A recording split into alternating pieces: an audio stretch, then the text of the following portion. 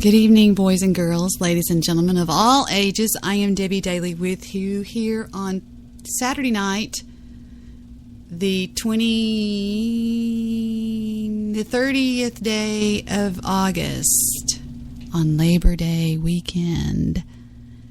Garage selling with Jewish producer this morning and spending the day with my family, doing various things. But I have something interesting that I want to talk to you about. Something I think you'll all find interesting. At least I hope you will. I think you will. And that is what we know about my quote-unquote haters out there. The confusion that we all think, why do they hate her? What is wrong with her? There's got to be something wrong with her. So many of them act like they can't stand her. So what we're going to do as a team together is we are going to go through one by one, and we're going to examine them, and we're going to see if we can get down to why they claim to hate me. What I could have done to cause this. Did I cause this?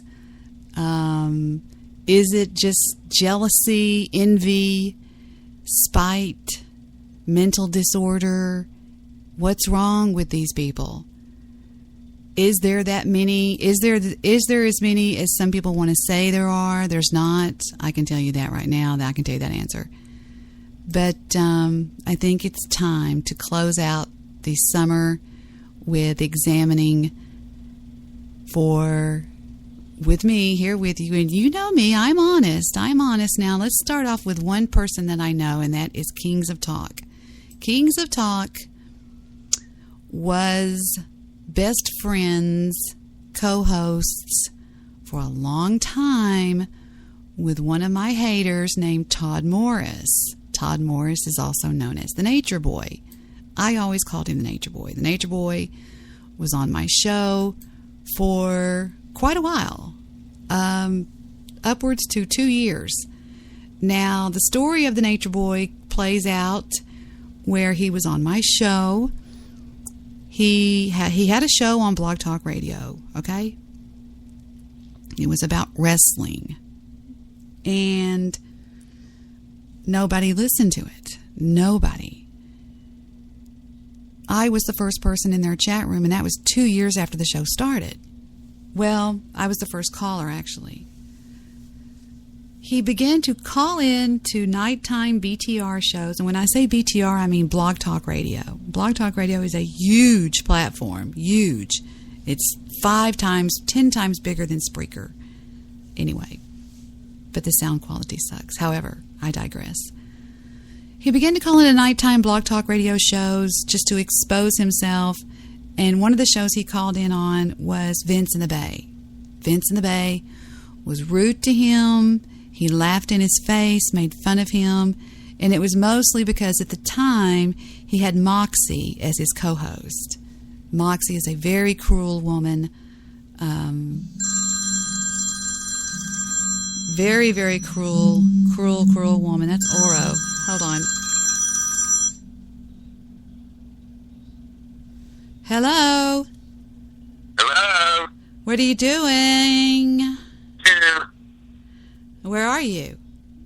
Little town in Lebec, California. Oh, I'm so jealous. What do you want?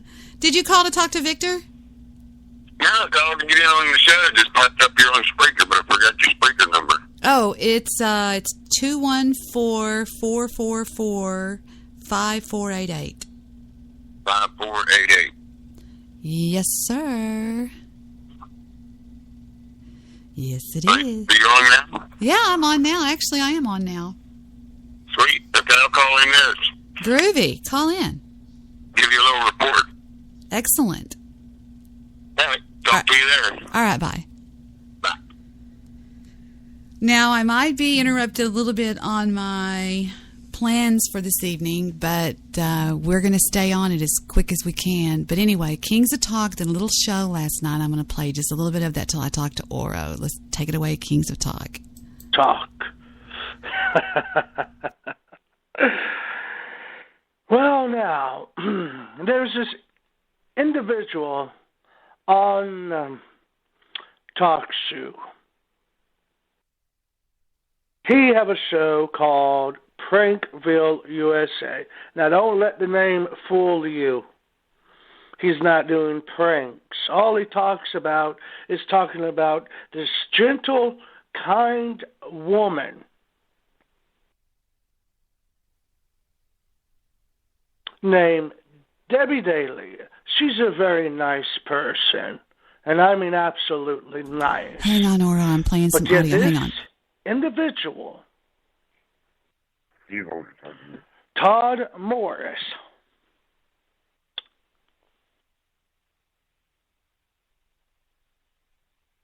Okay, we'll get back to that in a minute. What is up with you, Oro Shango? Oh, just out here riding around in a nugget buggy looking for gold and hauling motorcycles. Your wife is so beautiful. Oh, thank you. Oh, she can hear me? Oh, my God, you scared me to death. I told you she'd get kicked Oh, my out. God, she scared me to death. I was just looking at, the other day, Victor and I were just, for some reason, we were looking at your pictures on Facebook, and I was going, my God, she is beautiful. Oh. Well, thank you so very much. I appreciate the flowers. Well, Miss Paula, I didn't know you were there. If that means anything, I would have said that regardless of whether I thought you were there or not. You are gorgeous. Does everybody tell you that? No, not really. Just me. Well, I can definitely see how you would be attracted to her. Victor says she's got the most beautiful voice. He goes, when I call, she goes, hello. And I goes, Oriole there. And she goes, hold on. So are y'all aren't at a site or anything like that? Or give us an update here, old boy. I told Miss Paula that she could do the update tonight, but I'll get started. Maybe she'll join in. We're in the third week? Yeah. We're in the third week of a brand new enterprise known as Oro Logistics. We're out cruising around with a 12-foot trailer on the back of a nugget buggy, and we're using the same website as the famous Shipping Wars TV show, getting freight for our little trailer and going all over the country with it. Wow. So now, what is that? Okay, what do you mean you're getting freight? What do you mean? Tell us more. Specializing in fairly exotic motorcycles. We can get 2 or 3 in the trailer. And if you haven't seen the TV show Shipping Wars, you might not know what I'm talking about. It's a show about people with all different sized vehicles. One guy has a big truck, and another guy has a van with a trailer, and another guy has a car carrier. And the TV show is all about how they compete for the bids to get different loads, and the camera crews follow them all over the place. But the bad news is for them, that show was canceled for this next season. The good news is for us, we found out what website they were using, and so we're doing the same thing without the TV crew.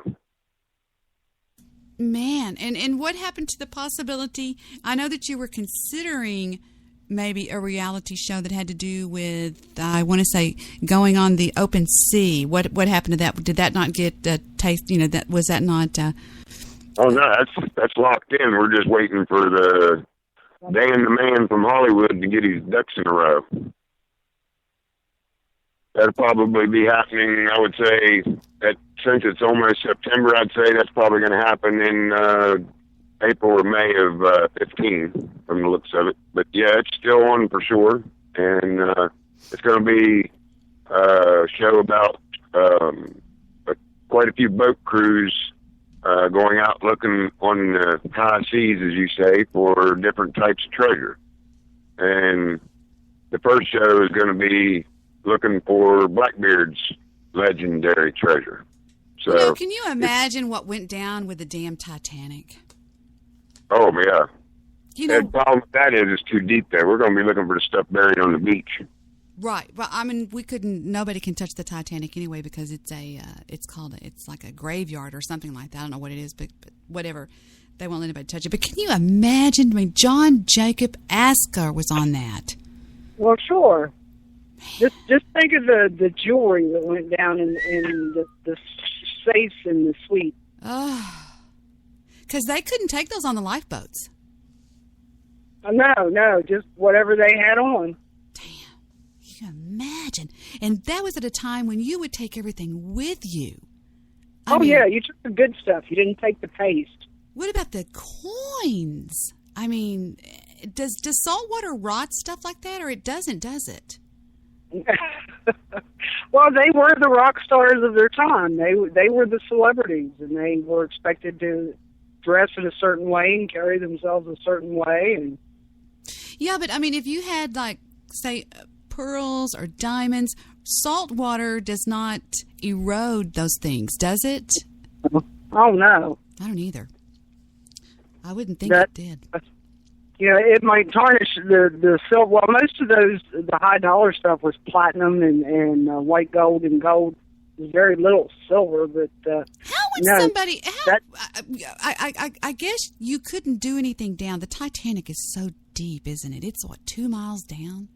Right. You have to have one of those submersibles to go down. Yeah, that's impossible to do. I guess it would be impossible for somebody to get out and do a dive in that thing. That's why. Can you imagine, though? Gosh, there's got to be more shipwrecks somewhere.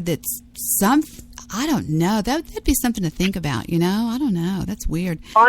Well, they're finding them all over the place, and even during the wars, World War I and World War II, there were millions of dollars in freight, and that were sunk on both sides, and gold and going back and forth, and art and all kinds of things. So there's all kinds of goodies on the bottom of the sea. What about those people that found those tin cans full of gold coins valued up to, what was it, 10 mil in California? Man. Oh, yeah. Walking through their backyard, found the coffee cans with the gold coins in them from, the 18... Tell where you be tomorrow. My heart skips a beat. And somebody said they had just robbed something and they buried it to get away, and then they probably got killed like everybody else did back then, Well, back then, you didn't run to town and deposit all your money in the bank. You didn't keep it in the house just in case. Yeah, just in case you were somebody came by to rob you. You kept all your stuff hid out in the backyard. Did you know that my grandfather did not trust banks, and he had now don't get excited, trolls, because he's long gone and this is all done. But anyway, he had money hidden in the ground all around his house, and I'm talking, a lot of money. He didn't trust banks. He thought that they would, because he lived through the collapse of of 39. Was it 39 or 29? Was it 29 or 39?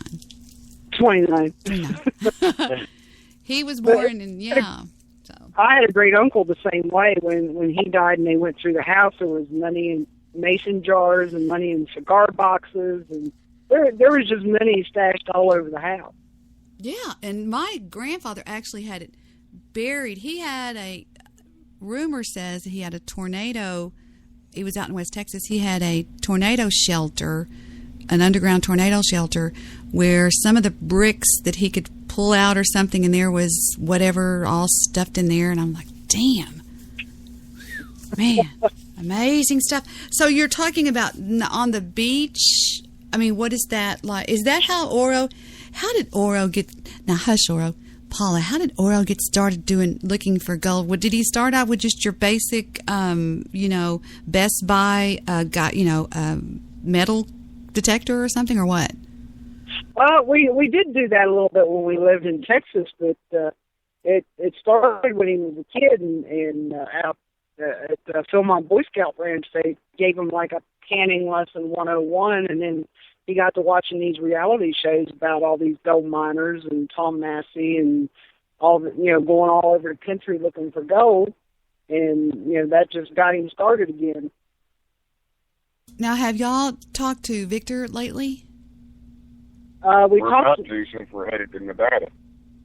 Yeah, I didn't want to say anything over the air, but there's plans that are made. Is that right? From what I hear over here, from talk is over here that somebody's going to gold, going west.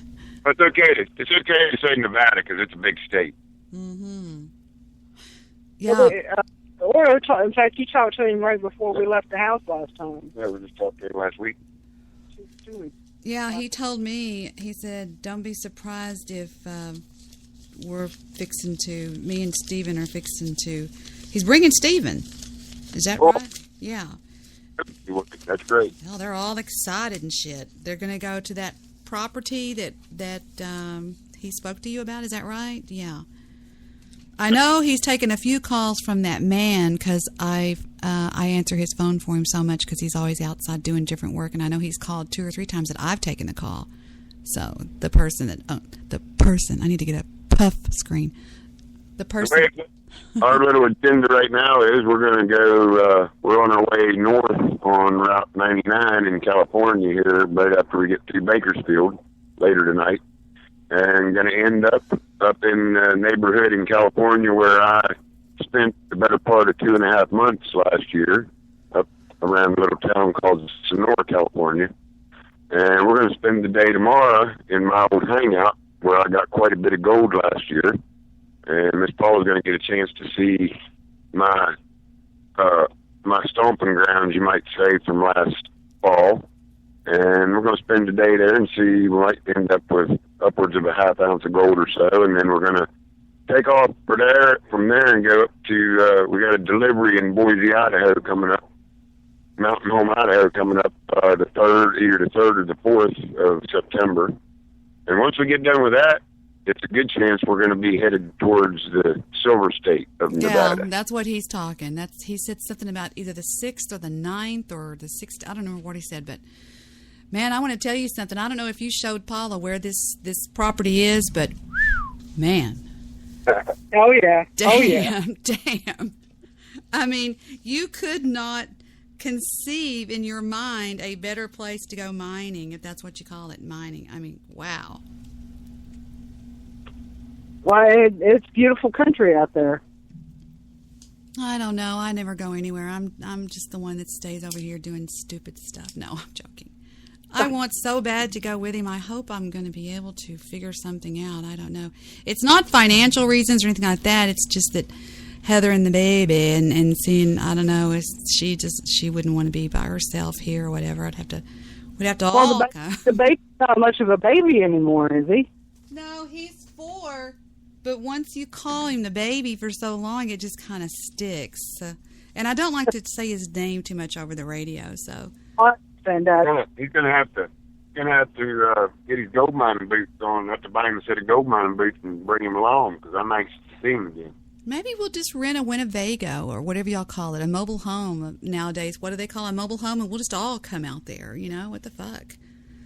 Well, sure. I think we're scheduled to stay at this, on this property is what I overheard Victor saying the other day. But I don't know. I can't be sure for anything. I've been told not to talk about it over the air, so, or just that aspect of it, so. I got some trolls that follow me around, if you know what I'm talking about. Yeah, I know that. It's got that usual. You taught me that, Oro. You hear that buzzing sound? Yeah, that's all it is. Just a bunch of gnats. Tell me more about this most recent thing that you're doing, and I don't know anything about that. In the name of the show, that it was called Shipping Wars, is that right? Yeah, Shipping Wars on AMC, I believe it was, or History Channel. Yeah, one of them. It was a pretty popular show, but I think the biggest reason they canceled it was one of the big stars had a heart attack while they were filming and died. In his 40s, so it was kind of sudden, and it was real interesting to watch, especially if you're kind of anything about the trucking industry, because it's kind of a lighter version of, trucking. We spent years going to brokers to get loads and trying to figure out the best pay and so on. Well, this website,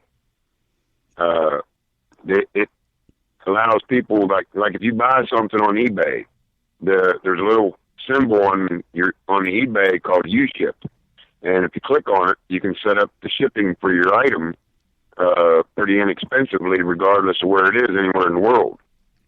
And so I've been sitting at the house, as you know, most of the summer working on the details to get Oil Expeditions up where it needs to be, so that we could get back on the gold. And in the meantime, we come up with the funds for a small trailer to pull behind the buggy. It's a little enclosed box trailer, about 12 feet long. And we can fit 4 or 5 motorcycles in it, or we can put household stuff in it. Now you can even go in there and put bids in to haul people's pets around the country, wherever they need them to go. Just all different types of things. I just want to give a shout out to Karen, Phil Henry's bitch. Thank you for that video. Thank you for sharing. I just received that. Thank you. I'm listening to every word you're saying. I just wanted to stop because that came in as you were speaking. I have everything that we think we need to know about said shipping wars, and it said The Death of Roy Garber. Shipping Wars is a reality TV show on A&E. See, you were both wrong. That began airing in January of 2012. The show follows various independent carriers who have discovered that fortunes can be made transporting items that traditional carriers either cannot or will not haul. So they compete for loads in special timed auctions conducted by UShip, the world's largest online auction house for independent truckers. In a typical episode, the carriers place bids on 2 jobs listed on UShip in a reverse auction format. Each client has the option of awarding the job either to the lowest bidder or to a higher bidder based on feedback from previous clients. Ties are broken in favor of the carrier with a higher average feedback rating. Winners load their cargo and attempt to deliver it intact by the client's deadlines. Feedback ratings from clients are displayed as the loads are delivered. At the end of the episode, each carrier's net profit or loss is tallied on screen with expenses, fuel, labor, late delivery penalties, etc., subtracted from the bid amount to determine the overall profit or loss. And it says something that Roy Garber, who was one of the main persons, his death was really like the end of it, or is that right? Is that what I'm reading? Yeah. He actually had a heart attack while they were filming. Yeah, that's what it says. Ooh.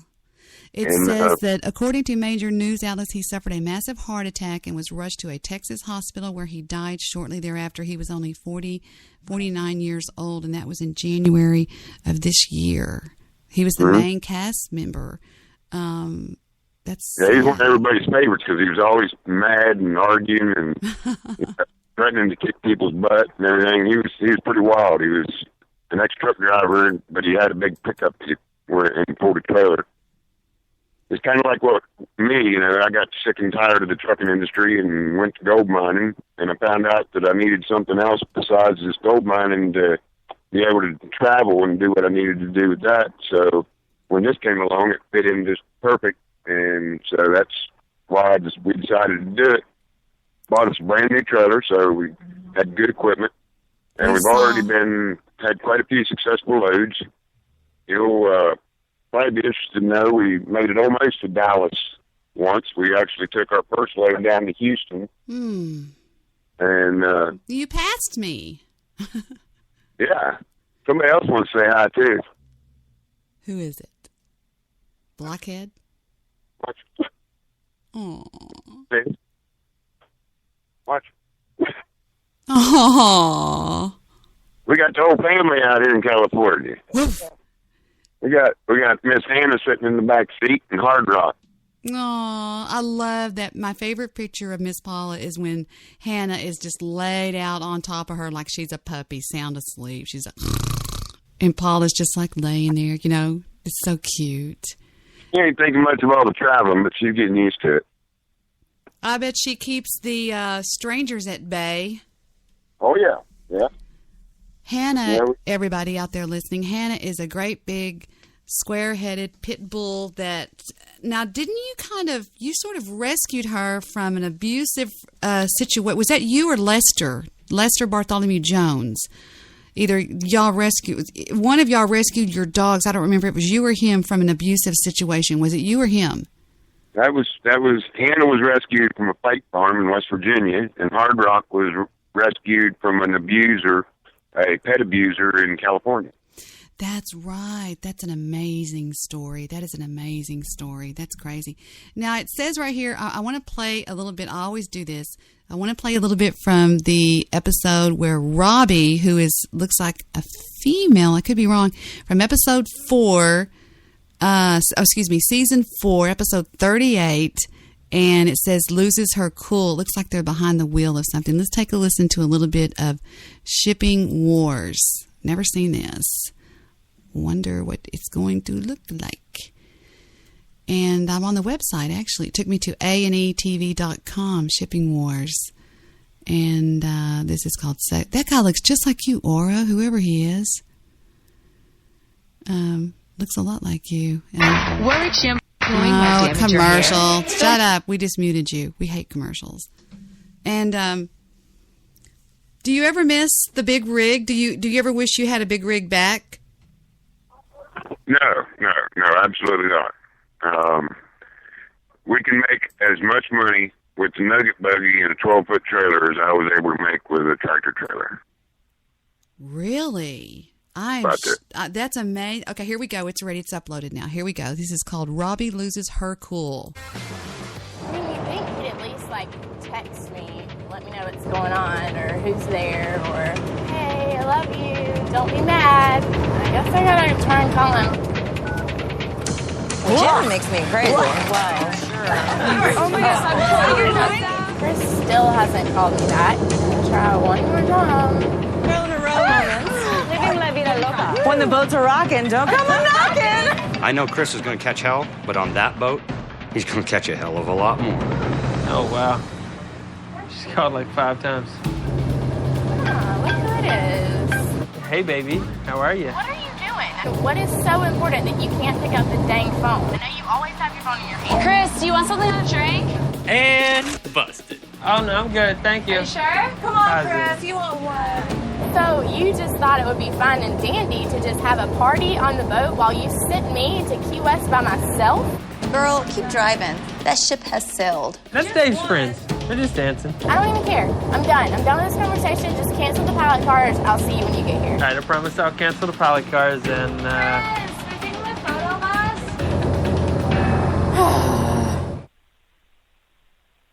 Oh, shit. She is driving a small truck like what you have. She's got a trailer behind it where she's pulling some stuff. Oh, there's people out here that run around in their little bitty four-wheelers pulling cats and dogs and stuff. Dang. What it's all, you can get we were just putting a bid in on a Staffordshire Terrier puppy that was 6 weeks old that was going all the way to Portland, Oregon. And this is stuff that people don't normally want to carry. Is that right? Right. Either they don't want to rent the truck, they don't want to pull with the U-Haul or whatever, or sometimes it's something where they have a U-Haul, they rent a U-Haul to take all their stuff, and there's one box of stuff that they can't fit in, what they call an overage. They have furniture, they have cars. If you have a car carrier, you can put upward to 3 or 4 cars on a car carrier. We're specializing in motorcycles and special items. Like the one we have on now is a military, for a lady that's in the military, and she's stationed up in Mountain Home, Idaho Air Force Base. And there was a bunch of stuff that her ex had, and she had put it in storage down in California, in San Diego. And that's where we just came from. We went down there and picked it up. It's 7 of the big Walmart tubs, and it's all packed up nice and neat, stacked real nice and neat. 700 pounds in 7 tubs. And we're getting paid a nice chunk of change to take it from, actually it's going to Boise, from San Diego to Boise, Idaho. And then, that only takes up a small portion of the trailer and about half of the weight that we can haul. We can haul about 1,500 pounds. Or 2,000. So, the shipment we took to Houston, that was a very large 4-wheeler and a really nice $20,000 motorcycle. And you don't have anything. You don't have anything now. Okay, This is great. This is what a lot of people could do. Steven's got a gigantic Ford 250. His payload, I think, is 5,000. Does that sound right? Yeah. That's. But the thing of it is, the reason that we're able to come out here and be very successful quickly is because of our experience. A lot of people that don't have any experience are going to come out here and get took to the farm, so to speak. Well, what do you mean? I mean, what is there to know? I mean, do you actually bid for these things just like on that show, really? Why don't we start the show back up and call it Oro Shipping Wars or some shit like that? Hey, be quiet. You're letting out my secret. Uh-oh. Never mind. I'm serious. We're working on that. We're working on that since they canceled Shipping Wars. People thrive on reality shows. That's why they listen to this show, because it's like a reality show. You never know what's going to happen in Debbie's show. You never know who's going to call in or what's going to happen, or we're going to get in a fight, or, you never know. It's like I am like a reality show, and I've been doing this for so long. I've got a huge fan base, and it's like a damn reality show. It's whatever. This is Oro Shango. Oro Shango was with me season 2 and season 3 and season 4, and then something happened. We're working on 5 years, so you've been on at least 6. Shh.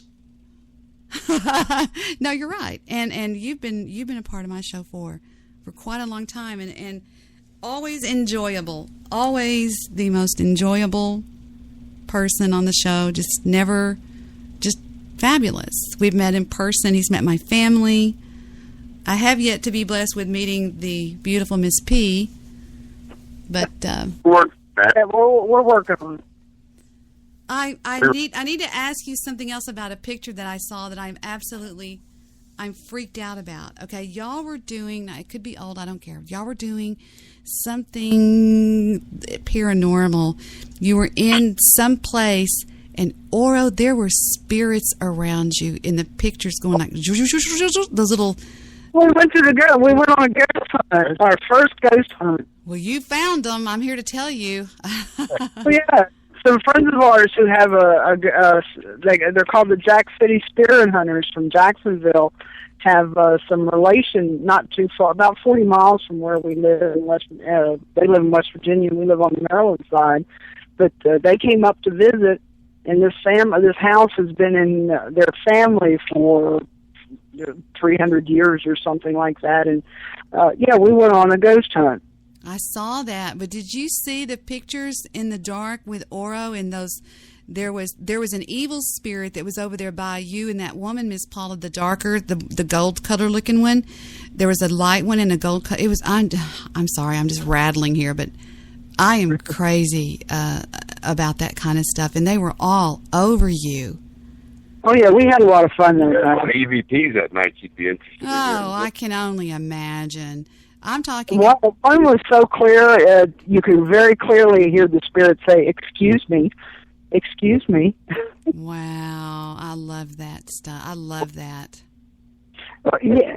Well, it was the story behind that was they had used the attic room. You know how back in the day you didn't send your special needs children to the sanitarium or to school, or you kind of hid them away, and they hid this one special needs child away in the attic. But it was a very polite spirit, and we had gone up into the attic to see what we could see, and I guess one of them was in the way, and they said, "Excuse me, excuse me." Oh, I love that. I'll never forget the night Victor was going, "If anybody's up here, would you just say something?" And a voice went, "Something." The woman that was the one room had been a large room, like a bedroom with a sitting area, and the family just recently, like in the last 50 years or so, had taken part of the room and partitioned it off and made a bathroom. And this lady, the spirit of this lady, was upset because there was an outhouse in her bedroom. There was an outhouse in her bedroom. Oh, my gosh. Okay, now what is this mysterious, freaky-looking hole thing? It looks like goes down to hell or something. It's made out of brick. Oh, that's the basement. Ooh, did y'all go down there? Well, they were part. The house was part of the Underground Railroad, and they used to hide the runaway slaves in the basement. No. How did y'all get on this property? Well, a friend of ours, the lady that runs the Jack City Spirit Hunters, that's her family's house, her cousins or some such, and she came up for a visit, and we did a ghost hunt while she was up for a visit. Man.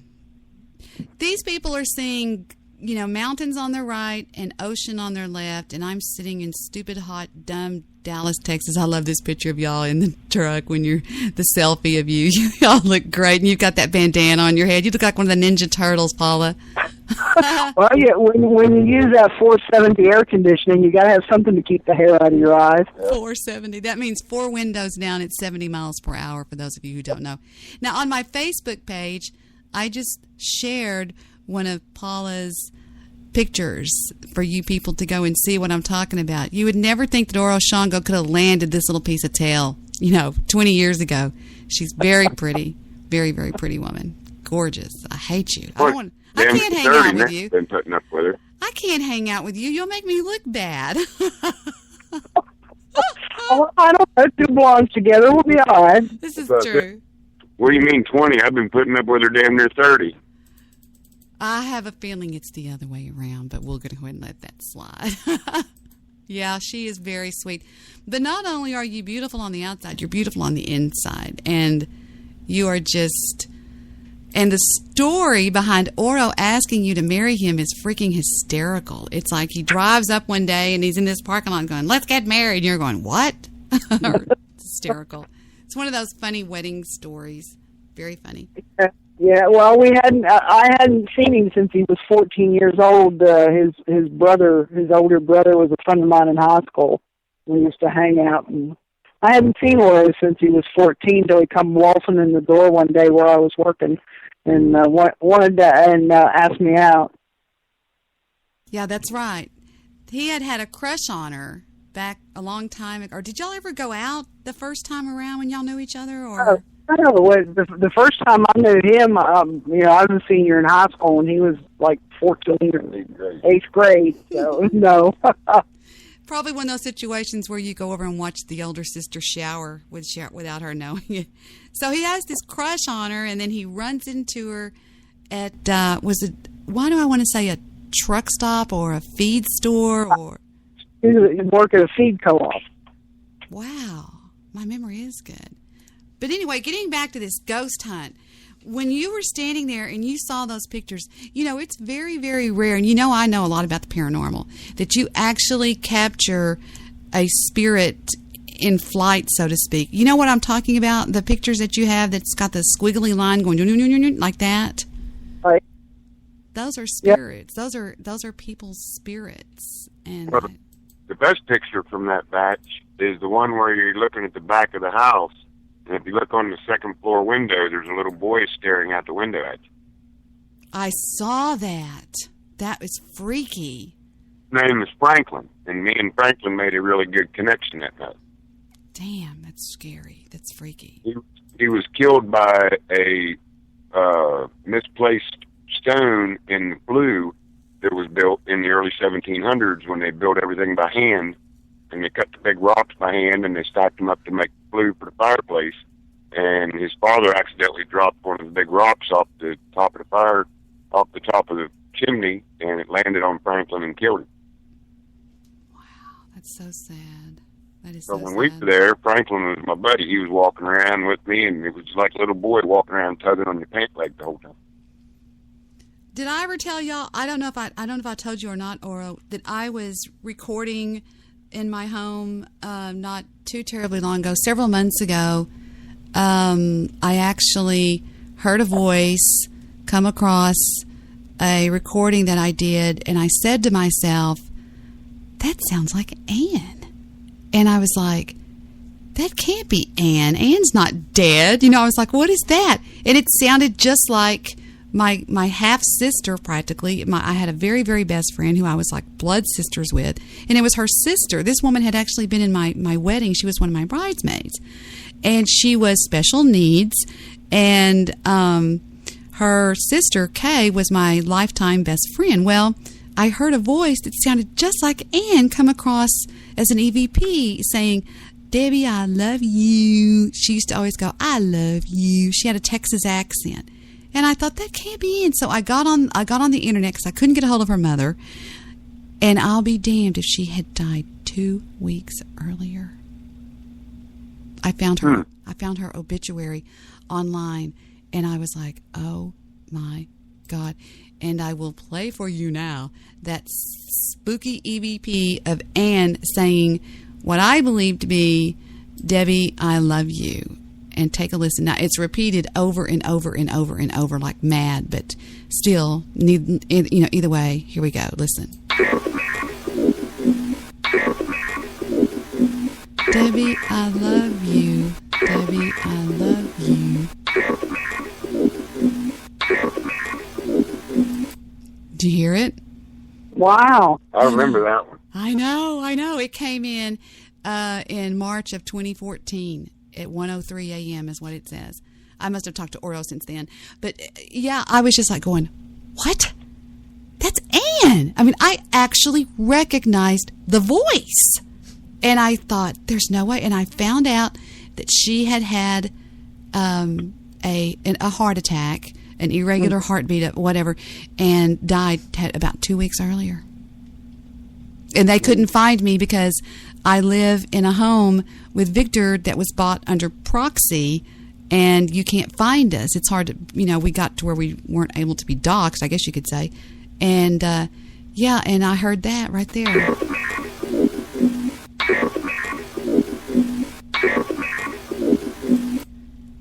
Isn't that weird? Talk about EVPs. It's very accurate. Good one. I know. Very scary. There's another one here that... Oh, and she called herself Annie Pooh. She always said, and I know this is her saying, Debbie, this is Annie Pooh. Listen.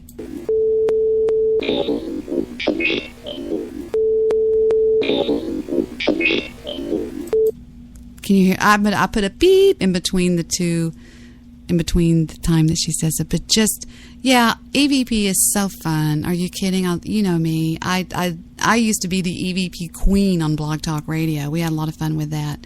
But it's true. I think that there are certain people, when they cross over to the next dimension, it's just like in the movie Ghost. If you don't go to the light, then you get sort of stuck in between dimensions, and that's when you can pick up the EVP, because they're here around. They're in here right now with me, and I have 28 people on the other side, so my EVPs are easily captured because I have a lot of people around me. So there you go.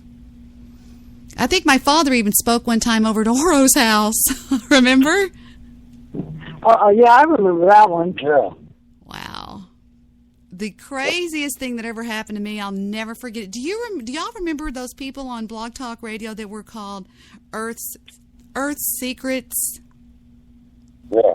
Yeah. I remember. It was a paranormal group of people that included MS Ghost and two other girls. I say girls, they're mine and Paula's age, but still, they had me on the show one night, and they had just got a new machine, so to speak, and it was sort of it was like a Ouija board, but it wasn't a Ouija board. It was something like a Ouija board. It wasn't an Ovilus or whatever. But anyway, they had me on the show, and it gave a reading that left me in a chat room of 50 people spellbound. And even those two girls, they were going, this is unbelievable. It was my father that came through and was saying things that were just flooring us, all of us. It was pretty weird, pretty crazy stuff. Yeah. So...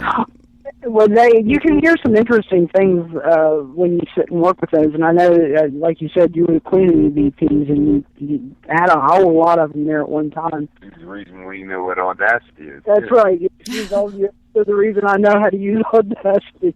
That's true. That's true. But that one picture, I was just blown away with. I'm still just sitting here thinking about that picture. It's a picture of. Let me see if I can share that picture. Maybe I can. I don't know. Share it on my wall. That way, my listeners can go over there and take a look. It's a picture of Oro standing and Paula standing out in a dark field, yard, something. I'm trying to find it there. Oh, that's the cemetery. Yeah, that's right. It's the cemetery one. That's right. Okay. And you see a squiggly line going like right by Oro, and that is right at the moment that the camera goes off is when the spirit is moving and you can capture it. It's very crazy, very weird, wild stuff. Yeah, there was a lot of very strange pictures. The one lady that was there, who is also a medium, they had a picture. It was literally like it was the whole picture of her crown chakra from the back of her head. The whole back of her head was white. I'm looking at them right now. I'm seeing the hole in the brick hole, and then I went to the next one. It shows the actual house, and it's just like an old rundown. There's a collie in front of it, like Lassie or something. Take a real close look. Find the one that has Miss Paula and Christy, the dark-headed lady that are sitting together in the room. Okay. That's the upstairs bedroom. I'm there. Take a look in the window behind Paula. Okay, hold on. There's the one with that spirit flying by you right there. I'm going to share this on my wall. Hold on, let me click that one. Share a photo. If anybody knows my Facebook, it's Debbie Daly with an S on the end of it. Go to facebook.com/Debbie Daly, and you'll see what I'm talking about. But there's a dark spirit over there by, I don't know if that's Paula or the other lady. The one that's like gold looking. Christy Wills, I think is who's over there. Okay. Let me go to the next picture. Okay. And then there's... she's very psychic and also a medium. Wow. Hold on. Let me share this one on my wall. I'm stealing them so people can see what I'm... Because some of my listeners are like, we want to see. Okay, let me see. There's one of the moon. There's one of you and the new dog. I love the bed that says it's a trucker thing you wouldn't understand. That's hysterical. Okay, is it the one when you guys... she's like got her head down? Is that the one you're talking about? Yeah, she's sitting on the floor and I'm sitting beside her. Who is that? Was there somebody outside the window? Yeah, that's Franklin. But it's a real person? No, that was the little spirit boy that Oro was talking about, Franklin. And they have documented proof that there was a little boy named Franklin who was killed on the property. Wow, there he is. And who is this where you say there was nobody in front of me at the time? There's like somebody with blonde hair or something. Oh, that was Franklin too. He was all through the room. There were some people sitting on the bed, and we had thought that we were very careful to account where everybody was in the room, and there wasn't anybody sitting on that side of the bed, but you could see a blonde head, but you could see through the blonde head. It was transparent. Right. He's got blonde hair, and it was kind of long. Yeah. I'm so glad that the goat picture is not... that's a statue of the gold miners, and is that a little goat or a dog next to them or something? Or there's like a statue of gold miners or something? Or they're like fake people? They're around a little fence made out of rope or something that you took a picture of? Oh, that was where the necklaces were hanging on the wall. Where she took the fireplace had the necklaces hanging on it. But there was I thought it was the shadows of the lady that lives there in the house now has her necklaces hanging so they don't get tangled up. But it wasn't a reflection of those. It wasn't the shadow of those. It was actually the shadow of the noose. There had been a suicide in the house. Yeah. No, that was coal miners. Yeah. Welcome, Mr. Midnight Movie. On type assholes. I'm sorry, say that one more time. You cut out a little bit. Our assholes who are we on with, Debbie? Oro Shango is not in the Skype, asshole. No.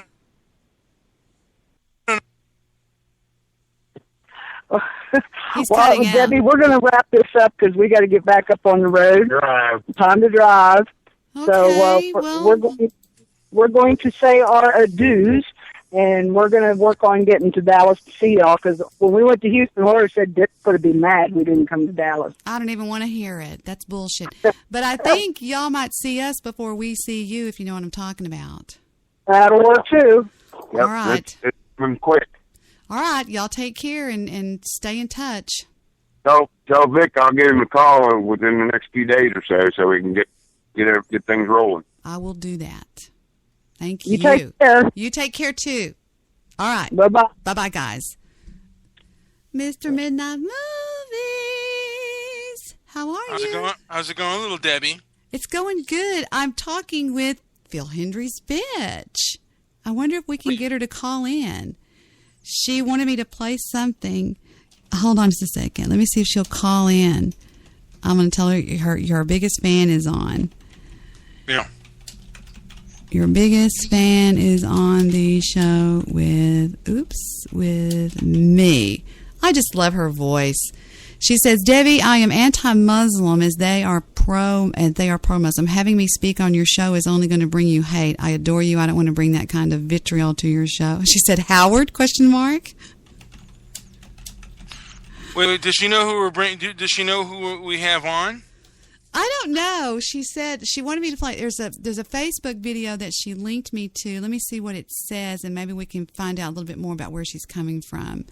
Here we go. Let's see what this says. Well, I'm anti-Muslim too. Oh yeah, well I am too. Here we go. Oh, she wants the number. Hold on. Assalamu alaikum. Peace to you all. My name is Saba Ahmed. I'm a law student at American University. I am here to ask you a simple question. I know that we portray Islam and all Muslims as bad, but there's 1.8 billion Muslim followers of Islam. We have 8 million plus Muslim Americans in this country, and I don't see them represented here. But my question is, how can we fight an ideological war with weapons? How can we ever end this war? The jihadist ideology that you talk about. Hi, welcome to the show. Wow. Hello. You just made somebody's night. Yes. Oh, wow. I'm sorry. This is just the man voice woman. There we go. Man voice woman. I am the man voice woman. That is my new call-in moniker. You are not a man voice. You are. Oh, I am a man voice, and that is all right by me. Now, what are you? We're anti-Muslim. We are anti-Muslim too. I am anti-Muslim. I'm anti-Muslim on the extremist end that they are pro-Muslim. So we match that in veracity and love. We're violently anti-Muslim. We can outdo you. What do you think of the EDL? English Defense League? I'm a Yes. fan, as long as they keep it in perspective. Well, but first, let's ask me what I feel their perspective should be, and then counterattack saying, perhaps, man, voice, woman, you don't understand the total perspective. And then I will learn from you, you educate me, and then I'm going to say they're cool 100%. You want me to start? You know, what I know of them? Please do. They faced radical Islam, and now Tommy Robinson recently left, and to me it's kind of a shame. I think he was... Why did he leave? You know, he felt that extremists had joined in, and he didn't like that. He also was arrested for, I think, housing fraud or something like that. But they seem, you know, what Tommy Robinson was in favor of was a good thing. It seems like a lot of white liberals here in England and in America are basically lemmings for the left, particularly on like whether it be Islam or this thing in Ferguson. You know, I mean, I think it all has to deal with white guilt and like Islam is not accepting, and much of the civil rights movement is not accepting of anything either. It's not accepting of any form of law and order, and no objectivity, or limited objectivity, if any. So basically what you're trying to say in a nutshell is that the patients have taken over the asylum. Yeah, much. Pretty much. Okay. So, what is your plan from here, sir? Well, God, I'm hearing an echo. But my basic plan is, I don't know, just to talk about it. It's something that kind of interests me, why so many people are basically what I consider to be kind of lemmings for what they consider to be tolerance. I sent the host of the show a video segment, something that hopefully with the right program she can upload and put into her bank of that's what I was playing when you called in. I was interested in it. Do you mind if I keep playing this? You should play it in its entirety. It is a longer clip. No, it's only 4. It's only 4 minutes. Well, and some people could say, everybody has short attention spans. 4 minutes a long time. Well, not on my show. We're Clip City. Let's listen to it. Guess what? If 4 minutes is a long time, you are an undisciplined, lazy, shiftless piece of crap. And that's why we wanted her as our ringer in the debate. There we go. That's right. All right. Keep going. Ideology. How can you ever win this thing if you don't address it ideologically? Great question. I am so glad you're here, and I am so glad you brought that up because it gives us an opportunity to answer. What I find so amazing is since the beginning of this panel, which we are here about Benghazi attack against our people, not one person mentioned Muslims. We are here against Islam, or we're launching war against Muslims. We are here to discuss how 4 Americans died and what our government is doing. We were not here to bash Muslims. You were the one who brought up the issue about most Muslims, not us. And since you brought it up, allow me to elaborate with my answer. There are 1.2 billion Muslims in the world today. Of course, not all of them are radicals. The majority of them are peaceful people. The radicals are estimated to be between 15 to 25%, according to all intelligence services around the world. That leaves 75% of them peaceful people. But when you look at 15 to 25% of the world Muslim population, you're looking at 180 million to 300 million people dedicated to the destruction of Western civilization.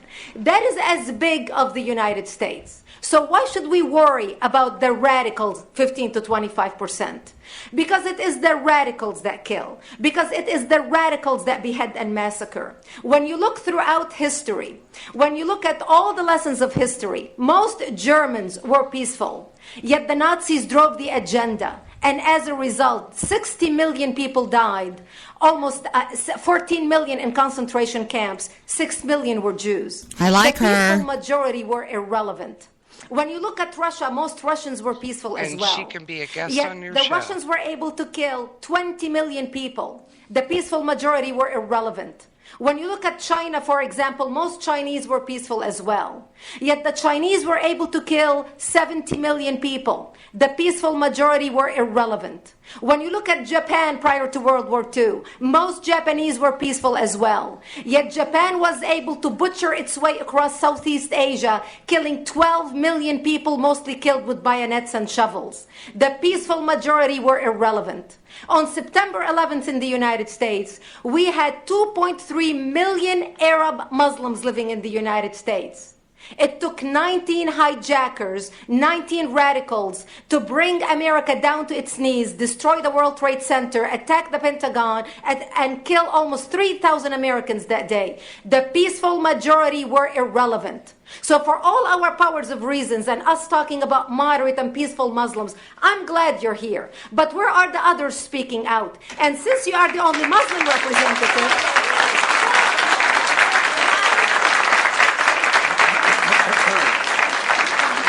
Save the applause till the end.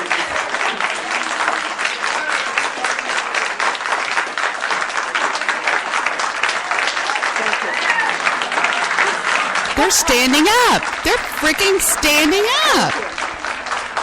Wow. And since you're the only Muslim representative in here, you took the limelight instead of speaking about why our government, and I assume, are you an American? You're an American citizen. So as an American citizen, you sat in this room and instead of standing up and saying a question or asking something about our 4 Americans that died and what our government is doing to correct the problem, you stood there to make a point about peaceful, moderate Muslims. I wish you brought 10 with you to question about how we can hold our government responsible. It is time we take political correctness and throw it in the garbage where it belongs and start calling it fucking man, yes. Ruth. Where did you find her? Brigitte Gabriel. I mean, she's one of my friends. And one of the main comments says, I'm guessing that this woman wishes she had not asked that question. Yes, she's one of my friends, along with Ann Coulter and Noni Barish. There's a ton of them. Waleed Shabbat. I am not pro-Muslim. I am not ashamed to tell you that I am willing to lose my head for my beliefs and my country. And this is not feminism. This is not what Gloria Steinem, while gloriously stating that if it endangers one child's life, then we should ban all guns and ammunition, while she was wearing "I'm proud to have had an abortion" shirt. What a douche. This just shows you the hypocrisy of the people who speak nothing but nonsense. Look around yourself, people. If you surround yourself by fools, you are what you digest. You can say, I'm open-minded and I'm listening to these people. If you give them their day in court, you adopt their position, you proliferate their position on Facebook or any other place you go, you are a wimp and a fool. Look it up. It's a simple word. You may not like the definition, and it may make you uncomfortable, but that's what truth does. Fight through it. Become a better person. All I'm going to say is can I pick them or can I pick them? Y'all can all just, I mean, is Jewish producer on the line? You know, he might be. Yeah. We finished our video. We had a video on John Wayne. Oh, okay. Because he asked me to add him to the call, which there he is. There he is. Turn up that mic and say something. No, I'm here. Yeah. Did you listen to that video from? Now that is a Lebanese. I forget her name, but she was a Lebanese woman. Yes, and she spent almost 3 years of her life living as a child in a bomb shelter in fear of the Muslims coming into Lebanon and beheading all of them. Okay, because Muslims are not about peace. They say they are, but the Bible tells you he will deceive them with peace. The other issue that is great to realize is a very limited thing was covered by our media. Do you understand that a Christian boy in Iraq was cut in half, alive, because his parents would not convert to Islam? By the way, he was the same age as my son, 8 years old. Wow. Mr. Midnight Movie has been talking all week about the beheading that happened with the journalist that was over there, the most recent. James Foley? Mm-hmm. It really got to Mr. Midnight Movie. He's been raging about that. Well, and the guy Poverty Supreme, who is basically, he's in Islam. I guess his name now is Good God Allah. He doesn't want me to, because his name for other blacks is Brother Good God Allah, and he believed that the beheading is the chickens coming home to roost, and has challenged us. Can we rename the guy Bacon Madness just for fun? Oh yeah, he has called us out to an online on-air debate. That's fine. We'll just call him Bacon Madness, and let's move forward. And he calls me the white devil. He calls Debbie Daly. He calls anyone that he can't blame for his issues a bad name. Well, he hates the fuck out of me. Excuse my unladylike language. Debbie, he's just a typical excuse-making, wimpy, neutered piece of garbage that wants to blame everyone else for his problems in life because our country has made that so easy. Now, he's actually a British black man. Well, with all due respect, sir, yeah. British has the exact same reputation. Oh, he's just an asshole. Why don't you just come out and say it? Oh, gosh, it's not one angry Jew, is it? He's an asshole. That's what he is. Do not want... Yeah, now... good God Allah, brother, good God Allah. But everybody calls him poverty. Everybody calls him poverty supreme, and he responds to it. He just pretends that only white people can. Isn't brother good God so much better? Yeah, brother, good God Allah. He's dead serious too about that fucking name. Hold on a second. If I may, but I would. If I may, the chance to speak with him.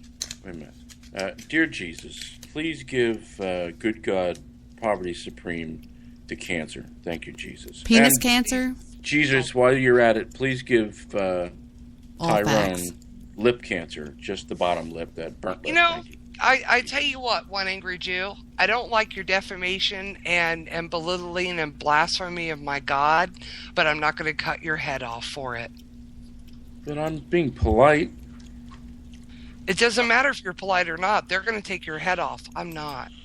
No, they'd have to find it first. We'd all have to find it first, sweet. Right. No, that's not Grandpa Al. That's the one angry Jew, and this girl that is this girl that is talking. This girl that is talking. With a man's voice. She is our ringer on the debates, and she's our secret weapon. Yeah, I figured we'd be team bitch. Mm-hmm. And they would what be... debate are we talking about here? Is there a debate? Why do we have to be team bitch? Why are we the bitch? Why are we the less than? Why are we the wet, soaked on? We're not. Here's the thing, Mr. Midnight. We are the silent majority. And what sickens us is the group of neutered males in our country and spayed females who say, well, my cable TV works and my power's on, everything's fine. It's not fine. It's not okay. The country was hard fought to be founded, hard fought to be kept. And you lazy, shiftless people who sit around with your head in the sand, your justification is that your head will be there. Oh, wait, I need a, what does that mean to be shiftless? Shiftless, without motivation, without insight, without goals. Anything else, please, like one angry Jew? Like a slug. Exactly. Is a slug motivated? Well, I would say to its evolutionary processes, yes, of course it's motivated. But as a human, a slug is an insult. And I won't debate anything further about it. Because it's simpleton debate, and I don't get caught up in semantics. Oh, no. I think you blasted one angry Jew a new butthole on that one. That's fine. Please continue. Yeah. Now, good God Allah, Brother Allah said he did not want poverty supreme. That's what he is. Okay, poverty supreme, whatever. He won't answer to that, by the way. Well, it's not, okay. He answers to that from every black person on Talk Real Solutions. Yes, he does. But they all call him that. To me, he doesn't. It's good God Allah. He pretends that he doesn't. Okay, but Tyrone and them both don't want you on the debate. They will cut the debate off if they hear your voice. Really? Why is that? I can't imagine. I'm sorry, they're live on the air right now with Carbon Radio. I was just going to say. When's this debate taking place? The debate has been called off, and now we are going to build... The debate has been called off. What the fuck? Why? Was it supposed to be tonight? Outrageous. Who lays down... No greater love is there than a man who lays down his life for a friend. And over and over and over and over, that there have been believers, Christians, Muslims, black, I'm talking about black people, okay? Even right now, who have laid down... Why does it say the debate has been called off? Want to know? That's what I'm reading. It says the debate has been called off, and now we are going to build in reasoning. And it's poverty supreme. That's all they're That's not even good English. Anyway. Come on that board and ask, why has the debate been called off? What is this Why shit? can't they speak proper English is a better question. I don't know. We're not worried about that. Can we debate that? Do y'all want me to call in? No, but I want you to spit that. Well, you can't have one angry Jew on because they but no, well, don't. Well, someone go in there and ask why the debate has been called off. What is this shit? Let me ask good God You're all still chewing gum. Oh, it's me. I'm sorry. They'll kick me You're out. chewing gum? They'll kick me out of the chat room. Well, it's got to be a Jewish producer. Ask them why the debate has been called off. This is outrageous. What happened? I can make an answer. What happened to Goofy's last show? From the beginning of slavery, from the time of Reconstruction to the civil rights struggle, and I don't need to sit up here and name all these people, the well-known people, and then there are those who are unknown. You know who they are, but why do you all, the black conscious community, and I love y'all, but you have no problem. Put their hand in one pocket. I got a problem with that. And there's ignorance in the Christian on the Christian what's side that? as well. Okay? Who's the stutter? But don't sit up here Tyrone. and No, that's not tell Tyrone. fairy tales and untruths and downright lies, saying that characterizing the religious community as not being participants. Let's not cut him off. Minister, go ahead and wrap it up. I'm done. Minister what?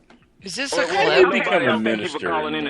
Is this a clip, or can I actually speak with this ignorant? You can actually speak. This is a live show that we were supposed to be in a debate with tonight, and it says the debate has been called off, and now we're going to build in reasoning only. We were going to go on a debate tomorrow. We were going to set it up. There's a Hold on. Can we just have some good grammar for a change? Jew, please. Stay on topic. I know. Just try to stay on Well, it's topic. going to have some better communication. That's what we're listening to. Well, we're going to ask if they want to set up for a debate. Let's call in spur of the moment this bitch. Why not? And you know what? Use the advantage that I'm a shiksa married to a Jew.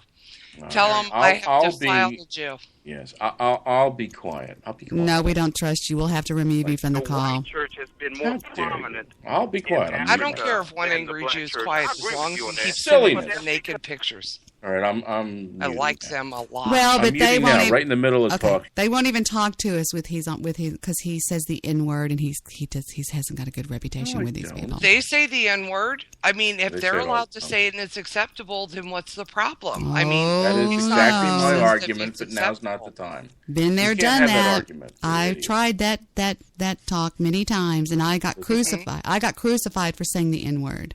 well, All right, because but they're not going to again, know I'm on the call. I'm muting you're myself dealing now. with irrational people.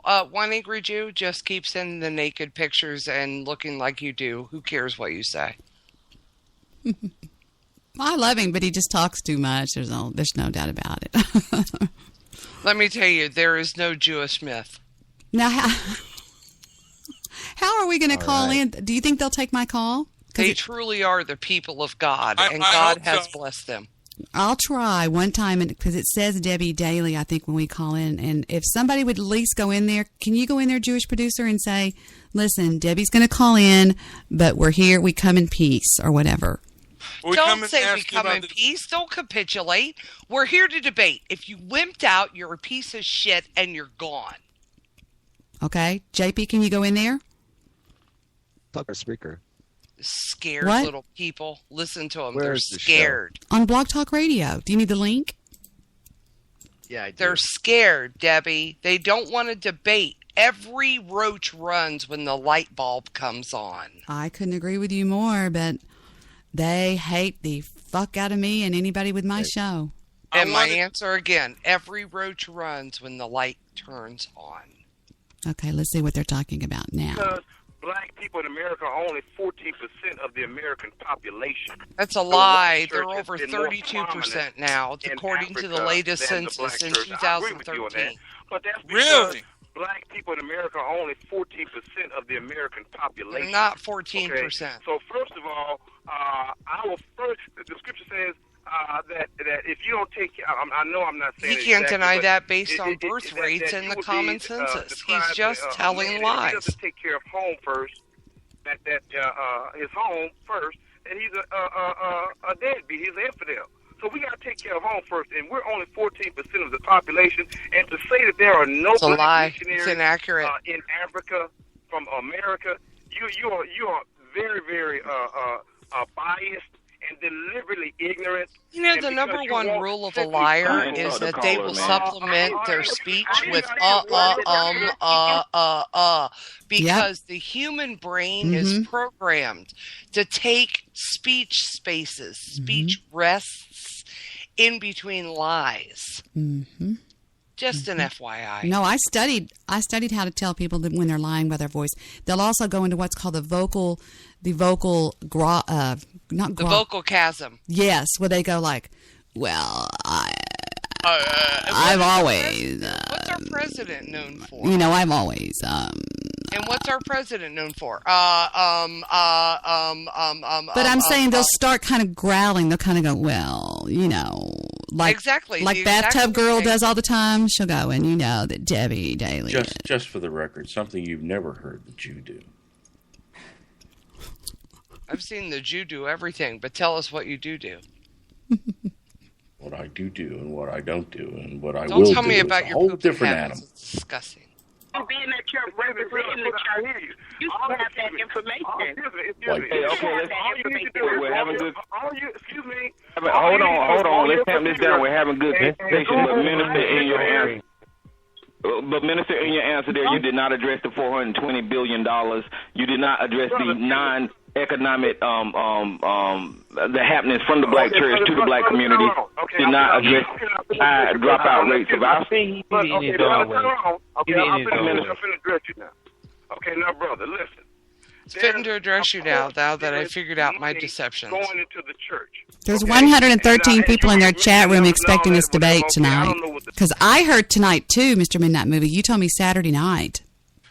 But this Saturday, I thought it was going to be, Normally, there's only 50. Ask him, can we call in, Jewish producer? Oh, he's in there. Did you hear me? Says. Normally, there's only 50 in there. Tell him we just want to have a chat, but we're willing to do it live. Oh, tell them they're a bunch of pussies and you want to Stop it! Stop talking! Pussies. I'm sorry. Go ahead. Mr. Midnight Movie wants to call in, it says.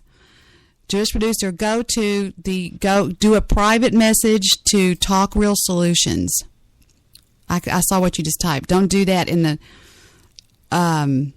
Before any of this occurs, please understand, Debbie, that we are commanded not to throw pearls before swine, and this may be the ultimate definition and real-life example of that.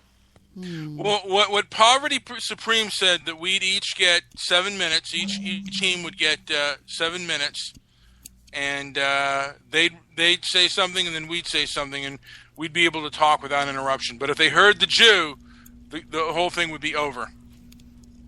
Sounds like the Skype assholes in refrigerators. Wow, they really fear the Jew. They fear the Jew's intellect. They fear the fact that his intellect is based in fact. They don't like his collegiate and scholastic pursuits, which says a huge broader message on the liberal message. Well, white liberals are basically lemmings to these hate groups. Which they are. They're a hate group. Well, you know what? I'm not going to argue with you, Mr. Midnight, because I absolutely agree with you.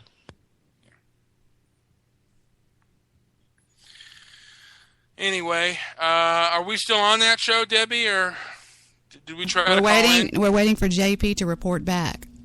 He kicked me out of the room. Why? Those cowards. Hold on, let me get the call-in number. I'll try to call. Did you talk to him in a private message? Yeah, I was really nice in the private message. They kicked me out.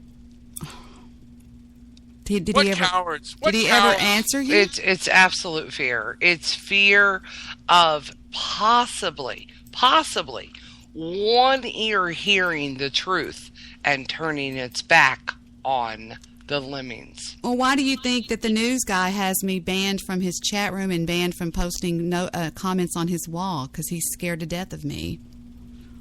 He got a little taste of me, and it scared him to death. Okay, I just added them to... I'm going to add them to the call and see if they pick up, okay? Here we go. Blog.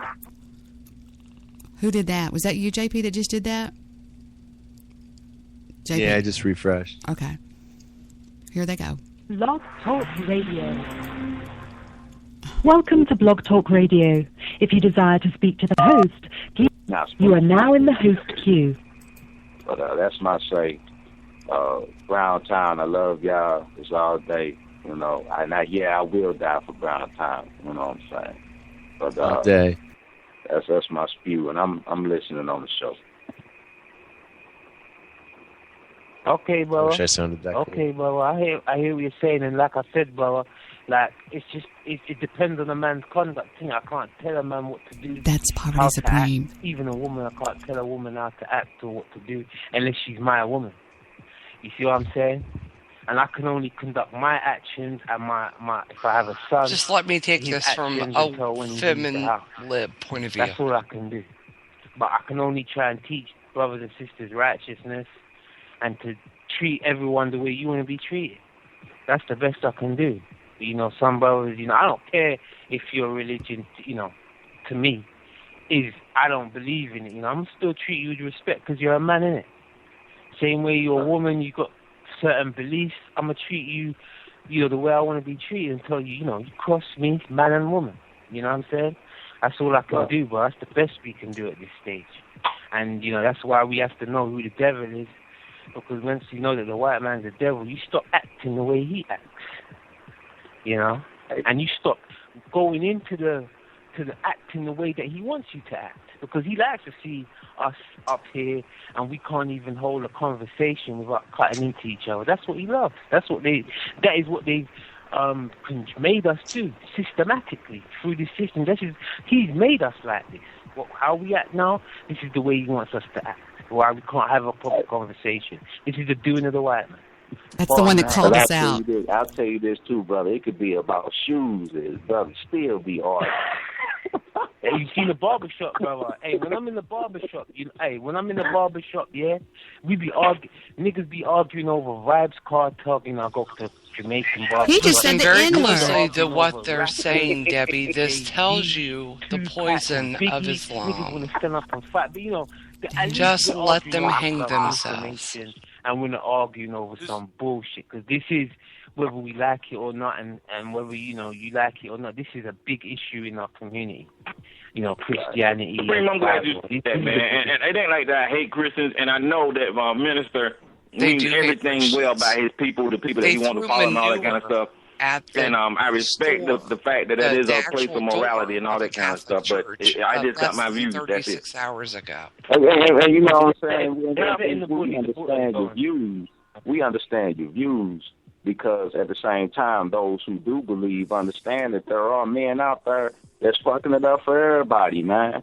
Fucking it up for us who believe and fucking it up for those who don't believe. One true God. And then we go arguing. And that's more power to those who want to destroy mankind, man. Because understand, man, it's something here on this earth that wants mankind dead. Whether you, and like Peter said, I mean, we also know that, I mean, I've spoken with Muslim brothers and Christian brothers that say that the white man's the devil, but I'll just say that being that they don't have melanin, it's easy for that spirit to get in them, and I don't want to argue about that. I'm just saying, but what did he just say? Because we don't have melanin, this evil spirit. And it's sad that any nation should have to call some other nation the devil, which is a darker skinned woman, and not understanding that there is an enemy. There is something on this earth that hates mankind, and especially they hate brown time. Desolation. So what of men at the end of the day, who's the enemy if you take a gun and blow your brains out? Who's the enemy then? See what I mean? There's got to be some spiritual. There's got to be some spiritual that get inside a man and make a man want to take his own life. Right. We got an enemy that hate mankind, man. Even now, if I've been on the line and I've been trying to talk. I've been muted out.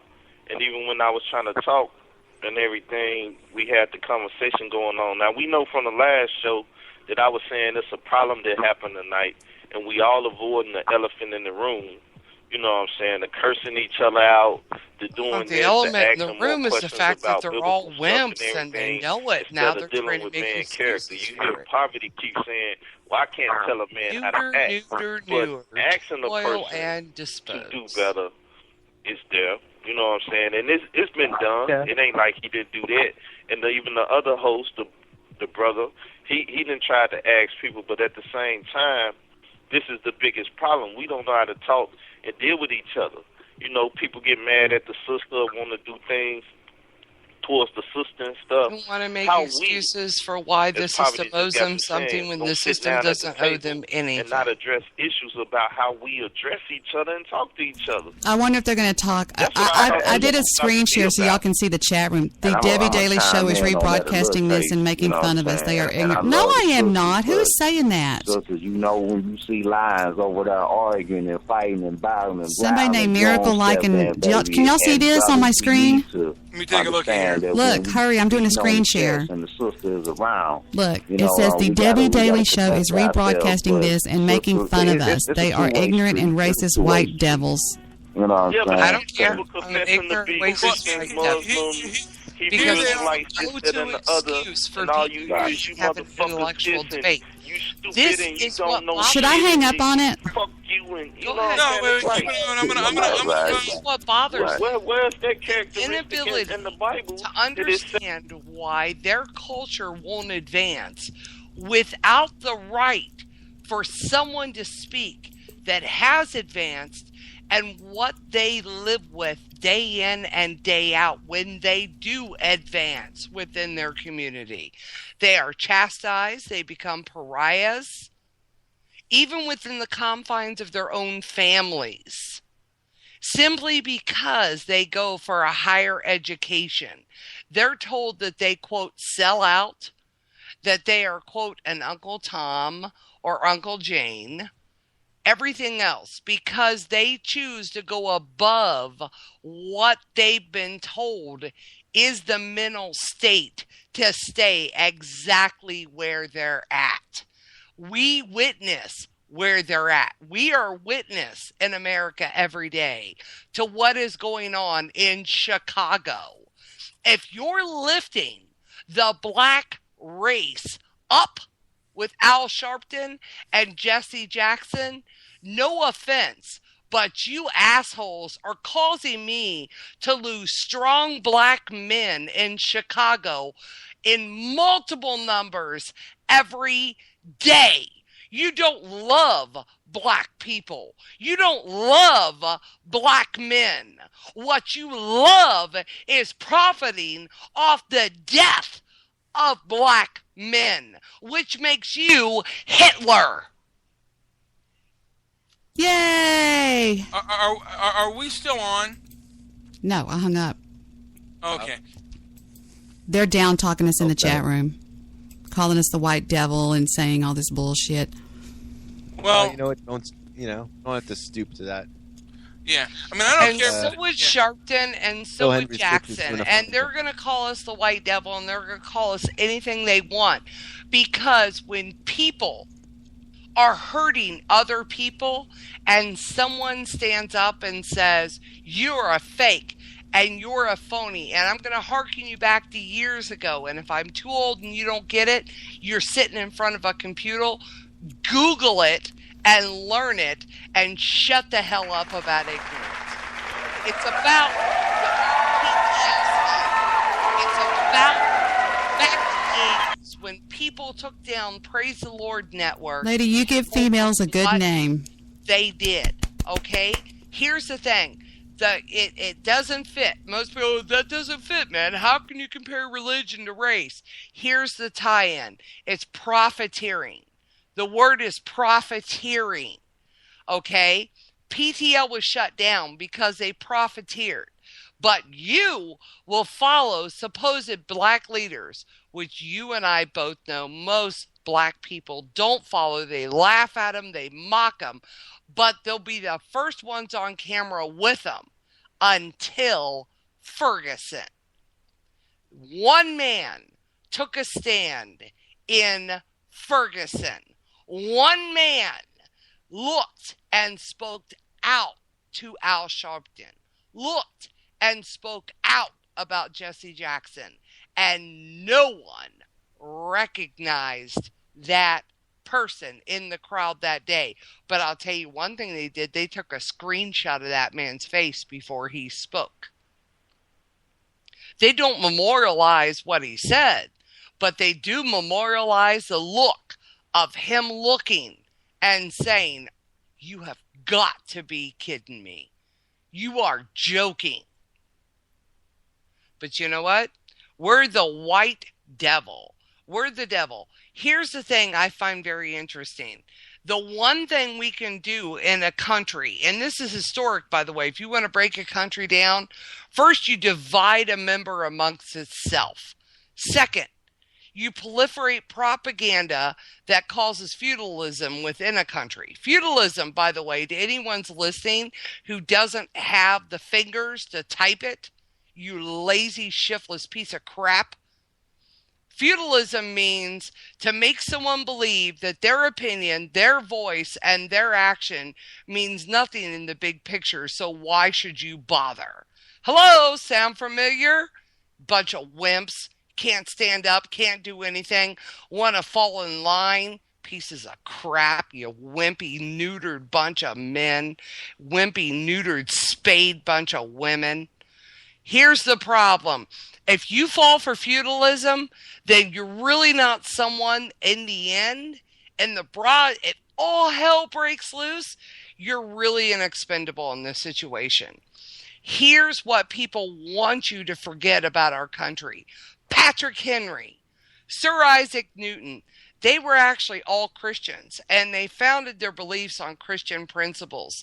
And they believed that there was a better life for them beyond what is on this earth. So they took that intestinal fortitude, they took that courage and said, screw you all, I'm going to go ahead and stand for what's true. And they died for it. Here's the bottom line. If you're really willing to stand for what is right, you're probably going to die for it. Now, how much of a patriot are you really?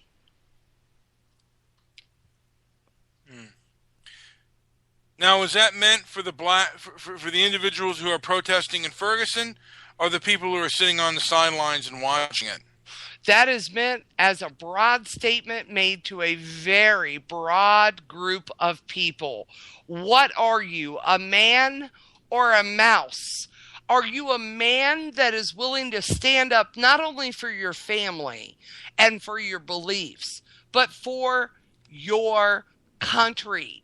If you're not, I am ashamed that that is what you've made, that what you have made to believe within the confines of America.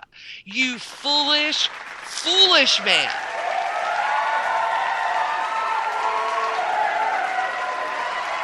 I understand that a lot of people complain that in the public school system, history is not taught correctly. Here's something that's not taught correctly. This country was founded upon war and violence.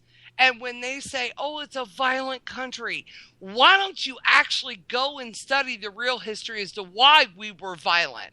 Why we fought so vitriolically for what we have? Because what is old is now new, and what is new is now old. You've heard the cliche, there is nothing new under the sun. Grasp it, you simple bastard. It comes down to this. America is less than 300 years old. You look at other countries that are thousands of years old and look how they're doing. Never as good as America. They're jealous. They're angry, and they want to take us over because we were the true rebels of the world. And if you sit down and allow it to happen, you suck. You have to fight and stand up, and our tradition must continue. Bloodshed must occur for the freedom that we fought for and bought for in this country. And if you're not willing to maintain it, then fucking shut up when it's taken over. You wimpy, neutered spade, America.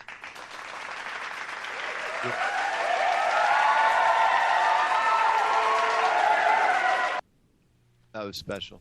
I can silence my audience very easily. I just go, stop. And they go, doink. Well, I mean, there you were seeing. I mean, but this is going all over America. The people with these beliefs, not only all over America, but all over the West. I mean, in my opinion, this view of tolerance of the intolerant seems to be. Wait a minute. Now, how did he just kick me out and I was in there as a guest? Who was that? Talk Real Solutions. Did he kick you out of what? Your show? The show? Yes. It says you were kicked out by Talk Real Solutions. I was guest number 5023 with 100 guests in there. How would he know what guest I was? It wasn't just you. He probably just went down the list. Seriously, how would he know what guest I was? And what the hell does me having to produce a black conservative have to do with anything? I don't know. I thought maybe it would give us some credence or something. You produced a black conservative, or was it the black conservative? Yeah, until I found out what he's all about, and he's an absolute he's a shaft. Look so what he probably says. he didn't believe what he was talking about. It was a show. No, I believe that he believed it, but he didn't know how to convey it without regurgitation.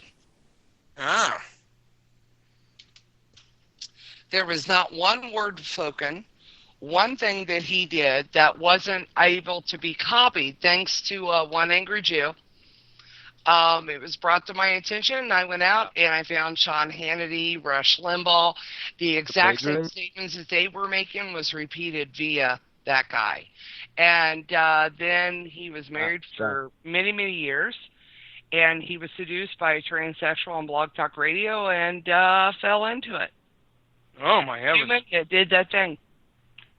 So, because he was in love with a transsexual, that ruined his career? He didn't have a career at internet radio. No one does. Hello. Who is on the call making all that rowdy noise? Jim Jack. Just took a dump. Oh, it's somebody from their show. They just called in and made a train noise, like we're a train. They're a train running over us. Jeb, it's been so many years, I can't remember his real name now. The black conservative? Oh, man, you would ask that question. It's been so many years. I'm so far removed from it. I don't even remember his real name now. But he was just somebody looking. He was a profiteer. And I knew there was a problem when he started asking people for money. I think we talked about him on past shows, but I can't remember the name either. Talk Real Solutions is now begging for money. He wants to open up his own conservative. He wants to open up his own network. People to give him money Mm-hmm. after the whole transsexual thing, and he said he wanted to come back. He contacted me. He said, "Would you produce my show?" I said, "No, I just couldn't, because I knew exactly what he was in for." And he's currently in jail. Is it for being with a transsexual, or is it? No, it's for unethical business practices. He's a piece of shit. And had I done my research and not been so naive and young at the time, I would have. Were you there when the Secret Service thing went down? I absolutely was with Corey LeCue, yes. Mm-hmm. I was contacted by Homeland Security, yes. Yes, Jimmy Jack. Why do you keep calling in and hanging up, you idiot? Jimmy, full of slack, typical neutered fucking feminine male. Yeah. I'm so tired of feminine men. I am so tired of that. I'm so tired of the men in our country allowing themselves to be neutered by the media. You're not men. You're not men. You're just not. Taking so many. Oh, what a piece of crap he is. Go away. Go away. Neutered male. Nothing. Not wanted. Balls in a pocket. I'm just hanging up on him. I can shoot pool and get balls in a pocket. What do you want, Jim Jack, whoever you are? Jim Jack. To think he's awesome. Ugh. What do you want to drink? I don't care, baby. And awesome is subjective at best. Sprite? Yeah. Milk. Milk? Okay. Victor's so sweet. He's going to go get me a glass of milk. The moo juice is the you juice. Moo juice. Moo juice is the you juice. Moo juice. A great piece. But don't they teach us to be neutered in school? And now colleges are having white privilege conferences. With all due respect, Mr. Midnight, I guess that I can't understand that because I'm a collegiate. I'm getting my PhD, and I've gone to several different colleges. Several. Throughout my life. So I've experienced several different colleges. And I have to tell you, there is the influence, but the overwhelming majority of attitude is quite different. But they feel spayed and neutered because of our government. Our government, our government,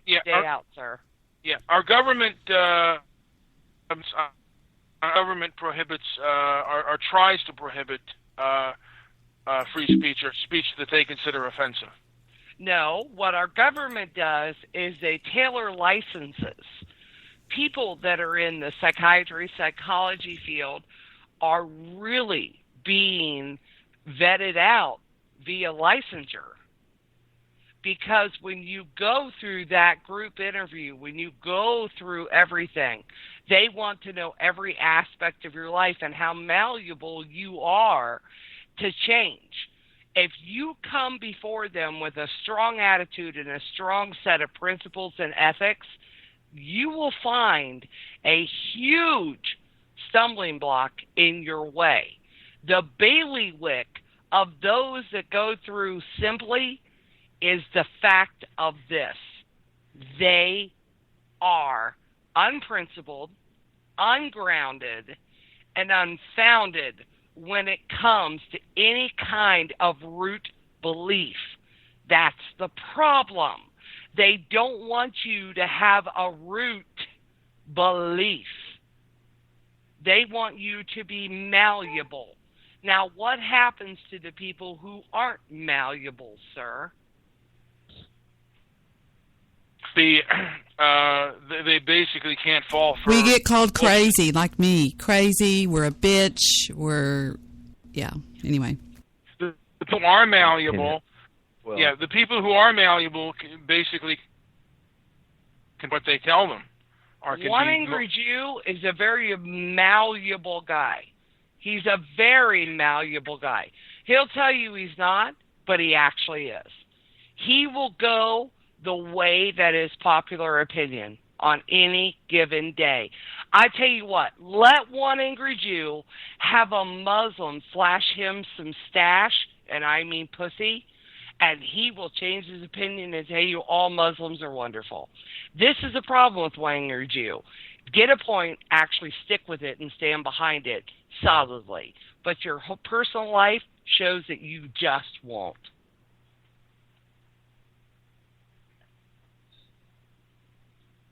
Ouch! One Angry Jew. Boy. Did we hang up on the Jew? Is the Jew still around? He's here.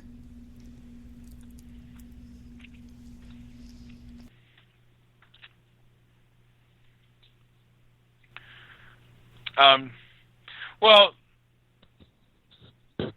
for me, what kind of got me interested in stopping, or at least curtailing white guilt, was I don't know if you heard of David Horowitz, and I saw a few times when he went to college campuses how he was received and how basically there was almost violent. I mean, there was at times like violence against him.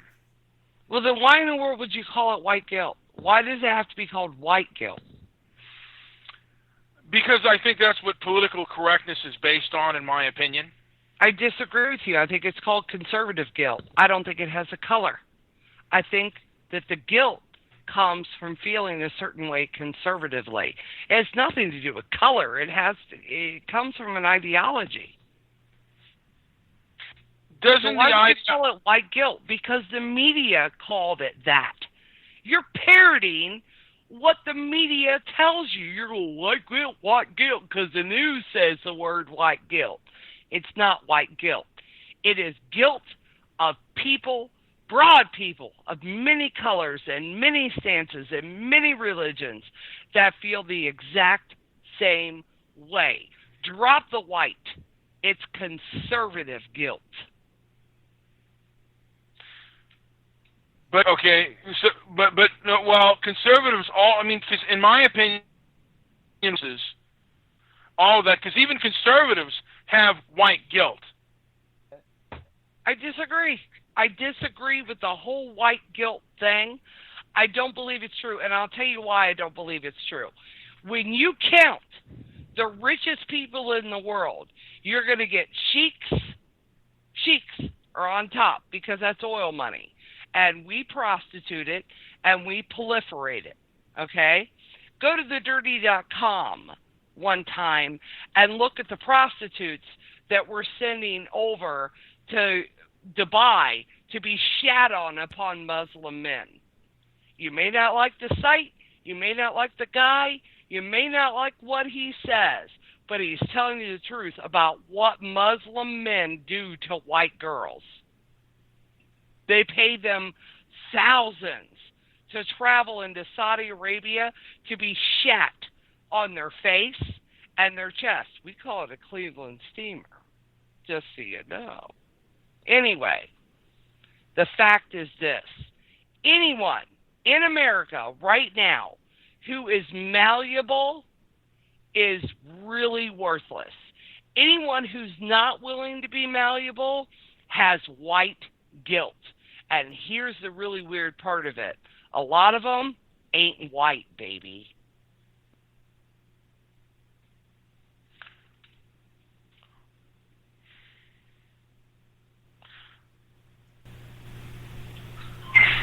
Sorry, we were over here listening to it on the playback, and we're about 20 seconds behind. I love listening to her talk.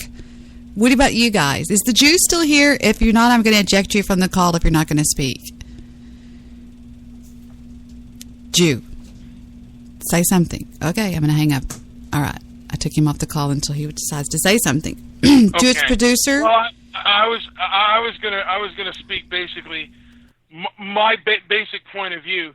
Everybody, in my opinion, jumps on the white man. Basically, all groups do. All groups on college campuses are allowed to have groups that look out for their own social interests, except for whites. And whites don't do it because of white guilt.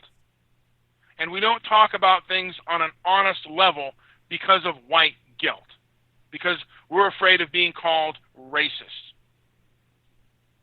Mr. Midnight, again, I have to ask, and that's brilliant conjecture. But you say it's specifically white, but there are black men, Hispanic men, Arab men, Indian men, just in my little cloistered state of Indiana. And believe me, it is cloistered, okay? We are not a good representative of the world as a whole. So that is what makes me so pronounced in my stance. When I watch in my state, my adopted state, men of all different colors, women, business owners, being brought to court over what one could define as white guilt. It's not white guilt, Mr. Midnight. In my personal experience, it's conservative thinking that is the enemy. Please enlighten me and challenge and educate me on something else. I am so willing to learn.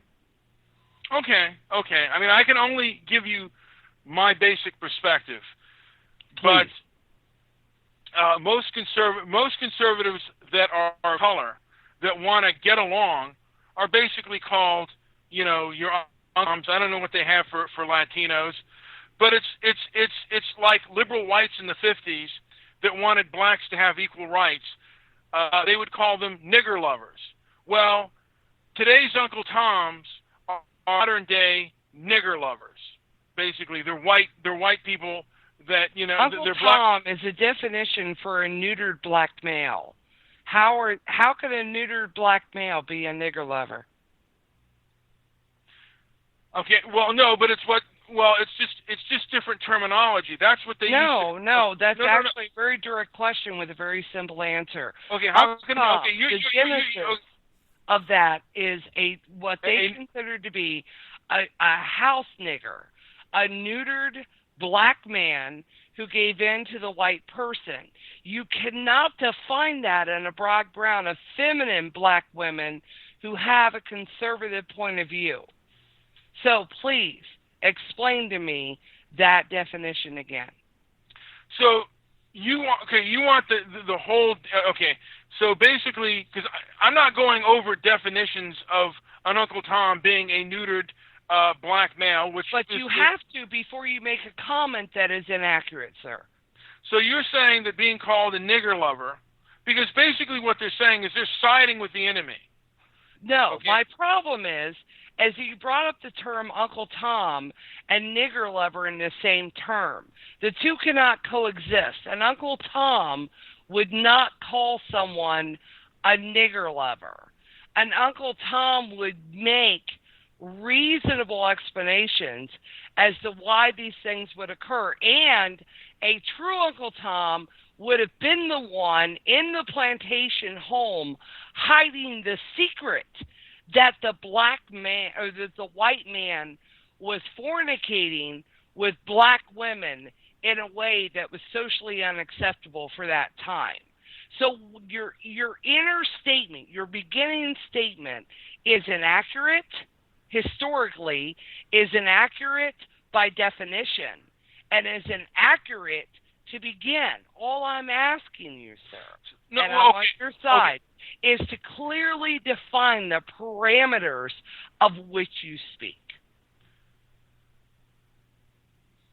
I'm saying the people that are called Uncle Toms today, and they do call them, I know the meaning behind that, that they're a neutered male. The house Negro was basically a neutered male. I'm just saying that the definition of what they call today, they usually call, like Larry Elder, they call conservative. Bingo! You did it. There, you got it. Right there. You just said it. I said they call conservative blacks Uncle Tom. Brilliant, sexy man. You just proved my point. Okay?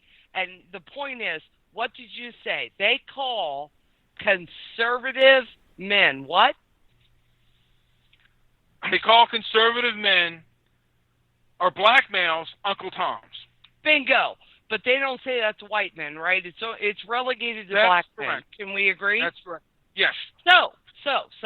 But I'm asking you. But I'm saying that the conservative movement is weak on the perversion of the civil rights movement that has been perverted and basically is a thing for whining and a side group to groups that hate people. Okay, where'd you go? Okay, we were linear, and you just went existential. So let's keep it linear, because again, I must be limited because I only know linear things here. We both agree on this point. Let's start with what we agree on and move forward, shall we? Sure. We agree that an Uncle Tom was what? A neutered black male. Right, that's what they were defined as. I mean, that's not what they were, but that's what they're defined as, right? And when we say neutered, we don't mean they were literal eunuchs. Nobody was chopping off their balls. It was an attitude position, okay? Any Uncle Tom or a house nigger, was one that was willing to sacrifice the pride of his own culture for his master. Can we agree on that? I just want to point out that there are people who believe, like people, and I don't know if this is true or not, but George Washington Carver, they said he was castrated. Really? Can you find me actual proof of that? Because I just know on the movie Hidden Colors 3, there's a guy named. I'm not going to go on anything Hollywood produces. Okay. Because as we know historically, Hollywood produces crap. They do. But so that you don't base your history on what you see in a movie. You actually go read. Well, don't misunderstand Mr. Midnight Movie's views with the movie. I think he understands that fully. I don't, but I think if he feels that was legit. No, I don't. I'm just lookup did he do to back the fact that was provided to him by Hollywood? That's all. Yeah. I'm not saying that it was legitimate. I'm just saying that I've heard that. Because I tried to look that up myself and do research on that, and it's kind of sketchy at best. But I've heard that belief that he was castrated, and that is actually in the movie Hidden Colors 3, that he was basically castrated as a thing of being a house Negro. Hello? No. Did you say it was George Washington Carver? Is that right? Yeah, I believe, George Washington Carver, yeah. Carver? Let's all just Google, was George Washington Carver a eunuch? Or was he castrated, yes. And overall, the answer is negative. Okay.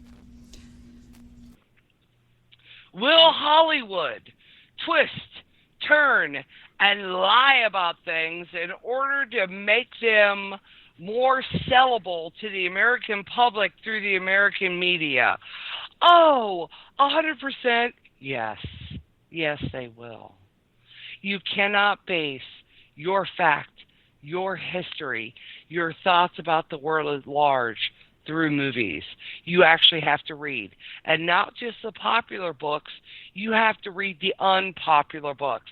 You have to read the boring books.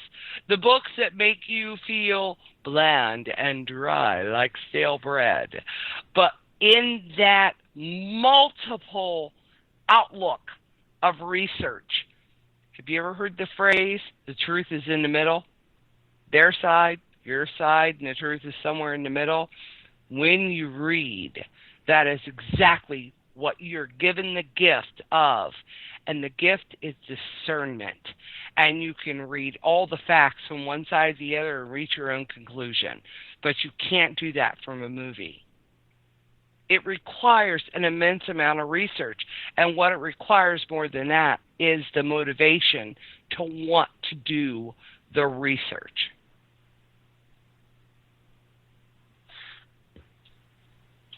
Yeah, I mean, all I know is what I've looked up and how I've seen it is even conservatives try to appease many of these black radicals who basically hate white folks.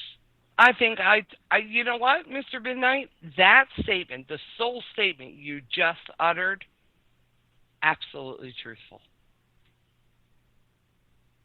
Okay, and that's my whole thing of white guilt. In my opinion, white guilt has permeated all facets, whether it be liberal, moderate, conservative, radical.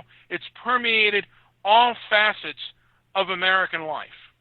I'm just curious, Mr. Midnight, when you made your statement, you just said conservative, liberal, radical. So are you saying that radical now has its own legitimized stance within America? I think within the progressives, I believe that today's progressives are a lot of them are radicals, and the radical message is in the progressive message. Do you realize that statement alone could cause a lawsuit that could go to the Supreme Court that could isolate people that, quote unquote, consider themselves radical as a separate political and emotional party within our state that are allowed at this point to speak their voice and have an equal vote to anyone around them. May I please recommend to you that you perhaps consider amending that statement? So I would have to. So my freedom of speech. So I'm under threat of lawsuit. No, not at all. I'm saying when you say things in the modern state of America, the USS of AR, that no, anything, any statement you're making on Skype and over the internet, whether it be through Blog Talk Radio or any other statement, that can be isolated and used without your permission in a court of law to establish someone else, to segregate themselves from society and say, this person validates our stance. Therefore, we are our own group and have the right to eradicate laws that were set there for with and move, quote unquote, forward. Just telling you how the country runs. Are there any examples of that? I mean, I've never heard. Are there any examples? Let me try one. I'll try one. I'll just throw one out there. The abortion movement. Okay. Anything else? Were there were the abortion movements? Were there freedom of speech? Were they sued? Was the abortion movement? Absolutely were. 1972, 1973, and 1975. And when abortion was first brought into the country, it was a radical movement. They were considered, quote unquote, terrorists in their time. They were a terrorist movement, but eventually they embraced the term radical. Gloria Steinem being the #1 hit woman on that, embraced the word radical, embraced the word terrorist, and used it to their advantage through the National Organization of Women to legalize abortion in our country. I ask you again, Mr. Midnight, with all humble respect, are you sure you don't want to reiterate what you said? I'm sorry, but I don't. I mean, because radicals want to. The thing that any politician or any movement wants to do is radical. I mean, is to make it mainstream. That's the purpose of any movement, whether it be radical or conservative or far right, whether it be radical far right or radical far left. Their main goal, if they really have a goal, is to make it mainstream. And today they've succeeded. My opinion is that radicals have succeeded in making what were radical views at one time mainstream.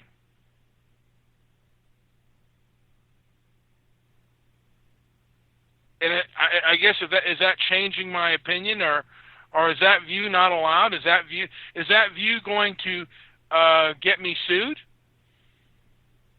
That's what Jewish producer just said. She went on break for a second, but I want to talk about this drunken person in the chat room. You know, you're talking a big game. Okay, Victor, hold on. If you're talking a big game, call in, okay? You're not going to get... I'm not going to say what you're saying in the chat room because I'm not going to give you a voice, okay? I am not going to give you a voice. You're wasting your little finger energy. I'm not going to tell her what you're saying. If you want to talk to her, hold on, Vic. If you want to talk to her, call in and talk, big shot, okay? No, she's not imparting this knowledge from her trailer in Kansas. She could probably put you on her American Express gold card. So, keep talking.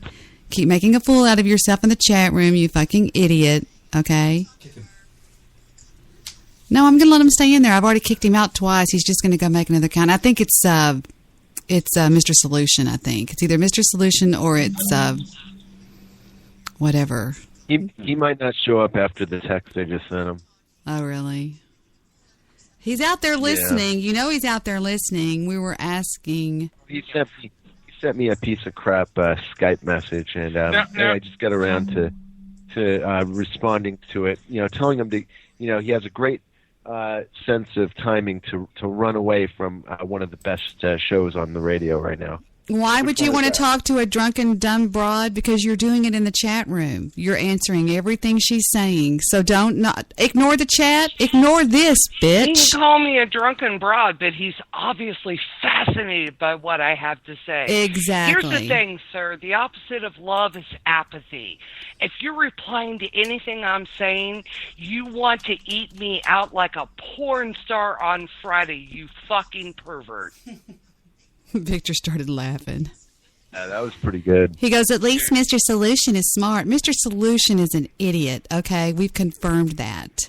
Mr. Solution is someone that gives you food for your itching ears because you're an ignorant fool who doesn't want to be challenged intellectually, spiritually, or in your soul. Here's what stimulates and gives you a boner about me is I piss you off, but at the same time, I make you want to jack off. So here's my solution to you. Listen to my manly voice and toss a load. In the peacefulness of your post-orgasmic bliss... It's Mr. Solution. It's Mr. Solution. It's Mr. Solution. It's Mr. Solution. Oh, you know what? I will even read my response. Because he just said, but you love Mr. Solution and begged him to be on your show. It's Mr. Solution. No, we begged him to be on the show so we could humiliate him publicly for the fool that he is and relish in the fact that we're all coming together as human beings within one country. If you can't understand that, then you're one failed orgasm away from lesbian. You're a neutered male, a piece of crap, and in the end, you're expendable. Fuck off. Mother made ya, mother had ya, mother fuck you. I wonder if you've ever worked a strip club because you would make tons of money. Most of my listeners are wanting to marry her at this point. That's what we're being turned on. Victor said he would vote for her for president. Men today hide in chat rooms behind sock accounts and say little shitty things. Oh, who is she cursing out? Oh, she's a classy lady. Fuck you. I've got more class in my little fucking finger than you'll ever know in your whole body. Just because I cuss, you don't think I have class? I'm getting down on your level, you freaking idiot. I cuss and I still have class, and so can you, Debbie.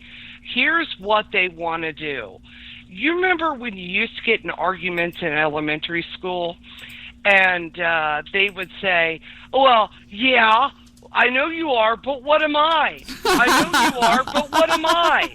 You know, sticks and stones may break my bones, but words will never hurt me. Here's the truth. The words do fucking hurt you, and that's why you can't stop typing. You just keep typing. You just keep typing. Why? Because the opposite of love is apathy. If you didn't love what we were doing, you would have been out of this chat room minutes ago, hours ago. Who knows? You wouldn't give a damn. You give a damn. You're not fooling any of us. You are a simpleton, and you are so laid out in front of not only us, but society as a whole. You're simple. You suck. And goodbye. Poof. I kicked him out. I said, you have to go make another sock account now. It's Mr. Solution. All right, do you think it is? I know it is because of the way. He's just another. Oh, it's you, Jew? It's you? I know it's not. You want to know how I know? That's because it's you. Because he knows how to spell bloviating, and this person doesn't. Oh, okay. Thank you. Well, Thank you. Gotta give Jew that credit. No, it's spelled B-L... Oh, okay. Yeah, you're right. Why is he typing and not calling in? Why is he typing and not calling in? Show us that you're not neutered. Actually call in. Talk to me. Talk to me. But you won't. They said, because you're neutered. She said, pay me. Or he said, pay me. He says, she is imparting all this knowledge from her trailer in Cadmus. Neutered. All he's showing me is I have his balls in my pocket. And here's the thing. A strong black man, a strong Muslim, would never allow a woman to put his balls in her pocket. But I just have, you simpleton. Yeah. Type all you want. The end result is every man and every woman knows on this phone line you're a neutered piece of shit. And you know what that means in the broad definition? Silence. There. Sorry. I have control You're over a them. body in an open grave in Iraq. Goodbye. That's right. Well, I think I will talk to Poverty Supreme, and hopefully we can set this debate up. No, I'll tell you one thing. I'd like to challenge. I'd like to re-challenge Goofy Bones Gang with if Karen will be with us. Yes. We got challenged to a debate, and they ran from us. They backed off. They called me every name in the book for 3 days, and I didn't. Wait a second. They saw the Jew and they ran. Well, I sent in the same pictures I have, Jew. Goofy's an idiot. He's not even worth talking. He's not even on my level, you know. You know, a real man doesn't type in a chat room. A real man calls up, states his point, stays on the phone with his salient point. But, well, you know, we all know what it is. Soylent Green. Exactly. The guy, I'm going to type. I'm a real man. My balls are in my index and middle finger. You're a worthless piece of shit. You know what you don't like? You know what Victor said? Victor said it's the same kind of man that will challenge you at a red light, and then when you turn right, they start flipping you off. The same kind of man that says, I love women, and then performs a forced clitorectomy on one. He's nothing. And this is why the devil runs from God, Pookie. That's right. That's why, you know, I have crucifixes, not crosses, crucifixes hanging over all of, and still to this very moment, hanging over my children's beds because demons, have you ever seen in the movies when they take their two pointy fingers and they make a cross and they hold it up if at a demon or at a you know, an evil thing? It's because they're scared to death of the blood of Christ. Scared to death of it. Where is this spineless nothing? Why isn't he calling in? I'd love to chat with him a bit. He's scared to death of some. Well, back show. Well, where are they? I mean, they type a lot. I actually call in. Let's talk. Let's chat. Let's chat. It's like coffee talk. Call in. We'll call. We'll chat. We'll do our thing. Any radicals? Any radicals in the chat room, Debbie? I'm waiting for the next sock account to show up before they went to make it. Here, let me top my prior statement. I'm pro-Israel, and I will not bend. Gaza, boom. The only reason why you're not a sheet of glass right now is because of your juxtaposition in a geopolitical movement and where you are geographically. And let me tell you, I would never want Israel to pass a nuclear bomb onto something that could hurt them or their citizens. If I thought that there was an invincible wall where Israel could never be hit or harmed or any of her citizens, I would turn you all into a sheet of glass. And if you can't comprehend that because you believe in Islam, and Islam is a huge proponent of going backwards 3,000 years, let me explain this to you. When nuclear radiation hits sands of sand, you know, little grains of sand that are within sand, the nuclear component bonds and turns it into glass. That's all I got to say about that. Is that true? It is absolutely true. Glass is made of sand, Debbie. And when nuclear... Okay, say that again. Nuclear bombs.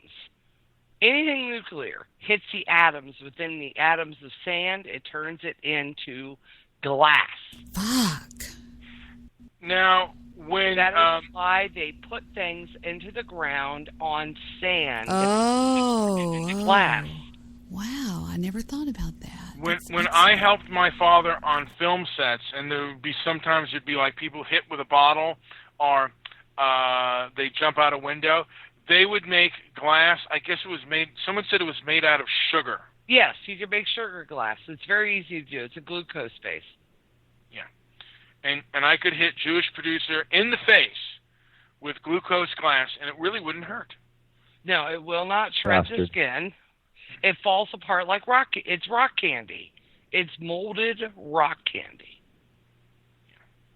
And that's what they use, like when they'd get in those bar fights and they'd hit somebody like with a thing of glass, like a glass would break over. Because actually, I hit someone with a bottle and the bottle didn't break, not like in the movies, but it did really hurt him. And it stupendous. But I actually want the areas around Israel to be turned to actual glass, which is a heartless, soulless process of eliminating everything around them. Just complete and total elimination and annihilation. And here's what I love about Islam. This is my favorite thing about Islam. They don't even love each other. Christians are commanded to love one another. If we agree with you or not, it's about love. Islam is about war and submission. Christianity is about love. And here's the key factor that Christians in America don't seem to grasp about Islam. It's not a mystery theology. The Quran is not a mystery Bible. It's as simple as this. It repeats, parodies, copies off of, copycats, a majority of the Bible, except for when it comes to confrontation. And then you'll see a huge difference. And here's another little ditty just to wake up your brain. If you don't know past a third grade education, you can still open up a Bible and read Genesis. That's very plain English about what happened in the Garden of Eden and where God tells you about the woman being an enmity of Satan and how Satan hates the woman. And here's a very common comparison for those who are illiterate. In a Christian community, do they subject women? In an Islamic community, do the same study.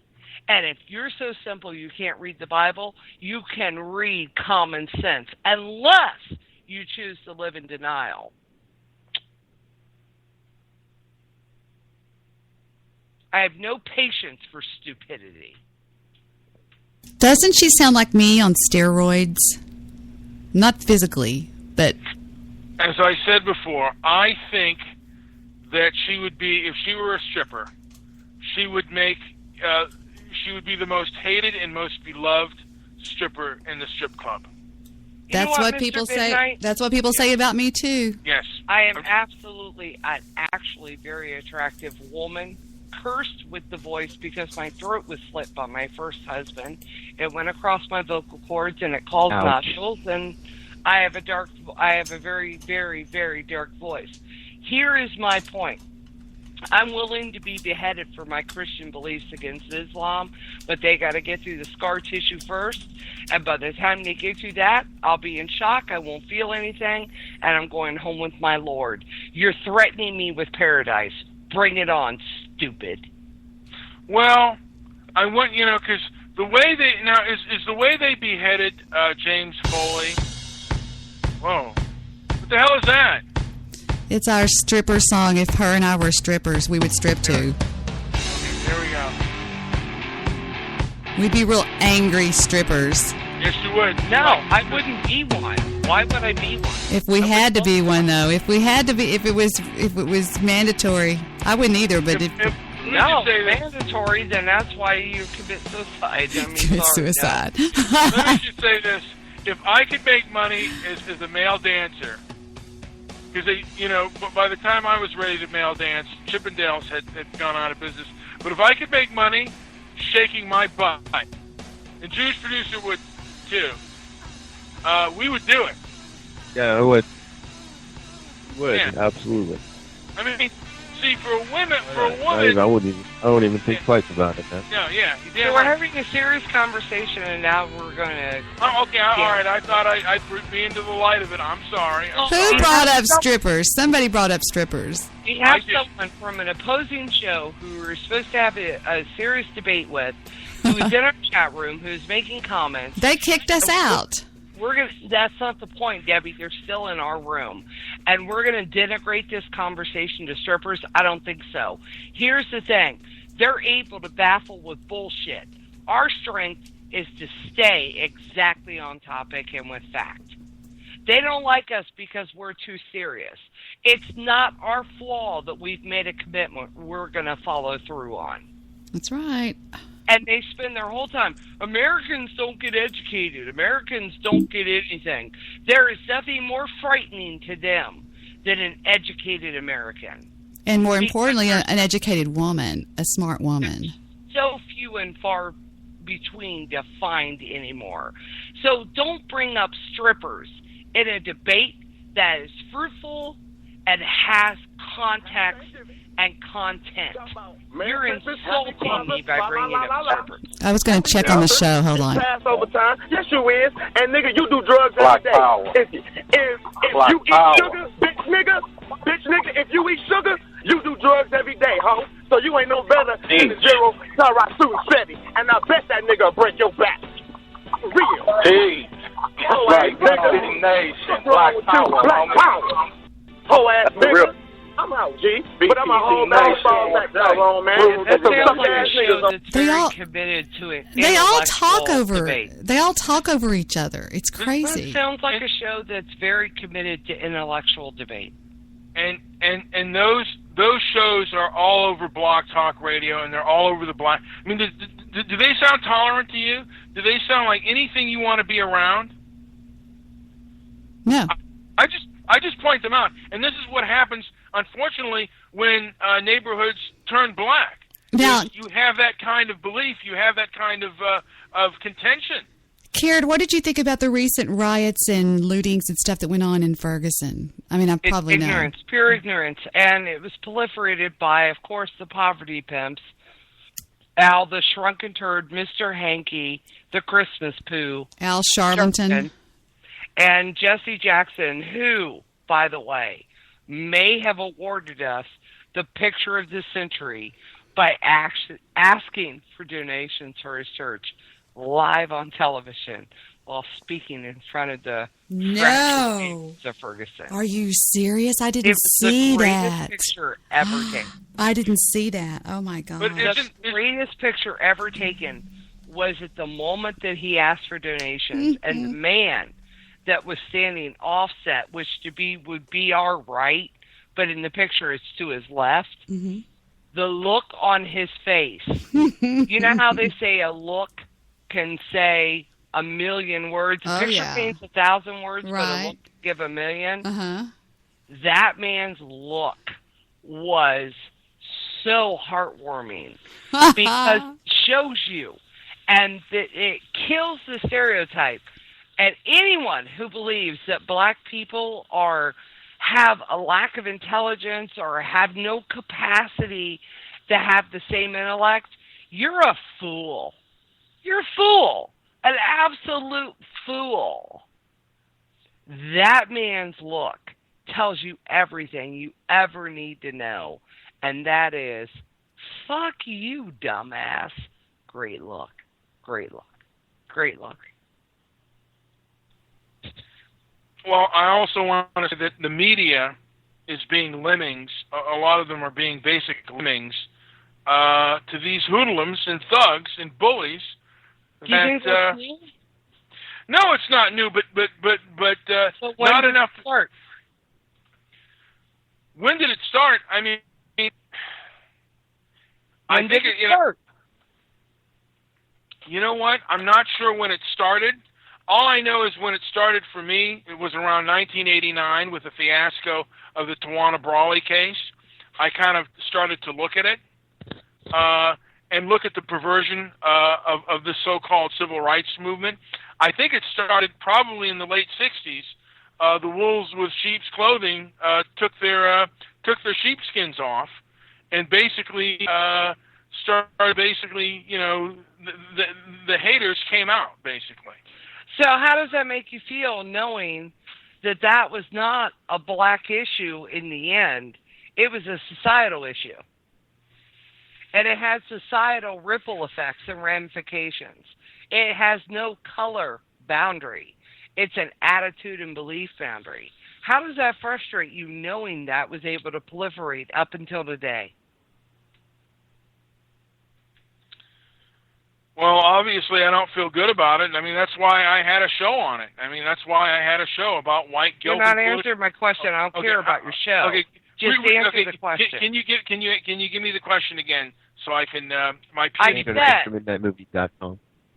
MrMidnightMovie.com. There we go. Knowing that, how does that make you feel today with your current life experience and insight into making you believe that that was a central topic for the ages versus a convenience topic for that time? What makes you think the media hasn't been doing this all along versus that moment when it changed? Well, I mean, as I look at history, I mean, I see that the media has been doing that for a long time and been covering up certain truths. And like I said, there are certain things that you aren't allowed to say in America. I don't know if that was a good enough answer or not, or if that was what you were looking for. I'm sorry, I just got kissed goodnight by my Jewish husband. You know, everyone, put me in an oven.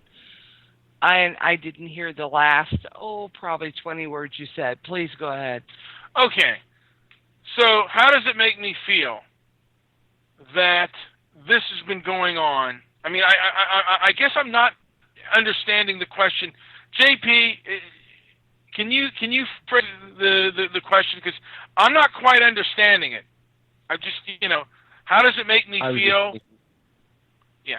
I mean, I think it has something to do with her Jewish husband, who's very lucky. How about if I simplify it for you? Very well. There is nothing new under the sun, end quote.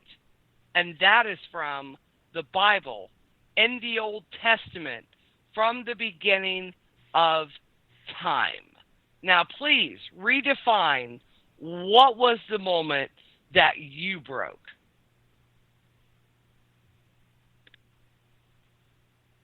I've never been asked that. What was the moment that I broke?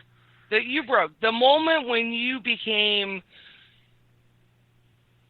not a slave to the carbide tube and went, holy shit, this might just all be bullshit. For me, what really broke me was the O.J. Simpson verdict. And I believe that that there is today there is a schism between black and white that is not talked about.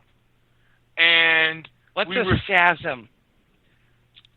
I think it's in between a schism and a chasm. Yeah, there's no such word. So which word do you mean, schism or chasm, please? So there's no there is a polarized different point of view between black and white. And actually, and in my opinion, between a lot of other minorities, but basically between black and white. Right. So would you concur with me? We look back in the history of World War II. Okay, and let's go way back, before the war actually began, to the start of Adolf Hitler when he was in jail. Yes. Okay. Do you know the history of Adolf Hitler? He wrote I know that he wrote Mein Kampf. What was he in jail for? I believe he was in jail for for speaking. I think he was in jail for had he started for speaking and I guess inciting riot, I believe. I could be wrong on that. Nope, he was in jail because he was preaching the benefits of socialism in a communist environment. Okay. Okay? That was his quote-unquote charge, was defamation of the government. Okay.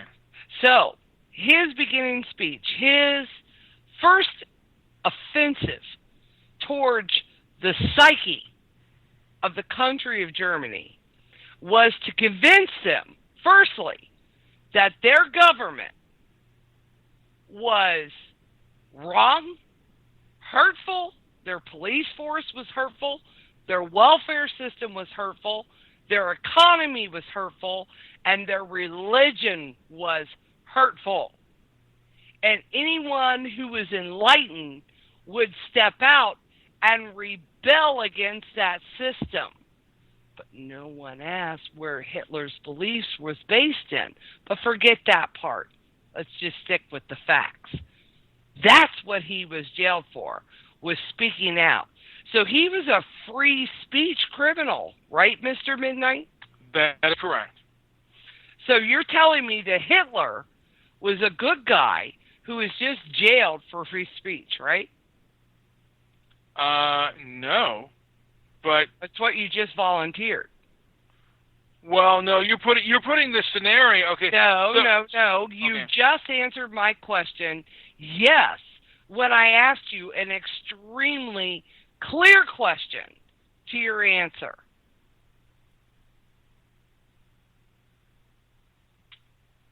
So by backing and saying that Hitler was jailed for these things, you're in essence volunteering your opinion to a broader mindset that he was a victim. Do you get my point yet?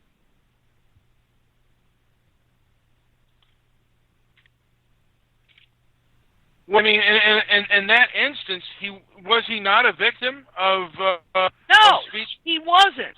Here's the thing. I'm not saying that the system that he lived within was completely utopian. There's no utopia on Earth. But do you understand that the rulers of the time understood with sage wisdom that his perspective could lead to destruction? And therefore, it was made to be an offensible crime.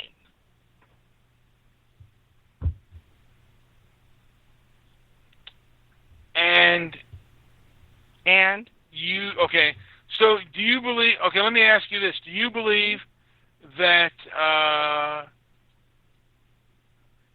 What is your opinion on the First Amendment? I mean, stick with the topic, please. Okay. I don't do sidebars. Well, no. Okay, but you're talking about you're talking about Hitler. I am talking about Hitler. He was in jail. Yeah, for I mean, yeah, a freedom of speech crime. Yes. I'm asking you, sir. Okay. With all due respect, and I'm sorry if my tone's confrontational. That's why I call myself a woman who speaks like a man, because my tone of voice is always mistaken for what I'm actually conveying it in. My question is, sir, and the broader statement I'm trying to make is, Hitler's point was, what's good for society is good for all of us. And then you see what occurred at the proliferation. Debbie played you a clip of Brigitte Gabrielle being very, very opaque about, or I should say non-opaque, about where that led. And my message, Mr. Midnight, no matter what you say, Mr. Midnight, my message underneath it all is going to be, and I will root it out underneath anything else. The bottom line is, Hitler had free speech, and look how he manipulated it. Free speech is not an evil thing.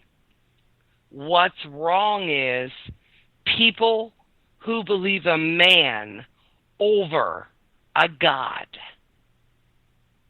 If you don't believe in God, that's your own thing. My best friend is Wiccan. I love her. 24 years. Her life is shit. Shit! Her life is shit! I've given her $25,000.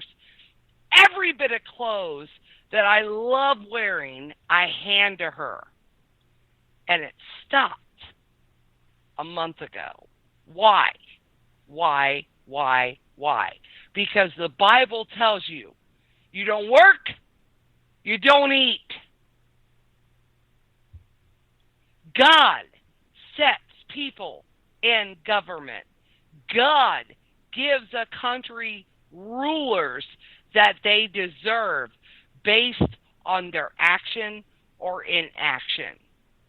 I'm asking you, sir, was Hitler a bastion of free speech and wrongfully accused and jailed, or was the Word of God followed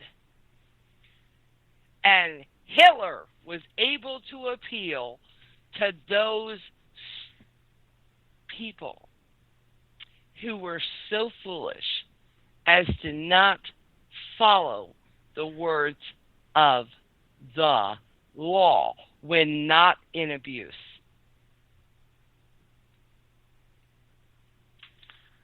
That was quite a bit, and I agree. I did go on too long. You did that. That was a lot. Can I? Right. Now, what can I? Your name? What name are you going? Are you Phil Henry's bitch or the bitch or?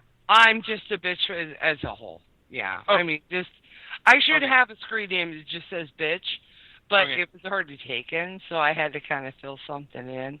Okay. My question is, I don't believe you think Hitler was a good guy, by the way. No. Midnight. Not at all. Okay. I know you, and I know your history. You are not a Hitler dude. You're not. It's just not your thing. It's not who you are. You're a really kind, actually, Mr. Murray, we know you. Mm-hmm. You're actually a really sweet guy. Yeah. Here's the thing. Here's what bugs me, okay? Muslims in our country, in the United States, are doing the Hitler thing to make their rights greater than ours. And that bothers me. I really don't like it. And when you tell me that, he was jailed for a freedom of speech issue, then where does that not fall under treason? Why do we have treason laws if we're not allowed to enforce them? Every country has a law of treason. Hitler was jailed because he was treasonous. And once they took political correctness in Germany, once they took the mindset, and I always, again, Mr. Movie, please correct me if I'm wrong here. I didn't see the change in our country on the political correctness thing come forward until the Clintons. If you remember the Reagan era, it wasn't like that. George's dad, it wasn't like that. It wasn't until Clinton that the whole terminology of political correctness kind of came into the modern language in America. And when we saw it, we were like, you know what? He's got some points, man. Because here's the thing. Everyone loves a present. You open a box, it's wrapped beautifully, and it's a sugar-coated turd. Once you lick the sugar off, it's still a turd, man. And that's my point with Hitler. People idolize him because he was put in jail for his speech. His speech was shit. It was a turd. It was a sugar-coated turd. And these people licked the sugar like heroin addicts and put him in control. And at the bottom line, it was a turd, dude. Okay. Now, were the people who were just on that, blog talk show, the All Facts show, were those Americans? Did you consider those people speaking treason? On which the All Facts show? Yeah. Were they? Do you feel that they were? I really just consider them ignorant. So they're not. Their actions and stuff. They're not contributing to the decay, to the social squalor and barbaric behavior in America. What the? I'm sorry. Define your question. You don't think that okay? Because my whole thing is the people on those All Facts shows, and there are plenty of shows like them, and there are plenty of individuals who have those views, and in my opinion, they contribute to the social squalor and the barbaric behavior in this country that is going to bring this nation down. You know, because the more it the more it spreads, it's just going to our whole nation will be like Detroit. Our whole nation will be like a ghetto. All of our cities, all of our major cities in America are turning into social squalor and barbaric behavior. Oh, gosh, I couldn't agree with you more. And that's just my whole opinion. And like I said, it's political correctness and white. So why? Yeah. And here's the thing. When it comes to Islam, yes, the religion of Islam, Debbie, please, come in. The religion of Islam right here is about socialism. Right, Debbie? You're right. We're listening. You're over Thank here. you. You're on the overhead speakers over here. So what is it about Islam that doesn't tell you that we are being set up for a great deceit? And you may not believe in the Bible, Mr. Midnight. You may not be a Christian. You may not believe in the Bible at all. But may I offer this fact to you? Biblical prophecy has never been wrong. Biblical prophecy has never been off time, which is really weird. I mean, because I didn't believe the Bible and I grew up, it's a whole different thing. Here's the thing. The bottom line is this. Biblical prophecy tells you everything you need to know about what's going on in the world today. And I'm asking you, Mr. Midnight. Yes. Do you want the progressiveness of Islam after you've watched it? You've watched it around the country. France, Britain, Sweden.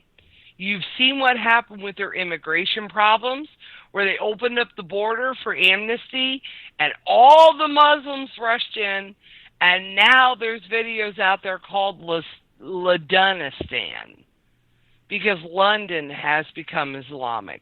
Swedish has become Islamic. France has become Islamic. Are they progressive? Or does this fall into nothing new under the sun? And maybe the Old Testament of the Bible, it's not just historical, it's a lesson plan to show you how to fight, defeat, and become the man, the leader of the country that you, by God, were designed to be. Well, there are plenty of ways to skin a cat, and these Islamo-fascists, and the woman who had talked before, she's Lebanese. So our tolerance is going to be used against us. Just as Lebanese. What's the separation? Because Brigitte Gabriel is Lebanese. She was Lebanese when the Muslims invaded her country. She explains to you, if you go out and do further research, she explains to you where that country was during Jimmy Carter's presidency and our country and what transpired.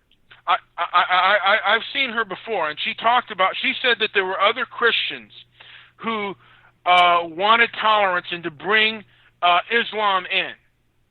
Right. And they actually marched with, they were lemmings, to tolerance, and then all of a sudden they became the majority. I don't even know if they became the majority. That's the point, Mr. Midnight. Muslims, they will deceive through peace. The Bible tells you that. Now, it's bigger about the Antichrist. He will deceive many through peace. Debbie, can you agree with that?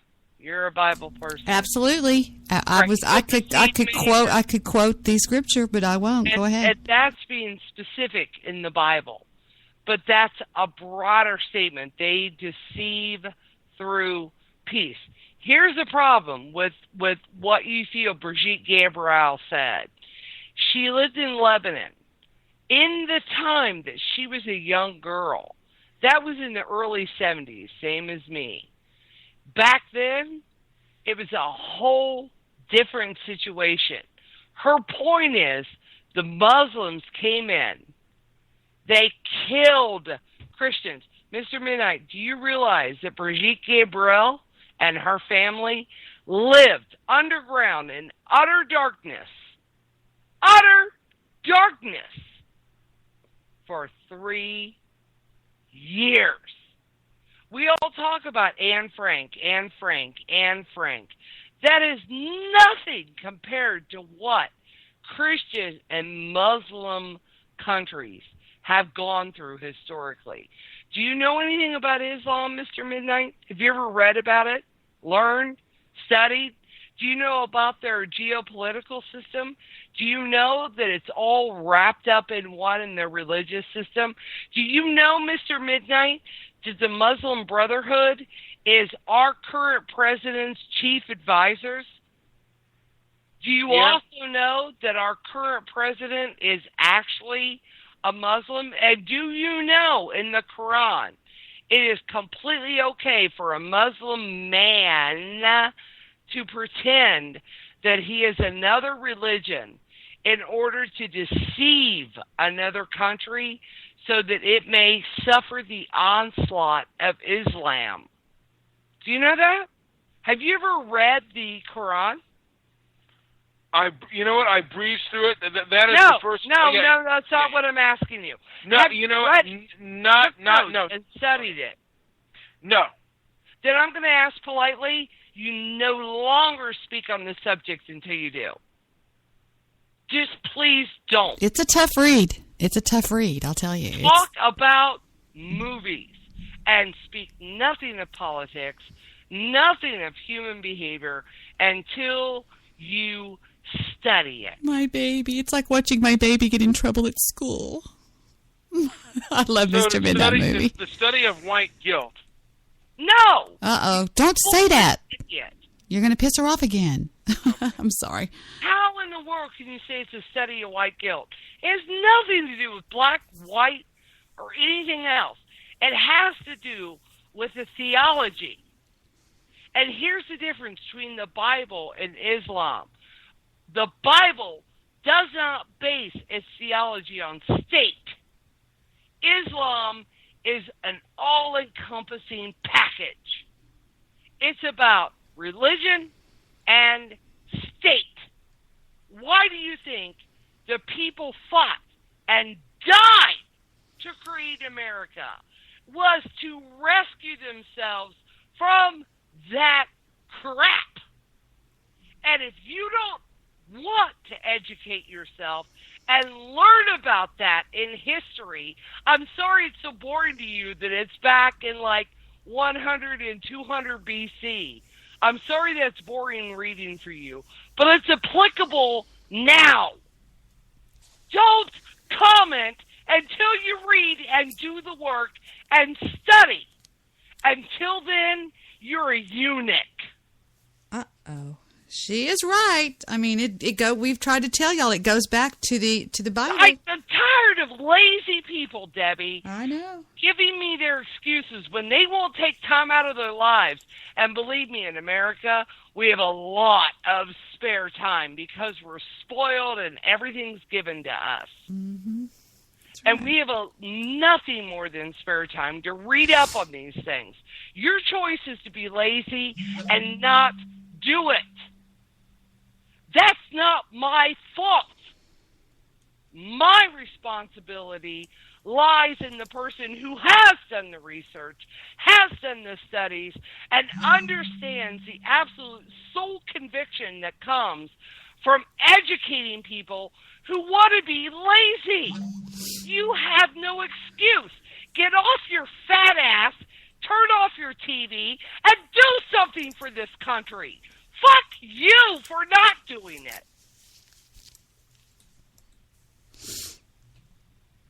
Mm-hmm. Boom. I don't give a good goddamn. I don't like Karen. Start out with Matthew 24. Just You're read so Matthew dumb. 24. I don't like Karen because she says mean shit. I sure as fuck do. I'm not running a personality contest, Karen. I don't know about you. I'm trying. I want you to be a fucking man. Get your balls out of my pocket. Put them back in your fucking scrotum. And defend my country. Because you are educated, goddammit. Stop the lazy shit. Thank you. That's what I've been trying to tell all of y'all people out there. I'm serious. I hate fucking stupid people like fucking Goofy Bone and all those idiots out there. Shut the fuck up. Get off the internet. About your movie reviews. Your movies need nothing when the Muslim Brotherhood is influencing our current president. I don't care what Angelina Jolie does. She's just a fucking person. She bleeds every month like I do. She has to put a tampon on before the next embarrassing situation can happen before I do. She is so common, so average, so nothing to me.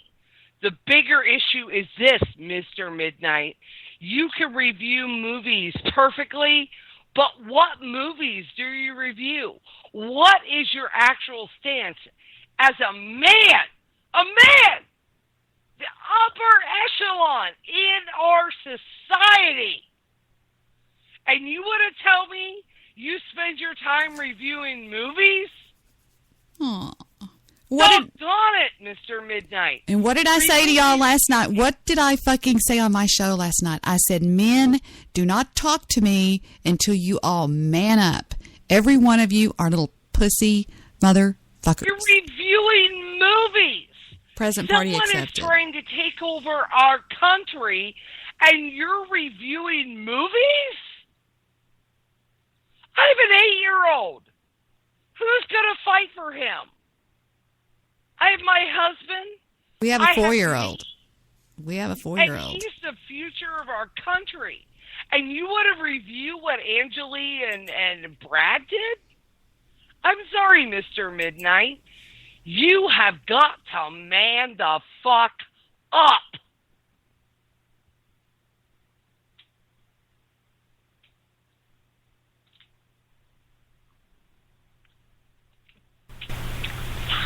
Well, I just got a thing from good God Allah. Our debate will be in a month. How was your response? My response was okay. To everything she just said? This is exactly what I expected. The response of a weak, lily-livered man. Take my challenge today and become a better person, please. Would you like her or hate her, Mr. Club? I don't hate anybody. Oh, will you hate them when they behead your kids? Will you hate them if I tell you that 3 days ago, because a family in Iraq said, I'm not Islamic, I'm a Christian, they chopped their 8-year-old son in half, alive, in front of them. Are you American patriot? I don't think you are. Why don't you get your head out of the fucking movies and actually get off your fat ass and do something? Are you sure that wasn't okay, what can we do? What can we do? Talk about it? Something. I'm sorry, what? We can all do something. There's something for male and females in the country. Give us some examples. I'll give you an example. First off, look at who runs for your government. Look at it locally. It won't make you popular locally to stand out and go, this guy's a piece of shit, or this woman's a piece of shit, but you got to do it. You have to become hated and unpopular to save a land. If you're such a patriot, such a strong man or woman, are you so strong as to be despised? Because if you want to review movies, that's for gays. They all do it. Great. Richard Simmons loves you. Fine. Spectacular. Awesome. Lame, but fine. Go ahead and do it. Why don't you try motivating yourself different to actually change the country? Why don't you say to yourself, I am willing to sacrifice my heart, my soul, and my head to make a better country. Why should I do that? I don't know, because the founders of our country did it. Be a real man. Fuck. God, it's so easy. God, dog, Deb. Why is that so hard? Why is it in America, Debbie, women are becoming the hard asses? We're becoming the fucking men. The women in our country, Deb, are becoming the men. Well, it's because they're not men. We have to man up sometimes. And then they complain and cry. Then they complain and say, she's a ball breaker. She's a ball breaker. You know, they're a ball breaker. You know, I can't have sex with them because they want to, you know, do this. Listen, let me give you all a little hint. Go to YouTube and listen to Patrice O'Neal, the comic. He's dead now. Listen to what he says. He has a great point about men and women. His point, in large, being this: men are the women, and the women have become the men. Not because they wanted to, because they've been forced to. We are imposed in this country to take on broader testosterone stances because we watch our men just become more emasculated every day. Bingo. Here's biology, Pookie. Bingo. Women seek men who are the greatest provider, who will pass on the greatest genetics. Yes. And we have been buffaloed to believe what the media tells us. And here's the bottom line.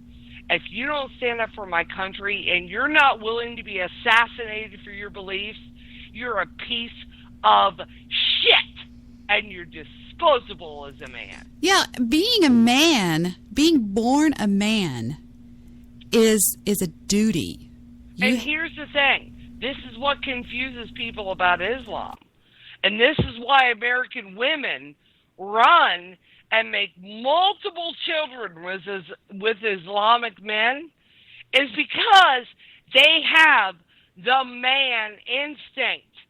They're willing to be men, stand up for their belief, stand up for their country, stand up for their thing. But American men, oh, what kind of jeans did I buy and how much do they cost and where did I get them? Who gives a fuck, Fairy? You're not Richard Simmons. You're not a woman. You weren't born a man and feel like a woman.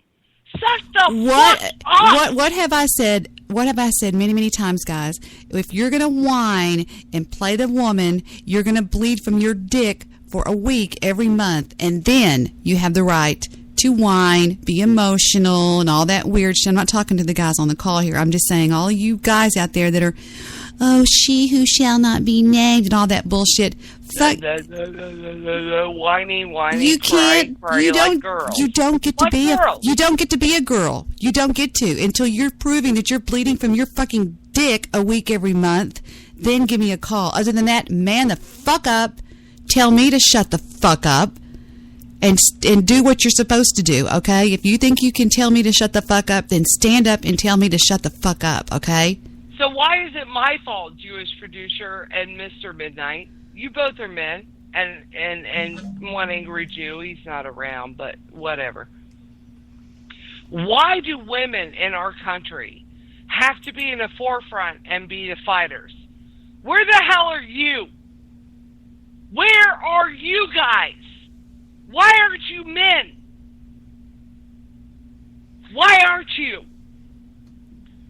Why aren't you being the masculine examples? Guess what? Being born with a penis does not mean you need to make kids and just run away from women. Being born a man means you are, in fact, the stronger, physically stronger race. You're the one to protect us. You are such cowards to fall into the American stereotype that suddenly we're supposed to be stronger than you. What cowards! What absolute ignorant fools to believe that! Where are you? Our country is dying. Where are all of you? Reviewing movies? Producing a show? Doing whatever you do? One angry Jew? Where are you men? Why are you caught up in the simpleton things when there's larger issues? Where are you? And if you can't be found, why should we call you men? It's all a process. You can't just walk No, into an don't office give me and get that. excuses. Don't give me your petty excuses. Just Hey, do it's what a you process. were designed as men to do. Bitch, have you ever been in a physical fight Don't before? call me bitch. Don't call Okay, me bitch. You okay, call Karen, me can I bitch go- because I can I- pissed you off. Because No. I thought that was the name. Okay, I thought that was the You name are you were simple.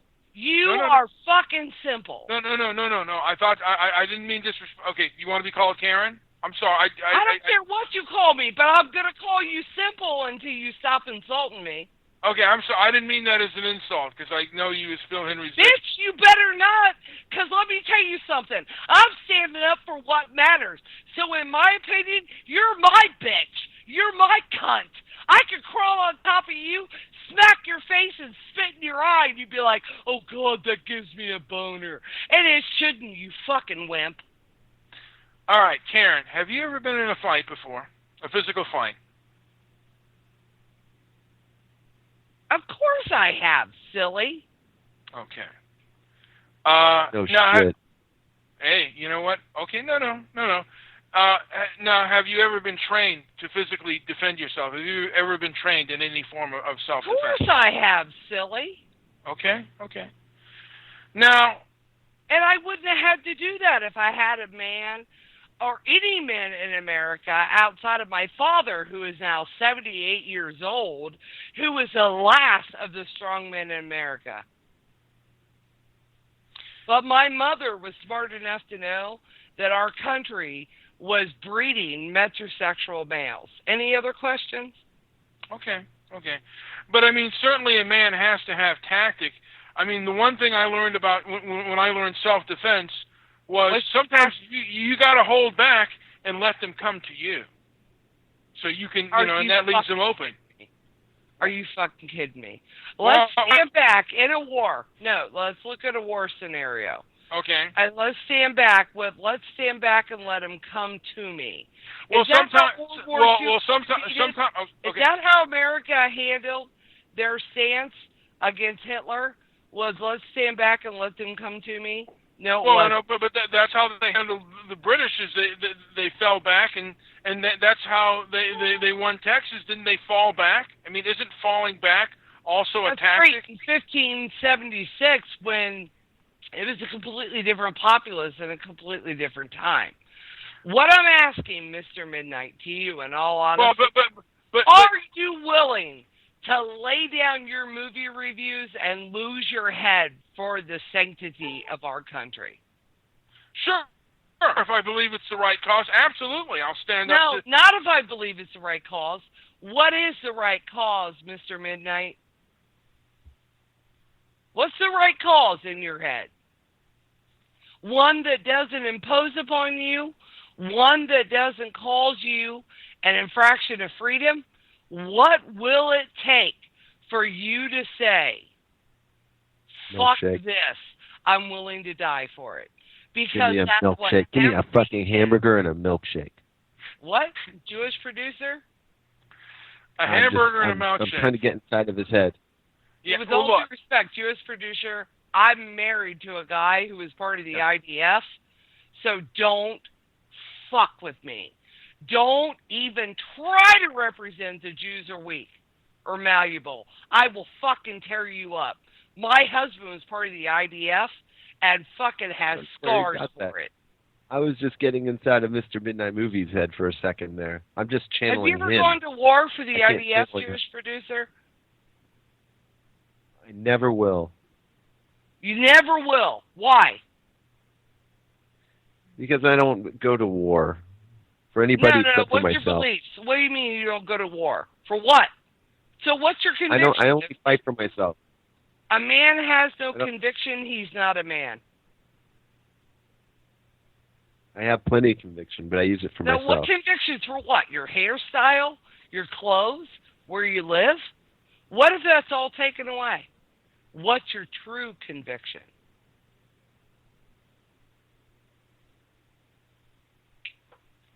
Come on, JP. Give out the... I mean, I'm just into freedom. I'm into free speech. You could be into peace all you want to, JP. They're still going to take your head off. Well, that's Mr. Midnight. Just because... No, I'm talking to you, JP. They're still going to take your head off. Just because you're Jewish. My husband fights just because he was Jewish. That's all. Just because he's Jewish. And he left America and went back and fought and fought and fought just because he's Jewish. And he has scars. He's been stabbed. He's been shot.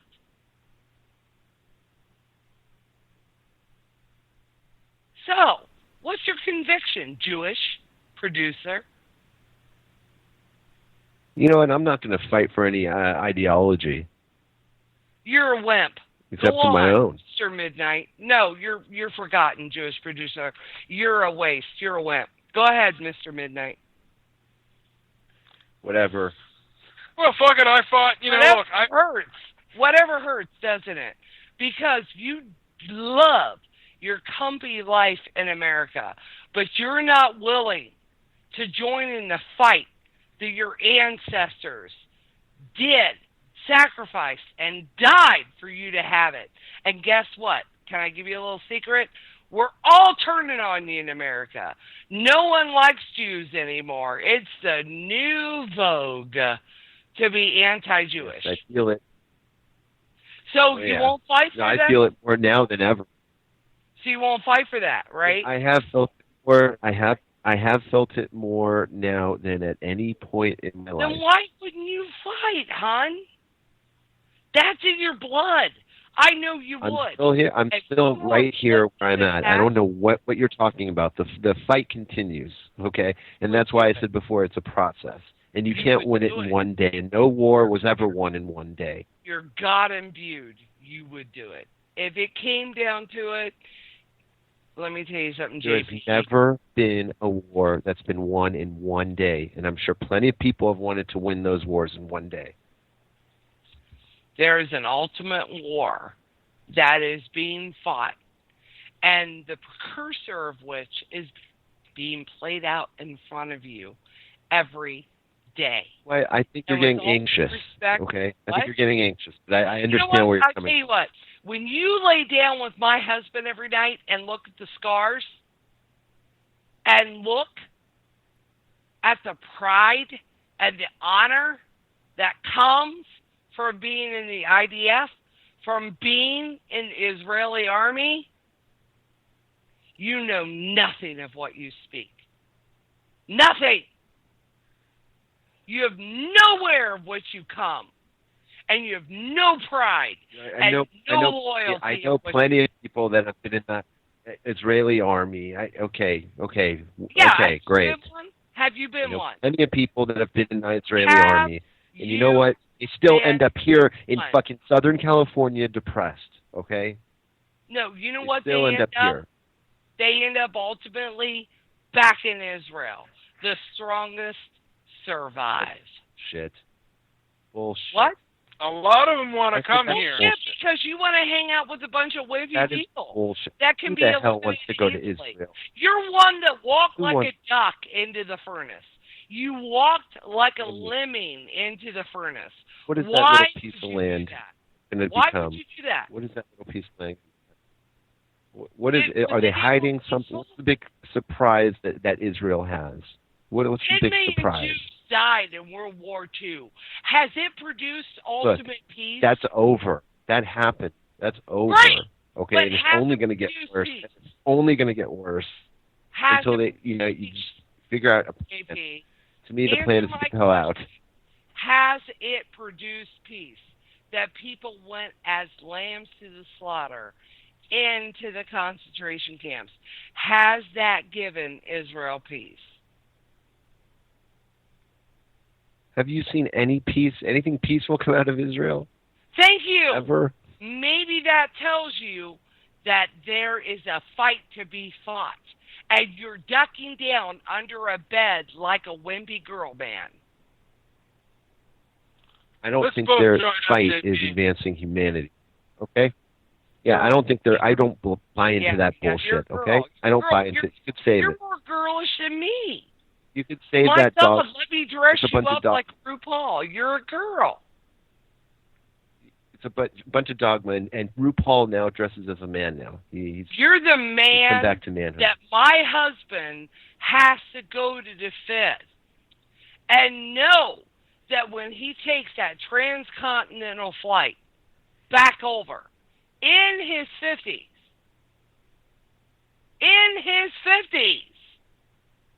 to protect his homeland, it's for you. Ugh. He has to do that ideology makes me vomit. Like you. Yeah, it makes you vomit because it makes you feel like shit. It makes you have to look in the mirror every day and look at the girl you are. Look, stop. Girl. You know what? Stop talking like I've never met an Israeli. Okay, I have a lot of Israeli friends. Okay, and why do I have a lot of Israeli friends here in this little place in Los Angeles, California? Why? Because they all fucking moved here. Okay, they all came here. Their families came here. Their dad came here. Okay, I know some that have fought in the Israeli army and they moved here. And you know what? I don't have any. Back in the 1970s, but we're in 2014 where there's still an active war, and you won't go and protect your homeland. And you won't protect your people. You're a fucking girl. You're a girl. Get a sex change. You're a girl. I wouldn't send my first. You're not a good Jewish man. If you won't defend your heritage and your country, you are a woman. And if Debbie had known that you were such a transsexual, she's a sweet girl. She would have accepted you regardless. I tried my heritage on for 13 years, and I left it right in the temple. Right after I got bar mitzvah. 13. You can keep it. I want breasts. You're a girl. So protect your people, protect your land, or you know exactly what you are. And no matter what monotone voice you're going to speak to me, you're a nothing and a nobody. And this is what makes you even more of a girl. You're not even accepted by the true Jewish males. Because you know what? Now they're going to hear it because I'm going to play it. And I've recorded the whole thing. So we'll just let everyone know what a great Jewish producer is out of California. And the truth is, if you don't protect your people and you don't protect your homeland, you're just less than. Truth. And you know it from your family. You know it from everyone around you. Wait, Karen. How many Jews are going to, in America, are going to Israel and protecting, what percent of Jewish Americans are going to Israel to protect the homeland? 27,324 within the last census of 2014. Any other questions? Okay. So is that a majority? Good answer. No. Is that a majority of Jews? Because the majority of Jews in America. The majority of Jews are actually Jews. The majority of Jews in America. Jews who take their heritage very, very serious. Jews who believe that they were ordained by God. Not Jews who say, I'm Jewish and here's my last name. Give me a job.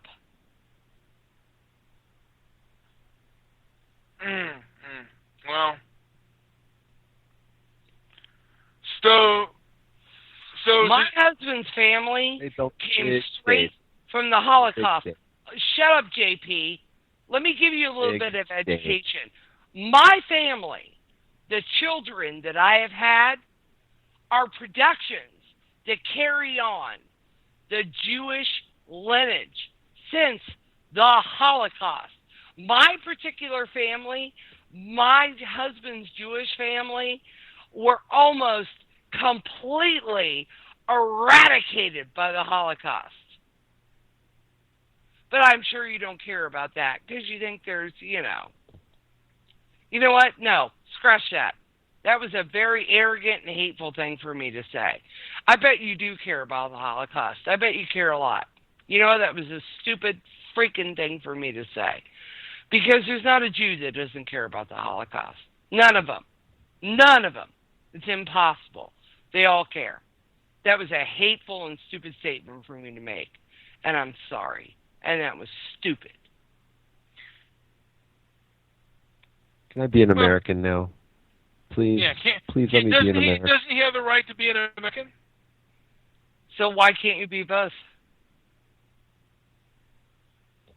You know what? It's tiring enough trying to be an American and be here and make my life work. It's for me to have to split hairs like that. I'm an American. And before that, I have 3 grandparents from the Ukraine, and I have 1 grandparent from England. I'm an American. What do you want me to do? You know what, JP? Thanks. Thank you. You're welcome. I don't know what for, but thank you for giving me an alternative point of view to think about. Thank you. Hold on, guys. Unknown Skype caller, you're on the air. Okay. We can hear you, unknown Skype caller.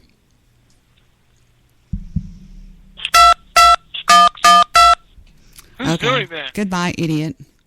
Negress. Somebody called on Skype, and I took it on the iPhone so I could take it because it was an unknown caller, and they were just punching the buttons and being an idiot. Karen, some people are asking me, have you converted to Judaism? No, because it's not the position that I was in, and it's not the position that I was given by Judaism.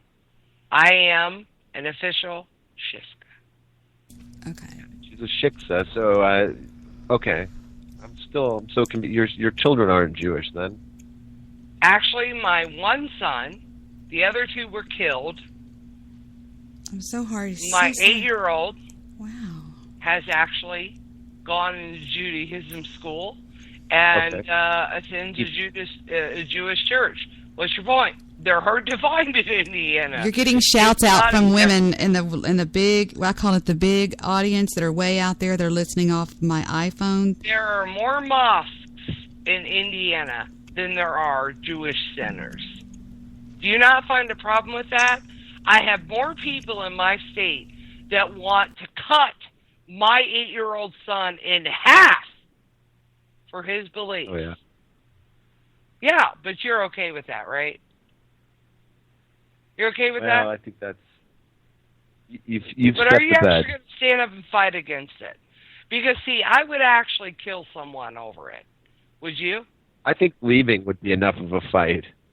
Leaving what? Indiana? And going to where? Where am I going to go where there isn't a mosque anymore? Well, I mean, you can stay in America. Where am I going to run when our president has the Muslim Brotherhood running the White House?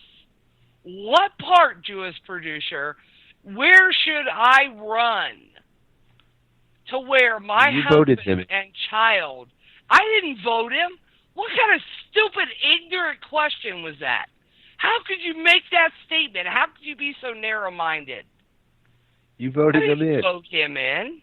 How could you be so narrow-minded? How could that be such a simple statement from such a complex, intelligent individual? You're broader than that, and I know you are. Sometimes I don't think so.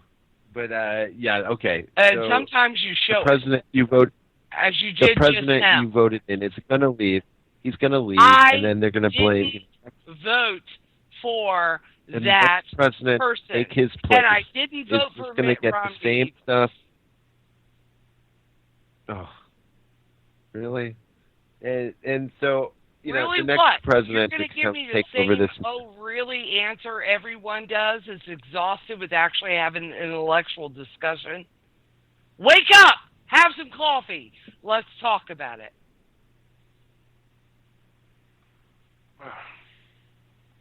I feel like I'm in the movie Barfly right now. Who gives a shit what movie you think you're in? You're actually in reality. How Stay dare out- you talk about movies at Oh, junction? God, I top my hat off, for God's sake.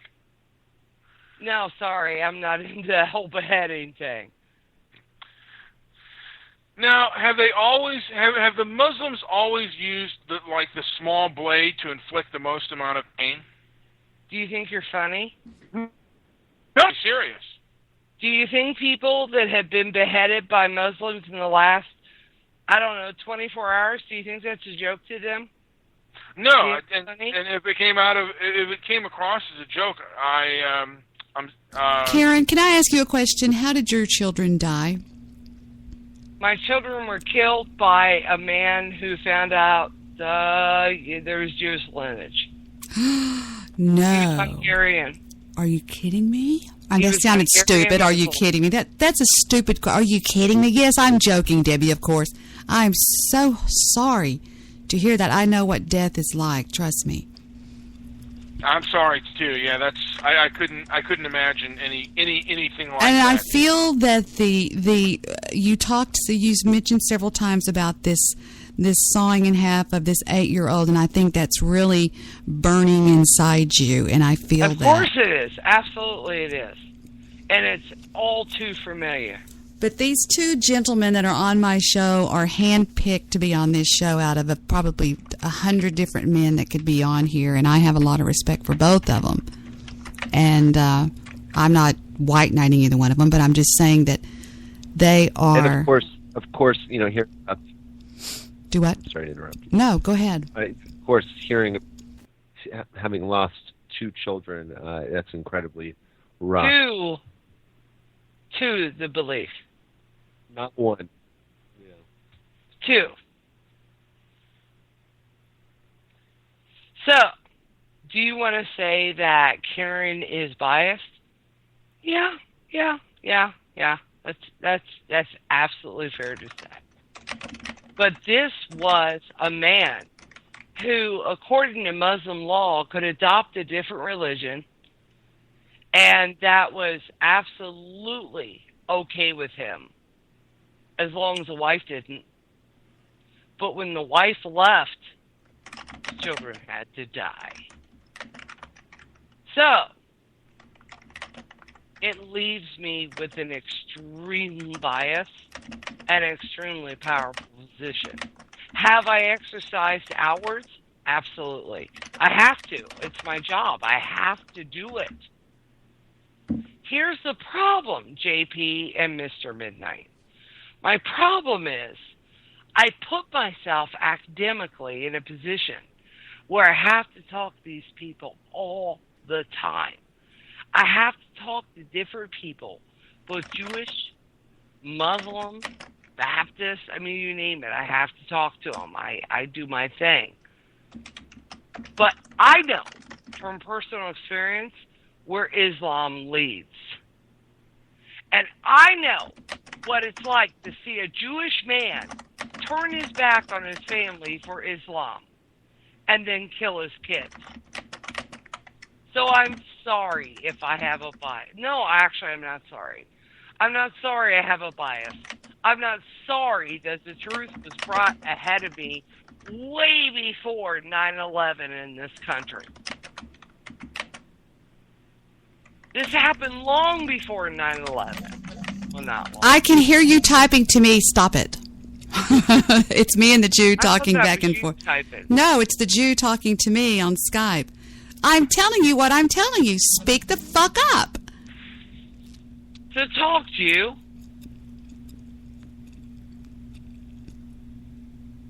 I think you all know I love Jews. Almost to the point of bias. Yeah.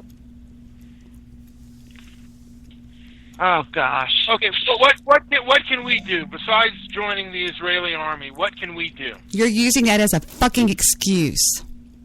I'm sorry. Why don't you just be strong within our country? I'll be right back. I'm going to get some water. Put your movie reviews away and become educated. Don't worry about movie reviews. Don't worry about Hollywood. Actually look at what's going on within your country. And don't look at the surface. Go in depth. And I don't mean Alex Jones, and I don't mean any of that garbage.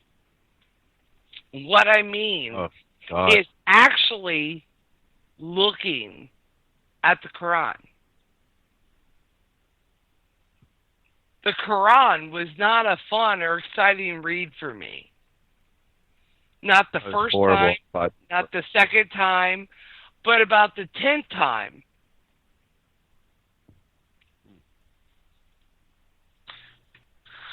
Well, I'm thinking about it. I know a Jewish producer will be with me. As Debbie has her Bible show, perhaps we will have our Islam show.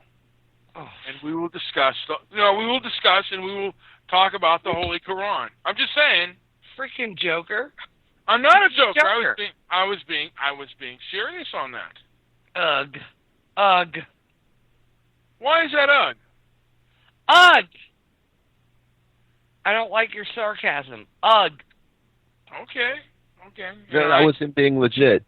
That was me being legit. I'm sorry if it sounded sarcastic, but like I said, if we should learn the Quran. So Henry, yeah, it's kind of like a Bible. It's kind of. Did you just hang up? You've admitted that your tone can sometimes be misinterpreted. Is interpreted, in fact, misinterpreted all the time. Same thing with us. I think we get misinterpreted based on our tone. All right, agreed. Yeah, and to me, it would be kind of like, because I've been to Bible study shows, I would have like a Quran study show. Jewish producer and I would both read from the Quran, and we would discuss what that means. And I don't know if Debbie would want to do it. But according to Islam, you can't do that, because only the Prophet Muhammad can interpret the Quran. He is the only one that can tell you the truth. Yeah, exactly. There's a lot of educational exemptions in Hebrew. No. Well, in America, we can read anything that we want. No, that's the thing. You can read it, but they will tell you that you don't speak Arabic, so therefore you're not in line to interpret the Quran. And then if you counter that and say, but you're an English person who married a Muslim, an Islamist, they'll say, well, our Imam told us. But they didn't read for themselves. They didn't read. They didn't study. They didn't look at the history. Here's my issue. I am biased towards the Jews. I love Jews. Love them. Love them. Always have. So, it's not because they're God's chosen people. I just always have. I have a bias for Jews against Islam. That's my personal prejudice. And we all have them. And if you tell me you don't, you're a liar.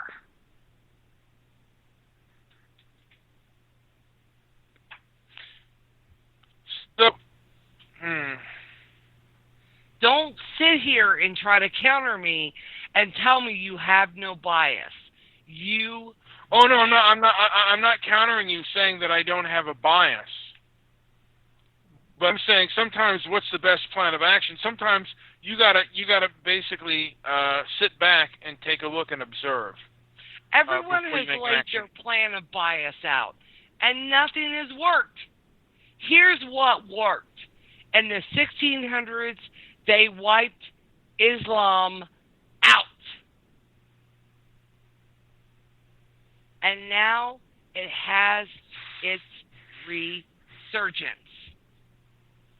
And even if you don't believe in the Bible and you don't believe in God, even if you don't, and that's okay, no problem,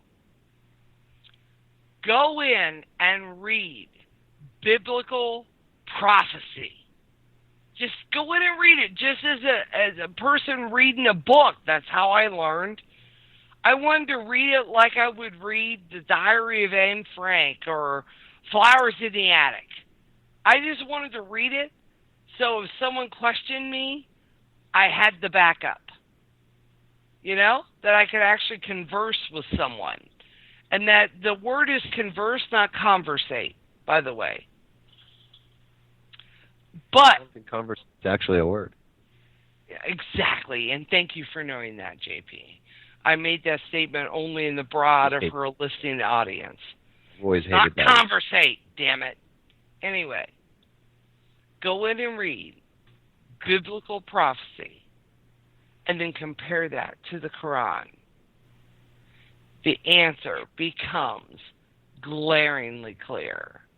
And if it doesn't, I am more than happy to drop what I'm doing at Evening Pour of the Day to make that very clear. And JP?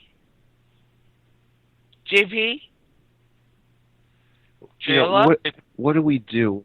What do we do when we Google, biblical prophecy, Quran, and the first 10 websites are all websites that we've never heard of? Where do we go to find a legitimate source? Where do we find that source?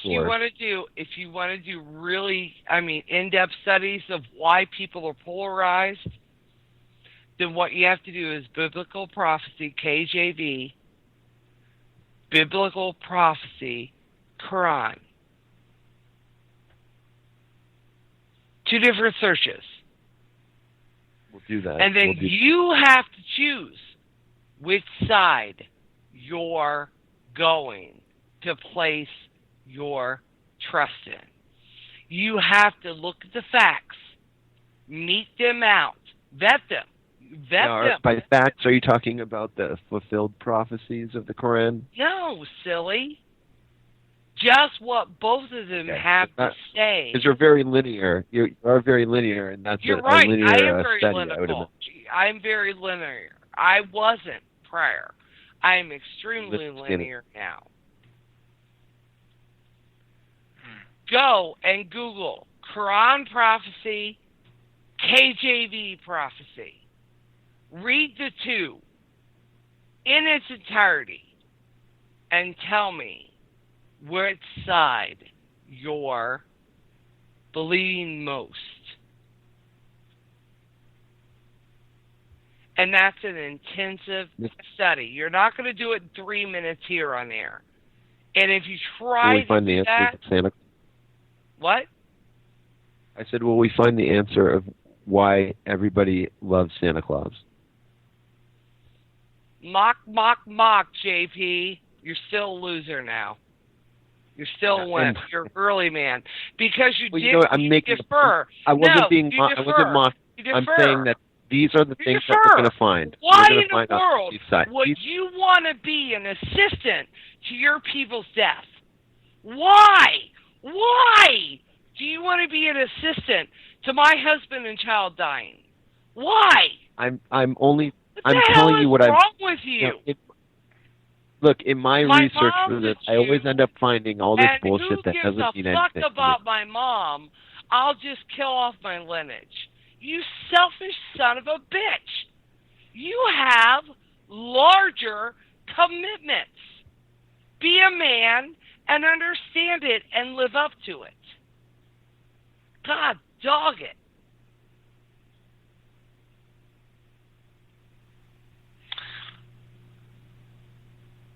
You know, my cousin... Golly, JP. You can make $1 million right, excuses for being a wimp, and apparently you're proficient at it. Go ahead. I've been called worse than selfish. Yes. Just a wimp. I've been called worse than... I've been called that too, by the way. Well, then you are. If people call you feminine, it's because you are. Well, no, it was make fun of you and call you a wimp. It's because you are. Even if you believe in evolution, that's evolution. That's evolution. Nature weeding out the weak to make sure the strongest survive. So if a bunch of men are calling you a wimp, you are. JP, if other Jews make fun of you and say you're less than, you are. You're less than men. You're just not, you don't fit. You don't fit. And here's the thing, you live in America in a society that tells you it's okay. In fact, if you become so feminized, you can feel like a girl and have a sex change. Can't do it in our country, by the way, but you can go elsewhere. You're a man. A man is a warrior. A man is a provider. A man is the head of his household. You are the warriors of our existence. If you can't envision yourself protecting that existence, then the men around you will take you out biologically to ensure that they can continue their existence. I don't care if you believe in creation or evolutionism. That is evolution. That is straight from Charles Darwin. That is, what I just quoted you is straight out of Darwinism. The lesser shall fall to the strong. I will say out of, all of my Jewish friends, only about 30% of us have married Jewish women. They actually keep, actually go out and fight to remain Jews? Or will they stand by and go, oi, while the Muslims assassinate everyone? Will you actually fight? Or will you just stand beside and we'll debate tonight on, Sunday morning on internet radio? Is that your purpose, to debate on internet radio at 3-something a.m. Eastern? Or are you meant to be a warrior? If you can't be a warrior, then they're going to have to let you go. Karen, I think that Jewish producer and I have been showing gentlemanly and masculine restraint because... You haven't. You've actually just been showing feminine qualities, both of you. Okay. And this is what upsets me. Oh, you should see me. I'm sweaty. Like being more male. Because there are some men who would just go off and show you what a man they are. I don't have to show... Look, I've had my teeth knocked out. I've had a hole in my face. I don't, look... It's not masculinity. That's how not is that? How is that not masculine? Those are just poor decisions. Yeah, it was a poor decision. I'll admit that. But exactly. So now you just answered my question. You made poor decisions. This isn't about getting your teeth knocked out and having a rough with someone in a bar or something else. No, but this ultimate question is about Mr. Midnight. Okay. When it all comes down, will you protect yourself, your family, your lineage? Yes, absolutely. From extinction. Absolutely. But ding, ding, ding, ding, ding. Okay, you got it. JP, will you do the same? No, but let me just say this, and I'll protect my family in the most intelligent manner. I mean, I'm not going to. If I spoke the way you spoke now in certain situations, I would be attacked, and that's not intelligent. I don't care if I'm attacked. That's the difference between you and me. I want them to cut my head off publicly for my belief in Christ and my stand for Jews. I don't care if I die. I don't care. I don't go to bed at night. I don't worry about if I die and how I do. My pride is about going out of this world. If our country, and it looks pretty sketchy, will become a Muslim country, and if you study biblical prophecy, you would understand why I feel the way I feel. And you would understand why I'm so confident in how I feel. If I had to die for my belief in Christ and my family, I just would. They'd never hear a word from me. The last thing you'd hear from me before they put the knife across my throat was, I love God and I love the Jewish people. What are they going to do? Slit my throat? Offer me life eternal in heaven? Oh gosh, sorry, not afraid. This earth, pretty shitty place. I'm willing to go above. And I'm willing to go above for the Jews. Because if God thinks they're that great, I do too. Period. I don't want to hear anyone else. I don't entertain anyone else. I don't believe Palestine was never a state. Okay? The own Arab people within Gaza, their own people won't accept them. They kill them. I look within Islam, they kill one another like it's nothing. It doesn't happen in Christianity. It just doesn't. I like the Jewish producer. Can I tell you the truth? I like him just because he's Jew. I may not agree with his stance, but I'm going to like him just because who he is.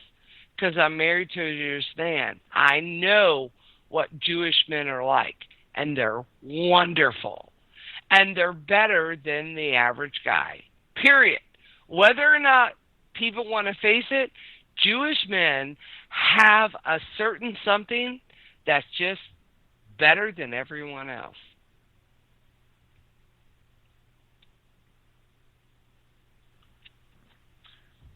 I personally, I would fight like hell and try to get them to kill me before I let them grab me to cut my head off. I believe.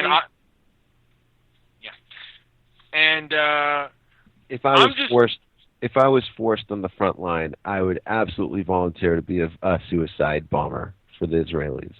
I believe you. Because that'd be a good way to go out. And by the way, JP, better to be, thank you. Yeah, better to if be. I was forced to take us out. Yeah, better to be die than let those fuckers capture me and torture me. And as far as look, I'm a person who allows people to say whatever they want, but once they touch me or even encroach on me, I will defend myself to the ultimate. And if anything happened to JP or Debbie, someone encroached on them, I would defend them very heartily. I would pick up the first thing that I could pick up, whether it be a firearm or like a baseball bat, I would go right at them.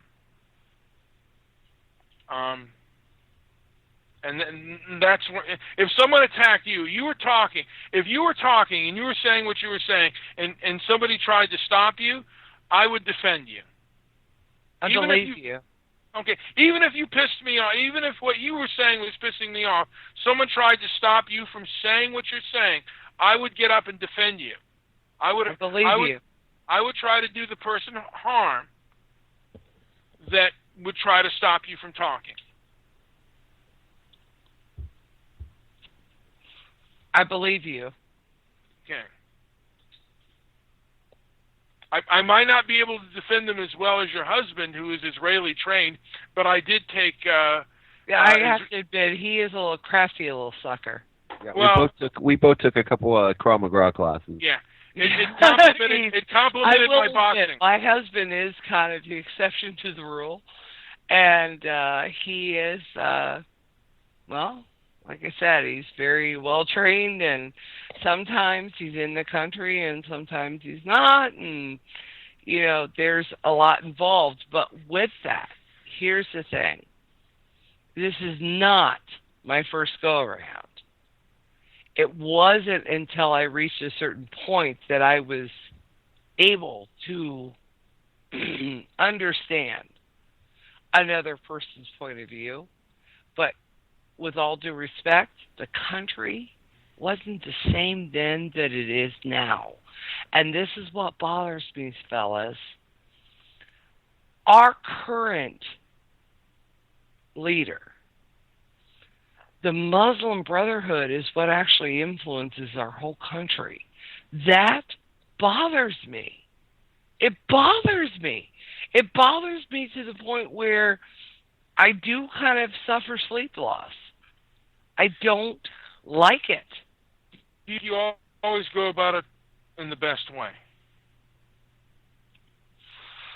I had someone in my profession come to me who was a woman, and she came out in the Middle East. She had had a clitorectomy.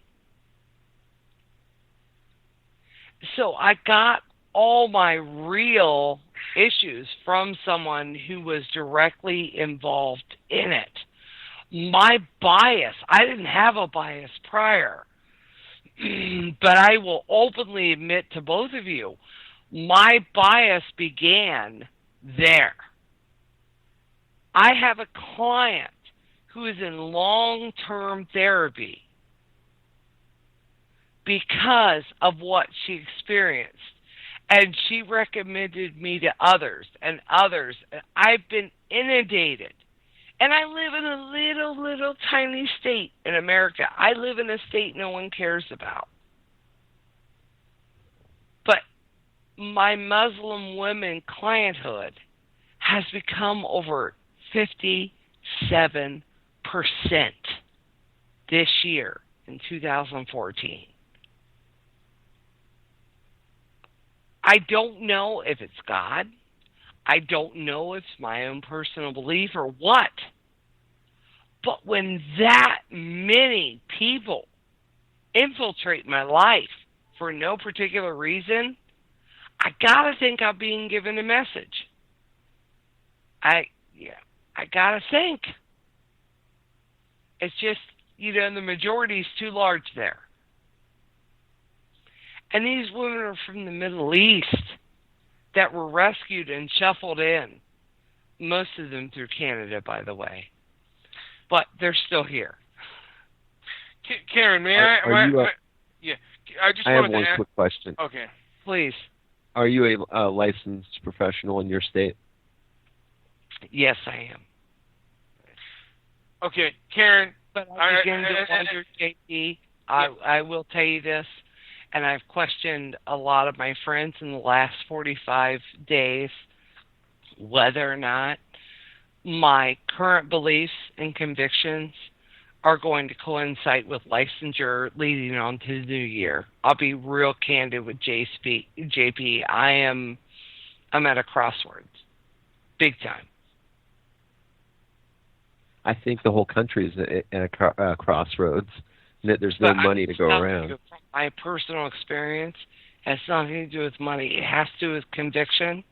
And because of my career and livelihood, I'm under a tremendous amount of restrictions.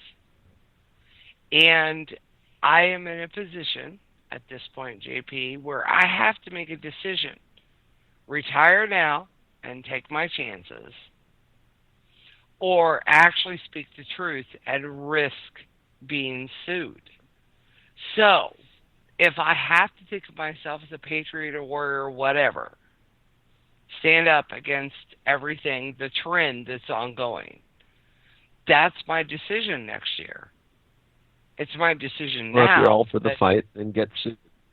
I'm just going to have to do what I think is right. And it may make a huge difference in my life, and not fiduciarily to the positive, just so you know. I mean, my husband works and everything. That's not a problem. But when do we say enough is enough, gentlemen? When do we draw the line? Are you familiar with a gentleman, and this may be completely off the topic, Karen, but are you familiar with a gentleman by the name of Irv Rubin? Yes, I actually know who. Yes. Okay. Now, my opinion is he stood for what was right. He battled Islamo-fascist, and he also, he battled white bigots, black bigots. He battled it all. Well, the same could be said for the Ennis family. Roy Ennis and yeah. Thank you for knowing them. Thank you for knowing Roy and his son. Thank you. Roy and Niger Ennis. Yes. Yes. I know both of them. Yeah. I'm back in case anybody didn't miss me. Did you miss me? No, we were just chatting. Okay. I ended up having some creme brulee. Yeah, I was caught up. I know Roy Ennis because I was caught up in the whole Tawana Brawley thing. You know how I got to know Roy Ennis? I was in college, and I saw a show called The Morton Downey Jr. Show. Do you remember that show? That show because that was the whole Tawana Brawley thing. Oh, you're right. And he was on the show, and they got into a huge fight. Do you remember that? Where he decked him? Yes. Where he pushed Al Sharpton. Yes. Yes. And that's how I became aware of the situation, and it just proliferated inside of me since then. I got to tell you, Mr. Midnight, I'm impressed. Okay. Yeah, Roy Ennis, the Congress of Racial Equality, and he was a conservative Democrat for a long time, and his son was running. Niger Ennis was helping to run. Who's the black guy who ran for president, but then had to drop out? Jackson. Not Jesse Jackson. No. Oh, you're talking about Herman Cain? Herman Cain, yeah. He was Niger Ennis was Herman Cain's campaign manager, I believe, or closely involved with him. And I like them both. I actually think his son has taken on the mantle. I wish he would be, had presidential aspirations. I have to tell you, Mr. Midnight, my heart is with Alan West and Dr. Ben Carson. Yeah, you know what? Me too. I like both of those gentlemen. Hey, JP, have you heard about Alan West and Ben Carson? I only know what I know through what Mr. Midnight Movies said of these people. But have you ever gone on YouTube and checked out some of their clips and gotten to know them? Alan West, Alan West had spent years in the military. He was a congressman from Florida. He recently lost, but I think he would be a spectacular candidate. I think he's a very honorable man. JP, the only reason I ask you is because Alan West takes a very real and very staunch stance on Islamic influence within the country regarding the Jews. And he also has been very public via Facebook and Fox News, because they're the only ones that will talk to him about I'm sorry, go ahead. I was going to say he's also very anti-communist, too. I mean, he's talked about the Black Caucus being very socialistic and very pretty communistic, or at least Marxist. She just took a break. Oh. I'm getting kind of tired myself. I have to get Betty by. Is this show still on Spreaker? Yeah, we're still live. They're hanging in. We got RD. We got Popcorn. There's we people got still here. Apocalypse. Who? IFT Popcorn rules. He's there. Yeah. You know what?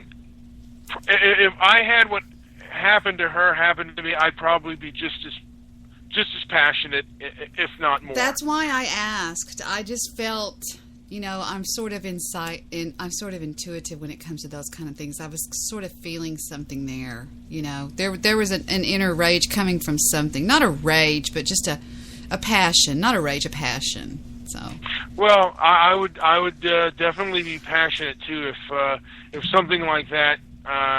Yeah, if you think about it, with what happened to my younger brother, I should be more for gun control, but I know that in my heart, Jay would not want me to be for gun control because what Jay did was just stupid. He just made a stupid mistake, and he probably knows that, and he's lived with it all his life. He hasn't been alive, but, he just picked up a 9mm that still had one of the things in the...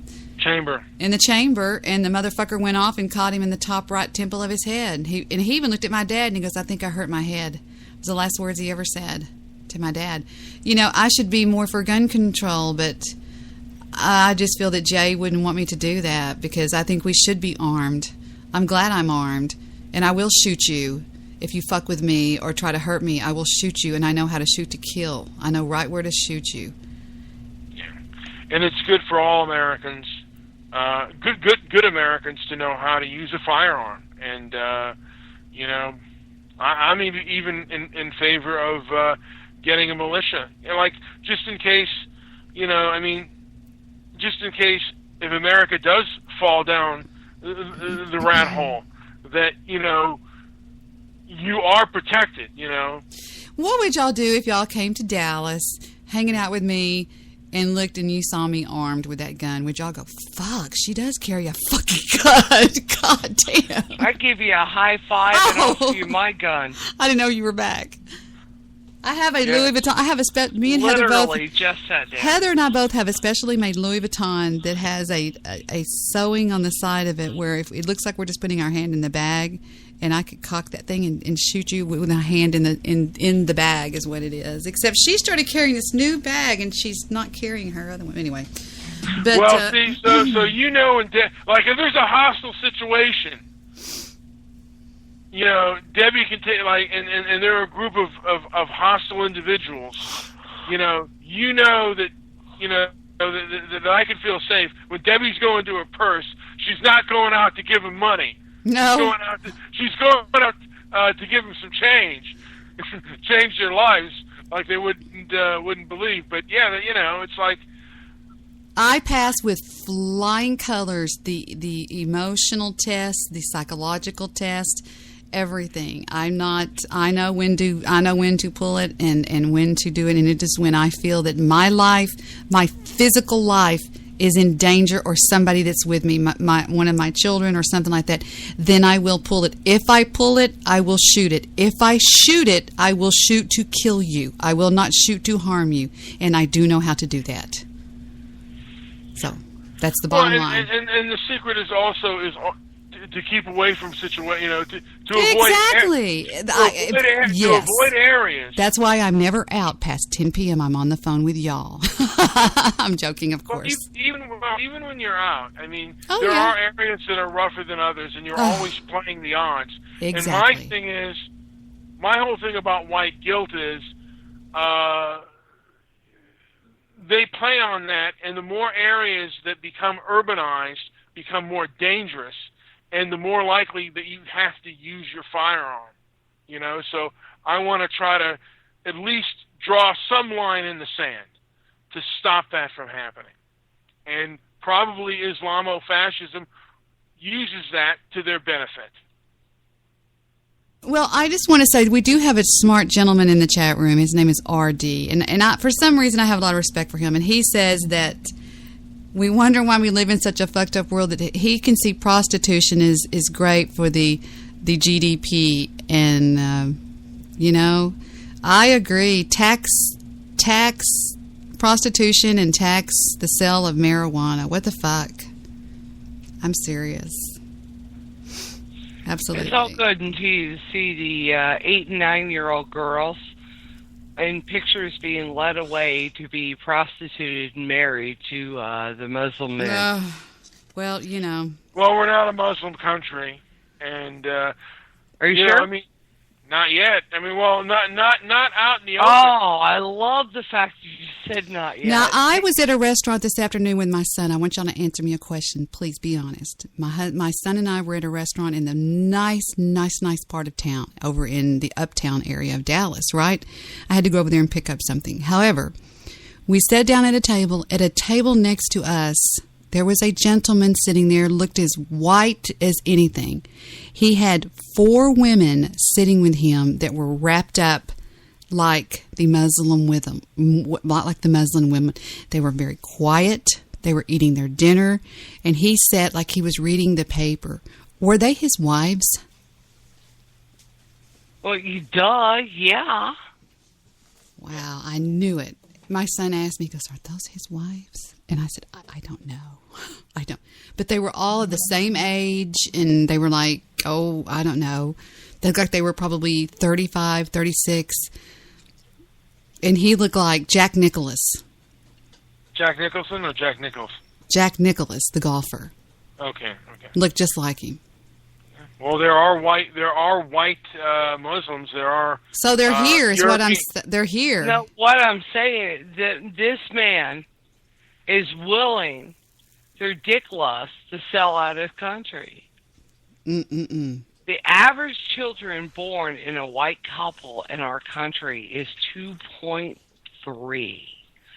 The average children born within a Muslim relationship in our country is 12.2. What? Yes.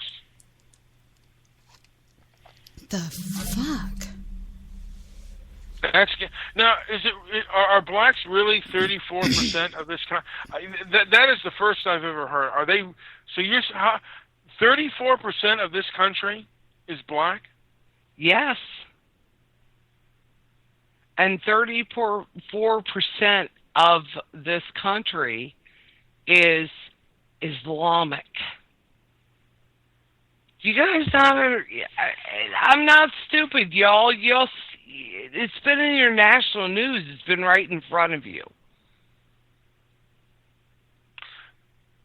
You know what? This is why people have been going crazy around you, going, stop. And this is why. Okay, I'm going to say this as nice as I can. White men have taken great pride in watching rappers and black women be screwed over by being left after they've had children. Love it. Okay? They love to see that stuff because they can sit around and go, oh, wasn't me. I didn't do that stuff. Wasn't me. I didn't do that stuff. Wasn't me. I didn't do that stuff. What they don't get is pretty much the peninsula of Michigan is now all Islam. I live in Indiana. They just busted 3 ISIS terrorist camps in our state. Are you serious? Wait. Are you serious? Minutes of me. What? Yes. Why don't we hear about this? Why don't we hear about this on the news? Because it's Muslim. You have Muslim Brotherhood running the country. Explain that. Barack Obama? What do you want me to explain? Barack Obama? It's also obvious. Barack Obama is Muslim. You know what? All I can tell you is this much. In the Muslim religion, it is acceptable to commit something called taqiyya, which means to lie and appear as another religion. Right. Until you're the majority and can take over the land that you're residing in. Okay, how do you think he's taking over? Like I said, I'm just telling you what's fact. He's fixing to be voted out of all. I mean, his time's almost up, right? It's 2014. It's not even in the year, and he's in there till 2016. Right, I know that. He has some time. Well, if we have an economic collapse... No, that's not going to happen. He'll make sure it doesn't. Here's what should frighten you all. What's going to happen the next year? What's going to happen? You're asking us? Who's gonna? Yeah. I don't know. Tell us. I don't know. Who's going to say, screw you, it is so not going to happen, and you're so not going to do that to us? What? Who's going to do it? Who's willing to die for that? I don't follow you. I'm saying, excuse me. A lot of times it's great for us to sit on the radio and debate it and say that, I would do this and I would do that and I would do this and I would do that. Now it's right in front of you. Now this is absolute. Do you realize on September 11th, they are planning to blow up an entire American city? Oh, I thought they were just going to send fake UFOs here. So what do you think it's funny? You think it's great and funny? You're going to be the one. I think it's a rumor. I think it's a rumor, just like the No, I just think you're going to act like a girl. It's a rumor. The fact you want to be a girl. Rumor. It doesn't Why mean do you want to be a girl? Why do I have to be a man in my country to accommodate you? Why is what you're saying any more valid than any other rumor? No, I just want to know. Why do the women of America You sound like Alex Jones when you talk like that. You sound like Alex Jones. Alex Jones has a voice. I thought you were going to say they were going to put us in camps. No, camps. We remember that one. Oh no! Wait! I love your point. No, wait! I love his point. You remember the one that was supposedly in northern Indiana? Yes. Okay, so when we first moved to Indiana, I went out of my way, me and my best friend, we did a road trip and went up there and took video of it, and we completely debunked the guy. And you know what he said? Fuck you, cunt. That's what he said to me. Yeah, big thanks from him, huh? He just said, fuck you, cunt. I shut his site down for a day because I went into a site and I said, is it inconvenient that a man who wants you to be scared and worried about everything wants you to buy survival food and gold from his website? They got mad about that. Bro. They didn't like us. That's funny. They didn't like all the time because they didn't like us. Because I find it rather convenient that somebody who wants to profit off fear was profiting off fear. You know my point? I mean, the guy he's a barksman, a carnival barker is how I would define Alex Jones. But with all due respect, I listened to the Opie and Anthony show, until Anthony got fired. And he should have been fired, by the way. And they used to have Alex Jones on there all the time, and they would mock him and make fun of him, and it was, you guys don't know these people, and I'm just talking nonsense to you. But if you go to YouTube and type in Opie and Anthony Alex Jones, you will find a radio show that took the guy to task. Alex Jones, my friend Josh grew up with him, so I understand where he comes from. He just wasn't smart enough to be a dentist like his dad. That's all I'm going to say. He's not a good guy at all. He's just Alex Jones? No, Alex Jones is just not a good guy.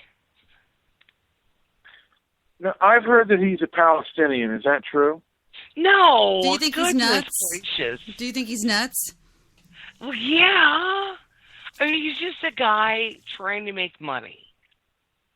The Genesis Radio Network was a pay-to-play network. So you don't think he believes all the bullshit that he talks about? No! Go to Opie and Anthony Alex Jones on YouTube. You'll hear him admit it. He admits he's a carnival barker. I mean, it's just it's a show. Well, we're in the wrong business, boys. Some of what he... Well, I'm going to be a carnival barker, too. Yeah, some of what he says, the very basic. Here's what was great about the Opie and Anthony show about Alex Jones, was they started following him back when he said, I have exclusive interview of a man who is part of the government cover-up to kill Kennedy. They played the tape. It's Alex Jones trying to act like an older guy. And they exposed him. And it was huge, and it was nasty. And now Alex Jones won't come on their show anymore. But Alex Jones... Are we supposed to hate entrepreneurs? Just let me know that right up front.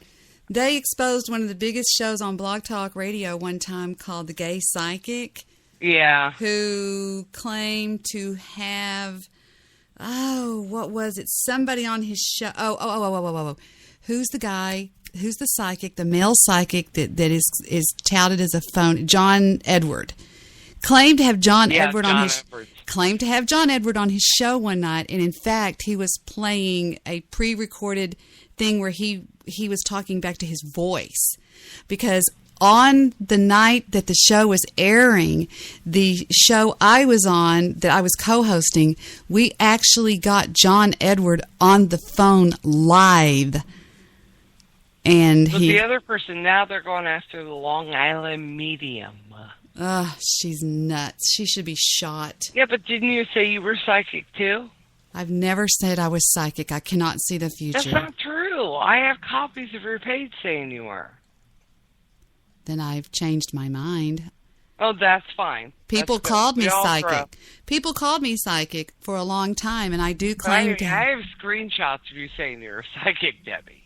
Maybe I used to say I was a psychic before I was lost, and now I've been found. But now I'm found. But I'm just saying that I've never claimed to see the future. I think that nobody can do that. Am I highly intuitive? Yes.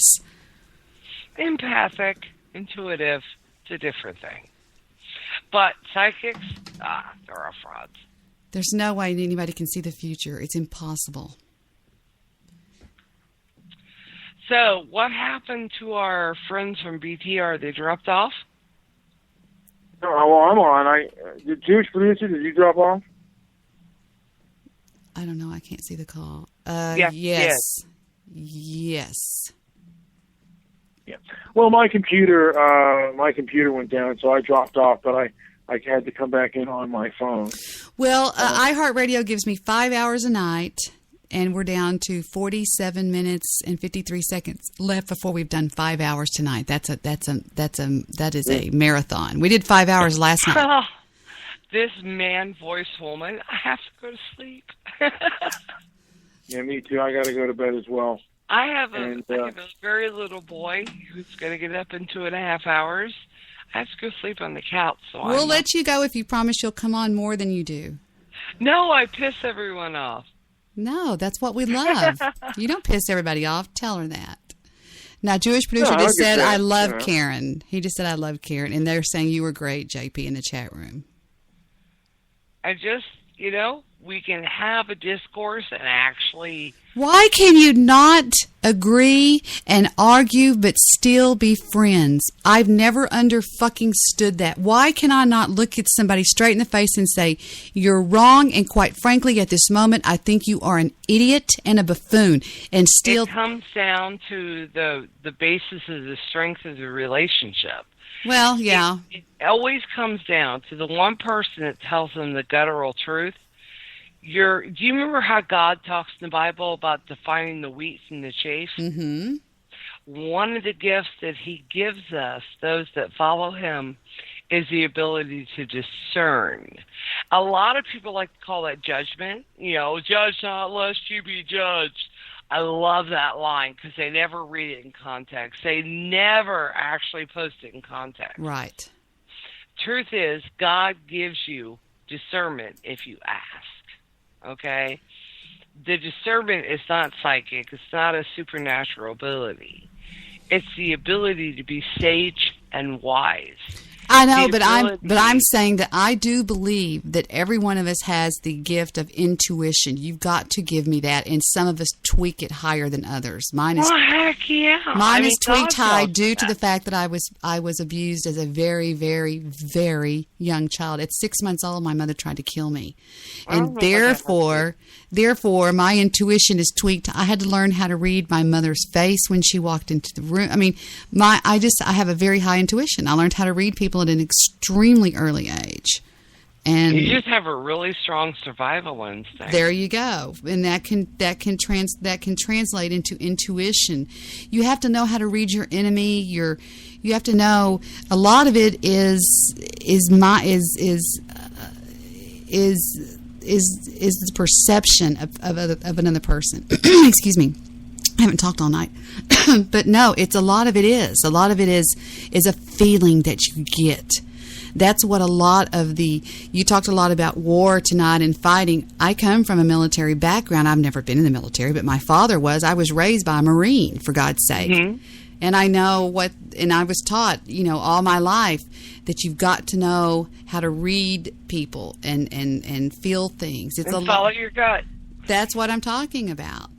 So I have no idea what we were talking about while that came up, but discernment is the ability to judge well.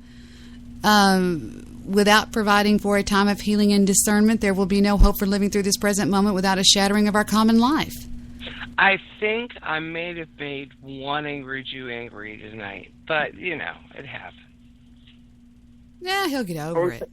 Are we talking about Jewish producer or one angry Jew? One angry Jew. Okay. I think I might have angered him, but, he shouldn't travel across the world so much. I'm going to repeat that. Without providing for a time of healing and discernment, there will be no hope of living through this present moment without a shattering of our common life. I can't shatter my common life, sweets. That's because you have discernment and judgment. I cannot less than anymore.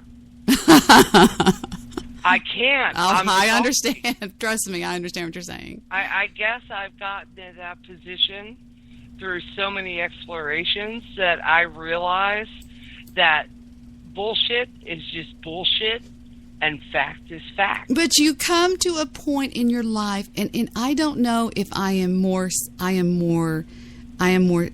secure in who I am, or I just don't give a fuck what other people think. I think it's a really healthy balance in between. You know what I mean? I cannot. I really do. I cannot. Talking about discernment, I cannot discern if I don't give a fuck about what people think, or if I am. The ability to be intuitive and empathic, and at the same point have the sage wisdom to go, yeah, you get it, you got it, whatever. I really believe that is where it leads us. I just exude confidence. I look down and dogs cower to me as I walk down the street. I'm joking. No, but I'm sorry if I wasn't clarifying myself. I'm talking about, Debbie, as we go on in life and we meet people and we're in confrontations, however simple they may be, is, what? I've always had this thing. And this is not spiritual or biblical at all. It was a woman I met from Long Island years ago. And I called the O'Connor rule. Debbie, do you want to learn the O'Connor rule? Please. She told me that people that are beyond intellect and beyond help fall under the O'Connor rule. The O'Connor rule is mother made you, mother had you, and mother fuck you. Because they don't want to get any smarter. They're just that. And my father always said, I am not running a rehabilitation clinic. Mm-hmm. They're just that. They don't want to aspire to anything greater. They don't want to go beyond. Bless them and let them go. Yes, and Debbie, here is my pet peeve. Here's my patience break. Is people who blame everyone else for their problems. Are you going to start that? Oh, God, don't get me going there. Don't. I hate that, Debbie. It's my fucking pet peeve, Ben. I hate it. Take fucking responsibility for what you fucking do. Yes, it's my Victor's out there listening in the den. If he has, I know he wasn't asleep when I walked by a minute ago. He'll tell you she's speaking the truth. That is my pet peeve. It's people go, well, it wasn't me. People don't even take fucking responsibility for their actions. Well, he made me. It's because I'm mad at him. No, you're acting that way because you're fucking acting that way. And Debbie, okay, let's take a moment, exercise that in a broader sense. Let's look at the Middle East and let's look at Islam as a whole, okay? Their beliefs, their teaching, and how their stance is in Britain and France and America and in the Middle East. What's it all about? Racism, Islamophobia. It's not our fault, it's yours. We wouldn't be this way, but blah, blah, blah, blah. It's all that shit. It's all that shit, Debbie, wrapped up in one sewage tank, septic tank package. She's right. She's right. It's all the same thing. It's all about if it's good. It's because of what you did, I'm doing this. That's the pervasiveness of their socialism and their communistic views. And this is what I'm losing patience with, Debbie. And okay, now, getting back to the original audio video that you sent me that I played, why that? Why that audio? When she was talking, she was actually making a lot of excuses for a lot of things. I mean, she was making a lot of sense to me. She was saying, don't throw out the baby with the bathwater, basically. Are you talking about the woman who was asking the question? No. The one that answered her, which I thought was a brilliant answer, but she basically was saying, just don't throw the baby out with the bathwater. Don't. No, Debbie, I interpreted it differently. And how did you interpret? Well, no, my interpretation was I'm very pragmatic, and I deal in logic. That's what I just told my husband 2 days ago. I base my life on logic. So my thought is it's logic. If you can, and I'll go to great lengths to study history to match your logic. If I think for even a fraction of a moment you may have a stance, I'm going to study history and follow your logic. Brigitte Group, I'm sorry, my Skype's cutting out. I'm sorry. Can you hear me? We can hear you. We hear you fine. Are you sure? Yes, I'm positive. Yes. Okay, I'm not having that success here. It's all garbled. Okay, you're fine. You're fine. We all hear you. I'm sorry. I live out in the middle of nowhere, and my internet is like... You're laughing, and I'm hearing it like mechanical weird people. You mean I sound a little bubbly like this? Yeah. No, but the answer that she gave was basically... The answer that she gave was basically, there's some good people out there. Don't judge all... Assalamu alaikum. Peace to you all. My name is... Because it gives us an opportunity to answer. What I find so amazing is since the beginning of this panel, which we are here about Benghazi attack against our people, not one person mentioned Muslims. We are here against Islam, or we're launching war against Muslims. We are here to discuss how 4 Americans died and what our government is doing. We were not here to bash Muslims. You were the one who brought up the issue about most Muslims, not us. And since you brought it up, allow me to elaborate with my answer. There are 1.2 billion Muslims in the world today. Of course, not all of them are radicals. The majority of them are peaceful people. The radicals are estimated to be between 15 to 25%, according to all intelligence services around the world. That leaves 75% of them peaceful people. But when you look at 15 to 25% of the world Muslim population, you're looking at 180 million to 300 million people dedicated to the destruction of Western civilization. That is as big of the United States. So why should we worry about the radicals, 15 to 25%?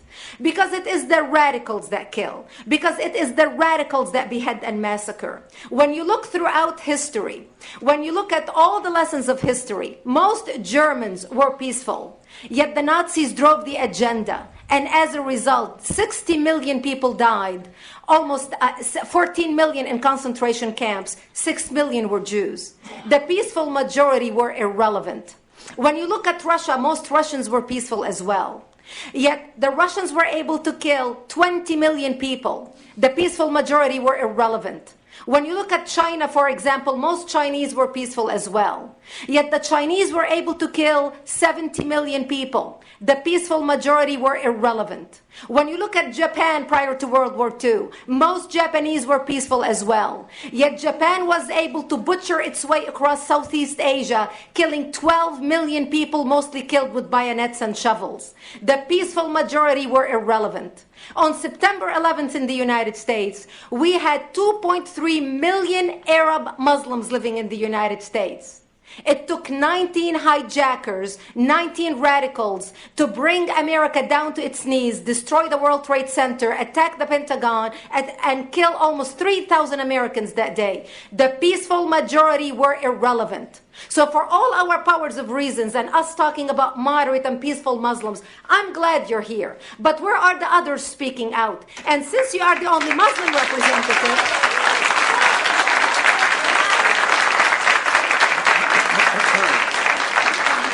save the applause till the end.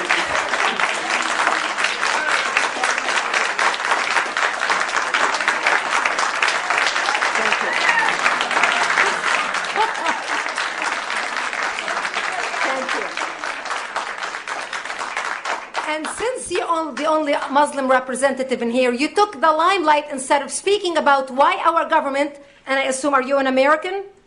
You're an American citizen. So as an American citizen, you sat in this room and instead of standing up and saying a question or asking something about our 4 Americans that died and what our government is doing to correct the problem, you stood there to make a point about peaceful, moderate Muslims. I wish you brought 10 with you to question about how we can hold our government responsible. It is time we take political correctness and throw it in the garbage where it belongs and stop calling it. Didn't they give her a standing ovation? Did that woman, that girl who asked that question, did she have a response? It doesn't go any further than that. Yes, she does have a response, but you have to go into YouTube and figure it out. Okay. All right. Okay, that would be. I would like to hear, because Would you like the link to the video? You would have a response to that. Would you guys like the link to the video? I'll link you to the video. And thank you for bringing that to our attention, Karen. Thank you. But tonight has to be the end of my night. I have an 8-year-old who's going to be up. All right, I'm going to hang up on both of y'all because I love you. 2.5 hours. Good night. Love you. On the couch. All right, I'm hanging up on them. I hung up on both of them because it's the only way we'll end it. Y'all go to bed. It's been nice having both of you. Thank you, chatters. Thank you, RD. And thank you, I am Debbie Daly for Mr. Midnight Movie and for Jewish producer, the one angry Jew, Karen. And I will say that the only reason that Mr. Midnight Movie referred to her as the bitch is we had her on the show one night and she did refer to herself as Phil Hendry's bitch, or Hendry's bitch. It was funny anyway. If you're still listening, Karen, I did have Phil Hendry back on my show just a few weeks ago. I think it was 3 weeks ago, 2 weeks ago. He was brilliant. So there you go. And with that, I will bid you all good night. We've had an exhausting last 2 nights. I only hope that Goose made it to the boat. I'm sure he did. Oh, in fact, he did. He sent me a Skype message at 7:35 this morning, and it said, let me tell y'all, he wanted me to know. I'm not going to update my Skype. Go away. He said, hold on, let me look it up. Here it is. It's 7:35. He says, well, I made my flight. I'm now waiting to board. See you later. And then he said, I'll BRB. I'll be right back. Goose. How can you hate that guy? So I hope that y'all learned a lesson last night about me and the BWC. That's why I don't trash them that much. All right? BWC for life.